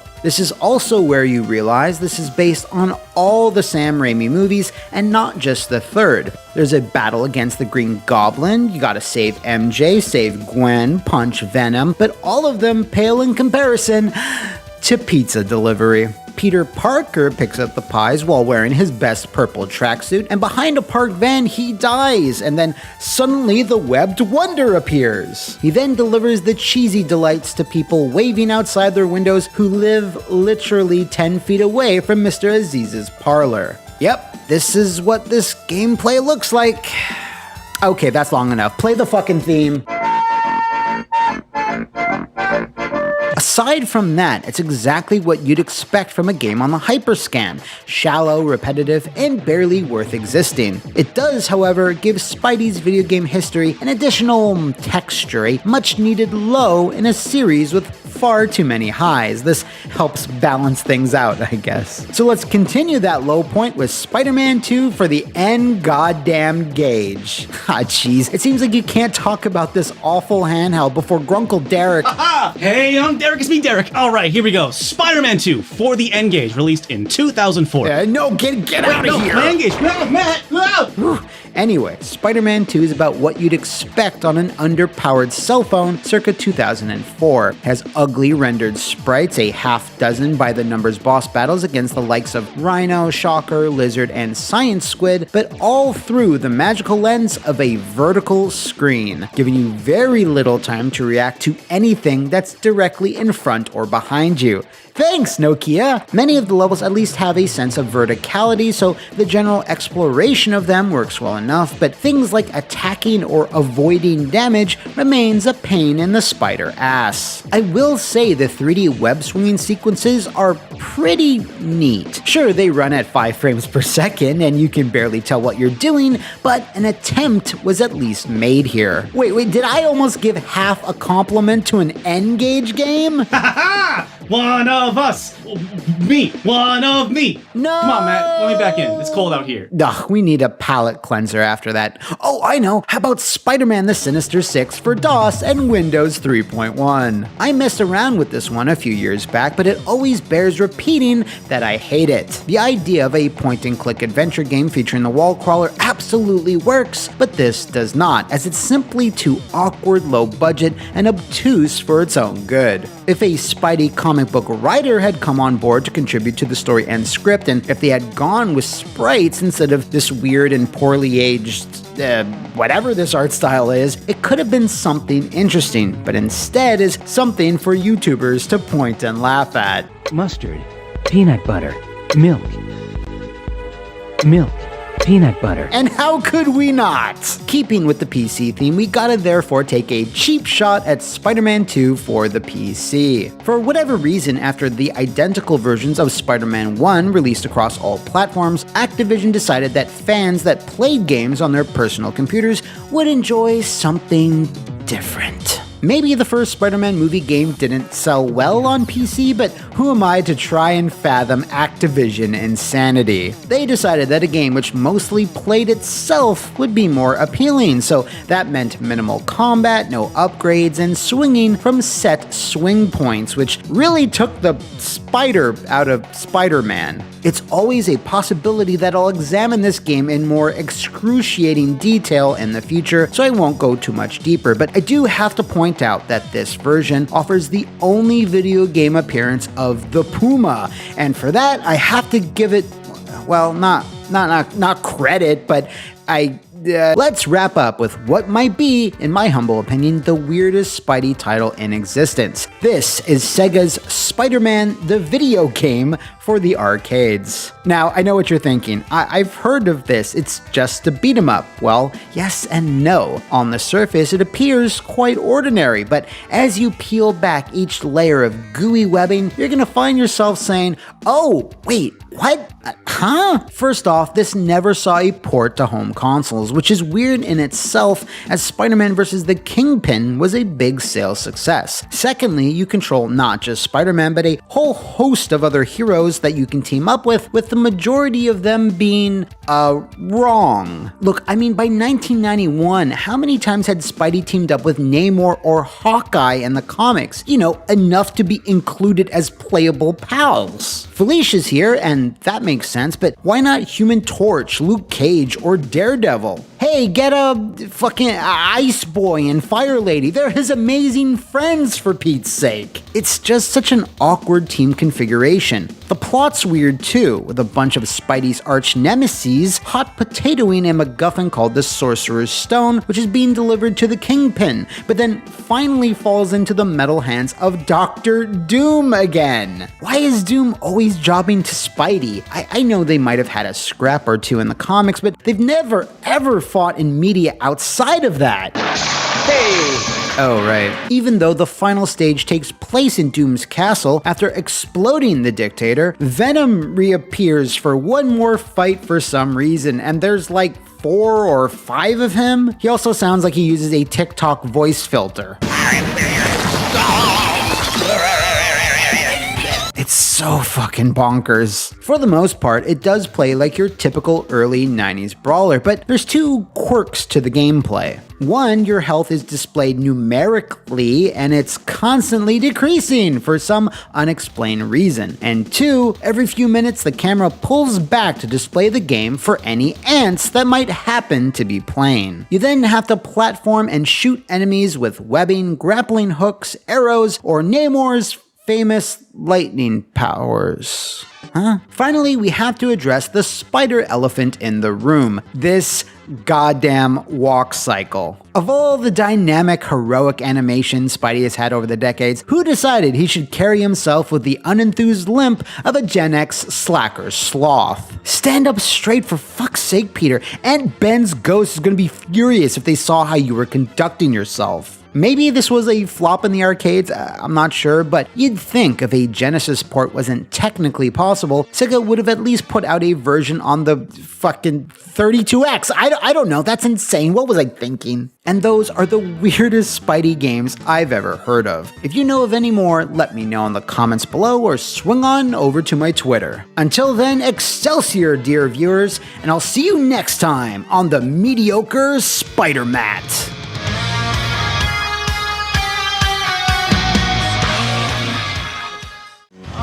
Welcome back, web warriors, to another episode of the Mediocre Spider-Mat. Thwip, thwip, jump, tumble, snappy remark. I'm back, baby, yeah! Today, since we're all impatiently waiting for Sony Presents Sony's Spider-Man 2, I thought it would be a gas to take a look at various radioactive fan games that popped up on the World Wide Web over the last few years. Now, while you'd think a character as well loved and as recognized as the old wall crawler would have dozens upon dozens of unlicensed hacks and fan creations, there surprisingly isn't. If anything, that fervor seems to be centered around, other forms of media. Ugh. Still though, I was able to lasso together a few games that I think are more than worthy for us to adventure through. So slap on your web shooters and let's get swinging! First up, we have a 2017 open BOR beat-em-up by the name of Spider-Man Maximum Carnage Returns, featuring Deadpool. Made by Heat Games, this is a remake/sequel to the original 1994 title published by our good friends down at LJN. Go get 'em, boys! So if you're familiar with that one, you'll be able to acclimatize really quickly to this, as it reuses a lot of the same sprites, backgrounds, and overall gameplay design, but does see some key improvements in the moment-to-moment combat. You now have a variety of special moves at your disposal, which can be done via traditional fireball-style motions or simple button taps in conjunction with your main attack. Some of these are just super fun, like Spidey pulling himself forward via his webs and smacking feet first into a row of baddies, or Venom reaching into the depths of his Capcom fighting game history with various toothy tendrils. Each character also has the standard crowd-clearing Mega Crush, with Venom doing his very best and most graceful pirouette. I'll try spinning, that's a good trick! And a dedicated mobility move, which is done via a single button press. Spidey auto-swings to the left or right, and Eddie does a far-reaching stomp attack, which can also pound enemies senseless. Hey, phrasing! What's cool is that none of these useful attacks drain your health in the traditional beat-em-up health-draining style, but are instead governed by this meter here, which builds up fairly fast over time. This really lets you go ham with a flurry of special attacks whenever you want. Almost. But since you don't have to worry about your life bar, it frees you up to have fun with the combat. Best of all is that unlike the original Maximum Carnage, Heat Games decided to fix one of its most fundamental flaws by including 2-player and even 3-player co-op. I'll literally never understand why LJN didn't bother with this basic feature. Anyway, that about sums up everything in regards to the gameplay. So, pineapple surprise! Oh, hey, Deadpool's here, I forgot.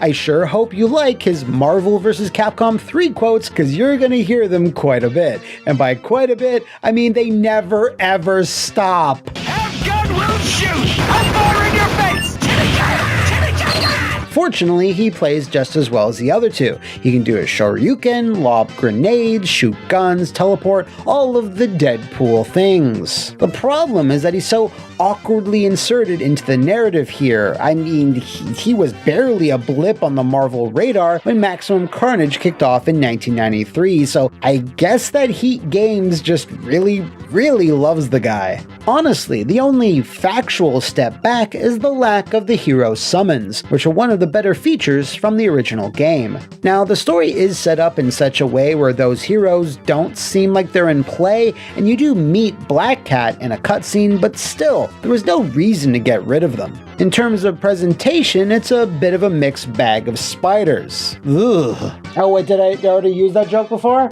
I did? Oh, who cares? Now, there are some upgrades in terms of the visuals, like these shadows that pretty accurately follow all the characters. But Maximum Carnage Returns does use artwork from a ton of different sources and eras that stick out like sore, bloody thumbs. A bit of McFarlane here, Ultimate Spider-Man there, and this picture of Shriek for some reason. It's always this type of stuff that bugs me about the majority of fan games. Consistency. Find or make the type of art style you want to use and stick with it. Don't just throw a dart at a bunch of comic book art for each and every character. Sound is, however, pretty good across the board. Venom and Spidey have some newly added voice clips that don't repeat too often. There's some really solid guitar-heavy remixes of classic Maximum Carnage tunes, as well as some recycled music from Ultimate Spider-Man for good measure. This then brings me to the story, because wow, there's some things we're gonna need to discuss here.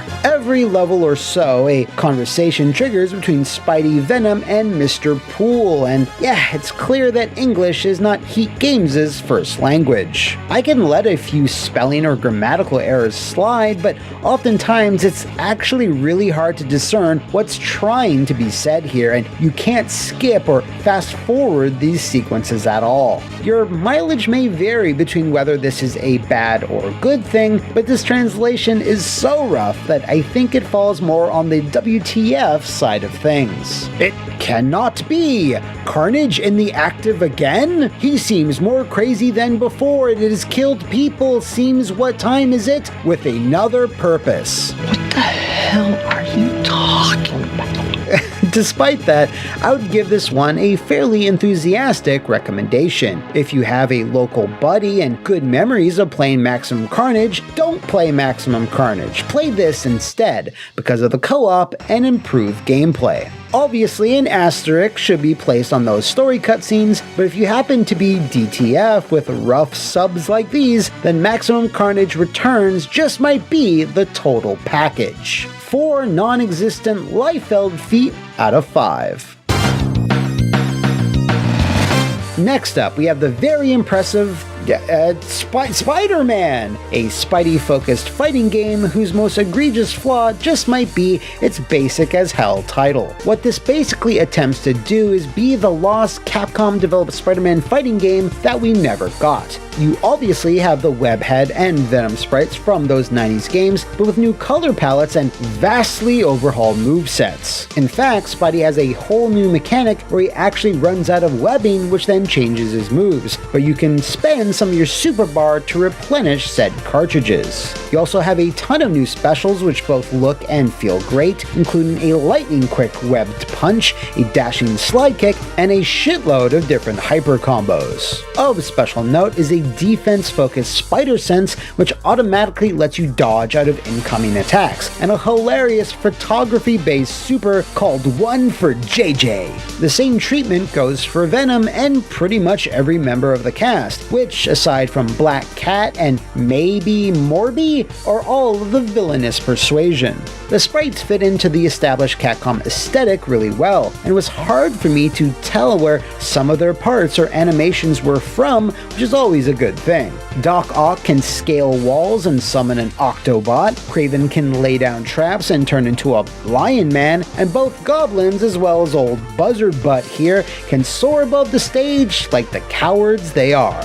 I think the only weak link among them is Tombstone, whose design and coloring does feel a bit out of step from the rest of the roster. When you then wrap all this up with a faithful recreation of how Capcom-era superhero fighters felt, coupled with the stellar presentation, these versus screens look phenomenal, you wind up with very little to complain about, but I'm sure I can still find something. The audio is a legit issue. Music is not properly looped or timed to the bout, so at least once per match the music will fade out in the middle of battle, go silent for 10 seconds, and then start over again. With Queen!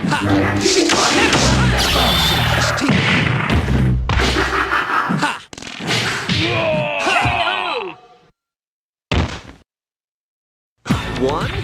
Oh, yeah, of course. Voice clips are also kind of jarring, as the author or authors went on second thought, went way overboard, giving every character a ton of lines from very different sources with incredibly inconsistent audio quality.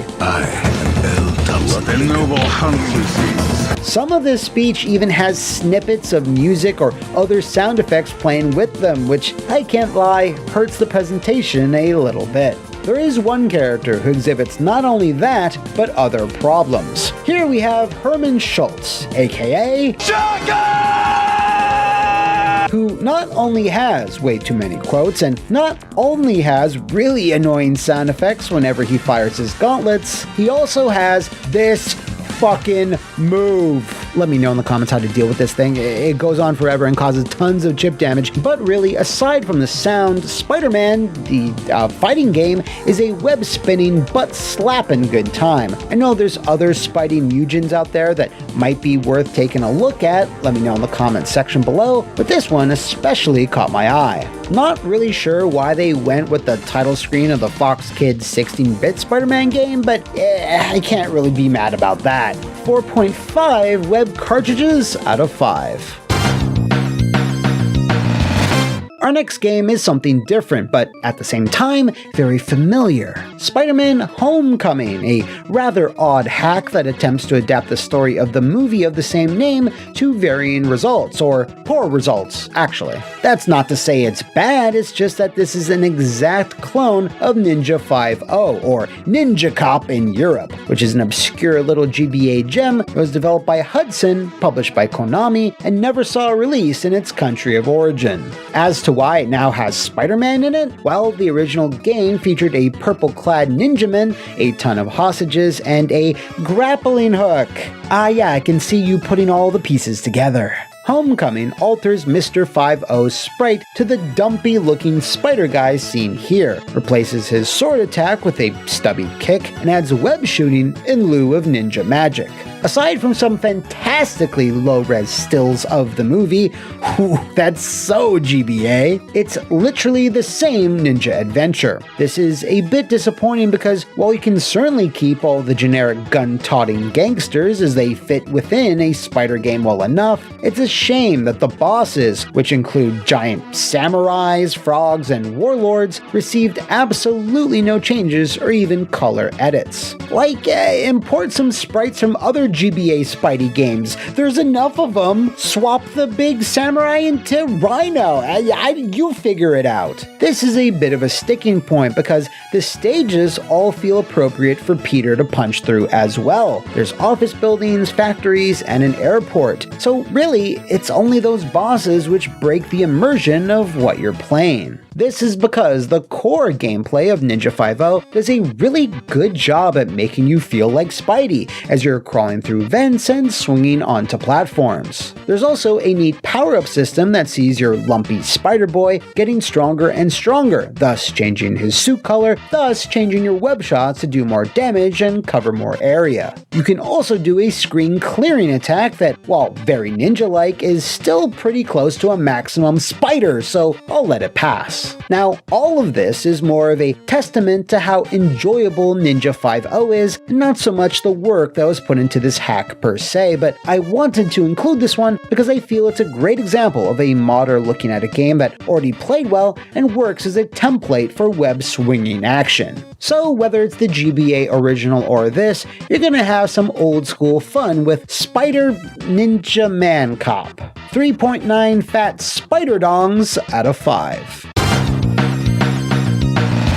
Our last game I unfortunately wasn't able to play, but I really wanted to give it a shout out, cause it's pretty exciting. Unlike everything else we've covered today, this is a fully 3D open world Spider-Man game being worked on by a single self-taught game dev by the name of Gib0? You kids and your crazy names. Right now, this Unreal Engine project consists of Spidey swinging around a gray, textureless Big Apple, but already has a lot of great features that have been slowly added over the last year or so. There's web wings, which allow you to cut through the sky and maneuver at breakneck speeds. Webs attach and detach from buildings in a realistic way. You can surf and grind on manhole covers while anchoring yourself to make tight turns. Hell, there's even split-screen multiplayer. Gibby's plan right now is to eventually change the character model to avoid any possible C&Ds, and to offer a playable demo for people to mess around with and to get feedback, although there doesn't seem to be a hard date for that as of yet. For being a one-person show and being a fairly elaborate 3D affair, I think this is looking pretty sick, and if you're interested in supporting it, check out the project's Patreon, which is linked below. It would be really cool if this somehow eventually evolved into, I don't know, the superlative Arachno Man. Oh wait, he's an actual thing. How about Arachna Man? What's that? Oh, come on! Regardless, best of luck to Big Gibbo in the future. And that's about all the web swinging I can do today. I gotta work on my cardio more. But I am aware that there's a few more fan games and hacks floating around out there, so post up your suggestions in the comments below or hit me up on any of the socials that you see on your screen. So until then, Excelsior, true believers, and I'll see you next time on the Mediocre Spider-Mat.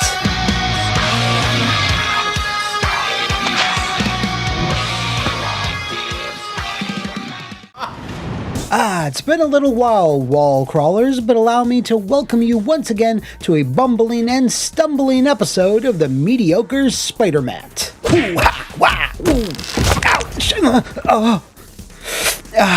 Anyway, all you Arachno fans over on the Flophouse VIP Patreon made your voices loud and clear in regards to today's subject, which will be the fighting game history of our beloved bastion of great responsibility. From 90s 2D arcade games to 3D arena battlers down to the dregs of mobile gaming, Spider-Man has unquestionably had the most robust career of any Marvel hero within the realm of button bashing. Or one of the most robust. So crack your knuckles and get ready to take one for JJ as we explore the wild history of Spidey in fighting games.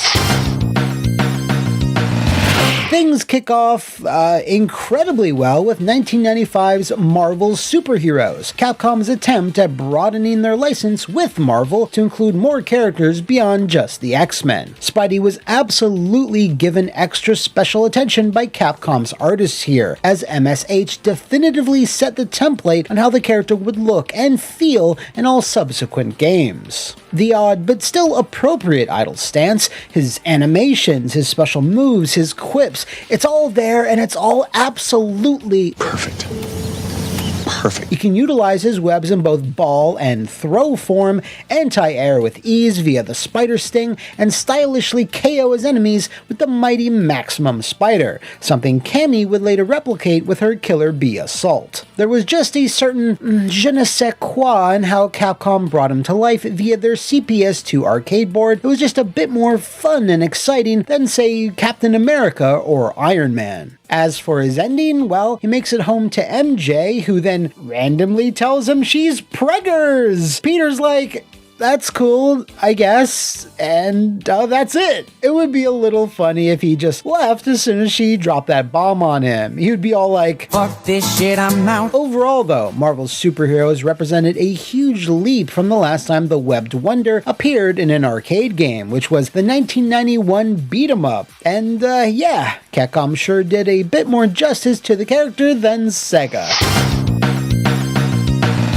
It only made sense for Capcom to then squeeze out another game from their Versus series after the monstrous success of X-Men vs. Street Fighter, and Spidey, as one of the strongest representatives from the superhero side, was obviously included. While he was left largely unchanged from his first appearance, except for adopting the various tag mechanics, he was given a new super attack, the Crawler Assault, which is a tidy little rushdown combo which covers a lot of horizontal distance. Armored Spider-Man is also included in this one as a secret character, and as a huge fan of this costume, I absolutely marked out to this the first time I saw it, and still do today, quite frankly. While his sprite doesn't physically change, and it's just a different color palette, it's still close enough to the real thing at first glance. Also, in a rather clever move, Capcom gave him one hit of super armor so he works a bit like the bigger fighters. But to balance that out, he does less overall damage than the red and blue original. While all the secret fighters get a stock congratulations screen, in default Peterman's ending, he swings home to MJ, apologizes for something, being late I guess, but whatever it was, MJ thankfully forgives him for the vague faux pas, and we're out. Wait, hold up, is MJ still pregnant? What happened to that? It's been like a year since the last game. Wait, if you're both in this room, then who's watching the baby? While it often gets overshadowed by its own sequel, many fans still have a soft spot for the original clash of superheroes. Spidey didn't see much evolution in this one either, but he gained yet another hyper combo, this time the ultimate web throw, which I think is a bit more iconic than Crawler Assault. It is notable that MVC also finally introduced Venom into the mix, and Capcom sprite artists and animators went absolutely ham on him, and honestly had a more unique vision on how he would attack when compared to what was seen in the comics or animated cartoons. I mean, just look at this shit. Endings were also done differently this time around, being made of in-game sprites on backgrounds rather than traditional still frames. In his, no matter who Spidey teams up with to take on the mighty Onslaught, please replace Kang with Onslaught in the MCU, I said what I said, he just takes a photo with said partner and claims he desperately needs the photo for cold hard cash, no doubt to pay for the mysterious phantom baby that MJ supposedly gave birth to. Now, I think it may be prudent to take a little break from Capcom here, because while their take on the web slinger is amazing, some would say spectacular, there are ones that are slightly less so. In X-Men Mutant Academy 2, Spidey was included as a secret character.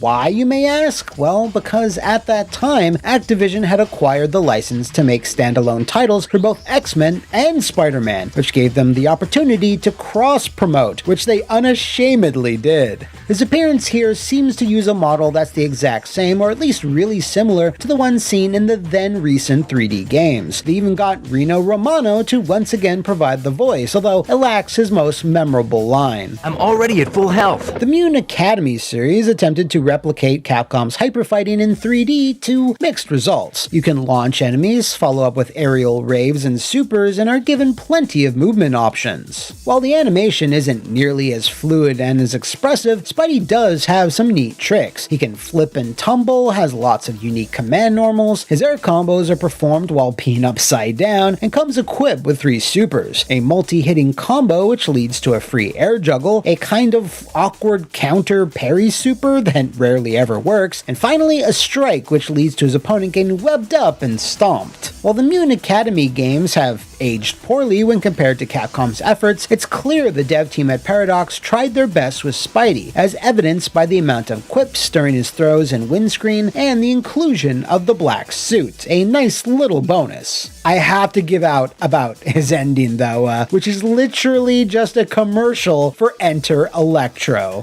That's so Activision. I believe some generic skeleton guy already covered Marvel vs. EA in a gameplay video and on his dumb What Happened show, so don't really think I need to go into more detail on Rise of the Imperfects. so I won't. I gotta give you something though. So Spider-Man does appear in both vanilla and corrupted forms in Nemesis. Plays like how you would think in a janky 3D arena fighter. His super is straight out of MK vs. DC in terms of intensity and creativity. And finally was voiced by Alistair A. Bell, who has an extensive filmography, but who I know best as Simon from the SSX series, and who contributed to the Spider-Verse via this milestone quote. You know what we call that? We call that a web-slinging ass-kicking. Yeah, and that's Marvel Nemesis. Moving on, we have Spider-Man Friend or Foe. Now I know what some of you may say. That's not a button basher, you son of a... And you're right. But for those that are really big fans of friending and or foeing, well, you were quick to point out that I failed to mention this little versus mode that Next Level Games snuck in when I last covered this brawler a few months back. I'm gonna be honest, I just straight up forgot to mention it. My Maddie sense was tingling just as I had clicked publish on that video, but I ignored it, as I often do. While Spider-Man's combat and level structure gets incredibly repetitive only about an hour into the campaign due to a confluence of factors, when you contain it within quick bouts against a buddy, it can actually be even more enjoyable. In fact, it can be so fun that you kinda wish they had expanded upon it with different victory stipulations, 4-player support, the ability to turn off or add more items into the arenas, and for the arenas themselves to be more fleshed out with additional gimmicks. Really makes me wish someone had made a whole-ass dedicated Spider-Man arena or a platform fighter. I mean, the Ninja Turtles got one, so why not for the friendly neighborhood spider guy? Okay, so I bet you're all rubbing your eyes going, huh? What the hell is... Oh, wait! No, I don't remember this one. Well, once THQ went belly up, their ambitious FPS co-op game based on Earth's Mightiest Heroes went with it. But the other, very different Avengers game Ubisoft had planned did release and wound up being one of the most forgettable Marvel titles ever made. This was a Wii U and Xbox 360 Kinect exclusive and was a bizarre, over-the-shoulder, motion-controlled, tag-based fighter where you select two heroes and go through mind-numbing fight after mind-numbing fight against the rest of the cast, who are all conveniently green-colored now, because they're Skrulls, you see. As you'd expect, Spider-Man is here and he looks alright. It's just weird seeing this model because it makes no impression on one's brain. Like, you look at this and you go... Wait, what is this from? Voice-wise, there is some familiarity though, as the talented James Arnold Taylor, who played the wall crawler as well as a host of his nemesis in various other games and cartoons, and he does another great job here. There's no endings for any one character in this roster, just a big, boring, generic one, but I gotta give big ups to Ubisoft for aping Maximum Spider with this scintillating ultra move. The Battle for Earth is in stores now, and is not recommended. Now, I've made this abundantly clear over the years that I don't fucks with mobile gaming, even during my downtime from ineffectively fighting crime. I don't care if it's franchises like Godzilla, Mortal Kombat, or Street Fighter. If your game looks like this, it's more than likely I won't be playing it, so I don't have a whole lot to say about Marvel's mobile fighter Contest of Champions. You tap the screen, canned animations play out, and you're hassled to pump more and more money into it, yada yada yada. Aside from my distaste for this type of business model and control interface, I wish at least that the super attacks were a bit more stylish and creative, as it all just melds together into a flurry of generic web swings, punches, and kicks. If you've ever had fun with Contest of Champions yourself, well, more power to you, true believer, but it's just not my bag. Now, we only have a few games left as we return to the much greener pastures of Capcom, but there's somebody I know who has much deeper technical knowledge on the subject, and whose favorite fighting game character just so happens to be the Webbed Wonder. Mr. Justin Wong, what is up with Spidey in the legendary Marvel vs. Capcom 2? You know, Spider-Man is really cool in Marvel 2 because even though he was really broken and very popular in like the games you mentioned, like Marvel Superheroes, Marvel Super Street Fighter, Marvel Capcom 1, they nerfed him quite a bit in Marvel 2. Like his life, his health is actually pretty low. He has like Akuma health. Like he's a glass cannon all of a sudden, right? But the thing is, what he did get was the universal buff of canceling from special moves into supers. Because if you think about the old games, you can never really combo into Maximum Spider, right? Unless you had like an assist in Marvel's Capcom 1, like Colossus, for example. But in Marvel 2, you can finally combo into his supers, right? You can combo into Maximum Spider by using Spider Sting, which is really cool. Crawler Assault, you can combo from the Web Ball. And he also even had the Spider Web Throw super, which was pretty interesting because it actually unscales damage. And I think with the whole team synergy, it worked really well with Spider-Man, especially with like other low tier assists like Hulk. Hulk assist was really good with Spider-Man, and obviously Sentinel drones is always really, really good. Who doesn't really love Sentinel drones? Okay, cool. But I wanted to know, what fighting game has your favorite version of the wall crawler? I would say that the Spider-Man that I really was super interested in was Marvel 3. Marvel 3 Spider-Man changed up the game so much. I felt like his personality came out so well with that because, one, he finally had a real proper air dash while using like kind of like web, you're zipping through the stage and everything, kind of like how he zips through buildings and everything, right? So that was really cool.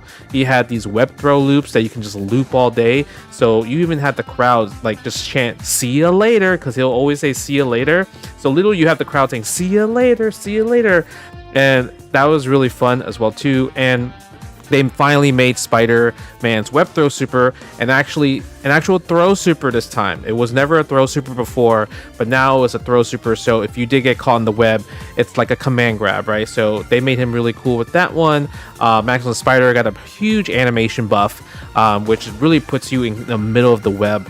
So I really love the fact that Spider-Man just kept evolving just from the beginning of time of Marvel superheroes all the way to just like Marvel 3, Marvel Infinite.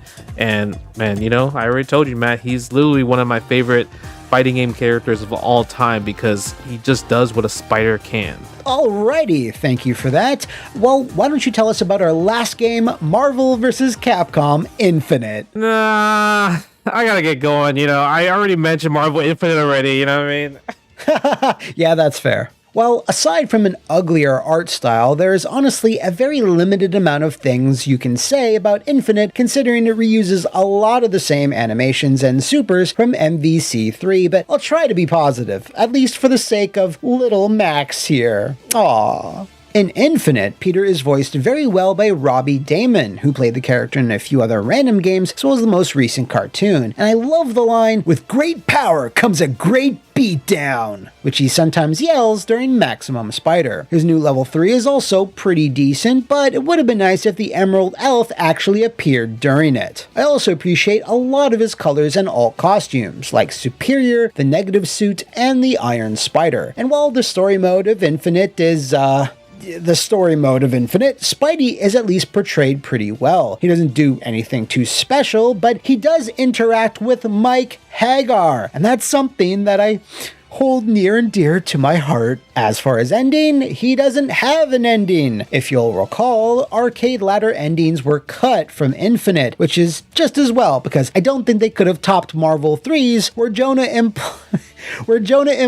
that Spidey was in cahoots with Galactus. But yeah, that's Marvel vs. Capcom Infinite in a nutshell. It is certainly a game that exists, if only for that magical time where Spidey absolutely dominated the meta via his clever use of Reality Stone! Reality Stone! Now, I know there's also Marvel Chaos, but that really doesn't count. And with that, my friends, concludes Spider-Man's fighting game history. I hope you enjoyed all the thrills, chills, and all the times I said Maximum Spider. And a big thanks goes out to the legendary Jay Wong for dropping some web-slinging knowledge on us, as well as all of you for voting for this episode. And remember, Excelsior, true believers, and I'll see you next time on the Mediocre Spider-Mat.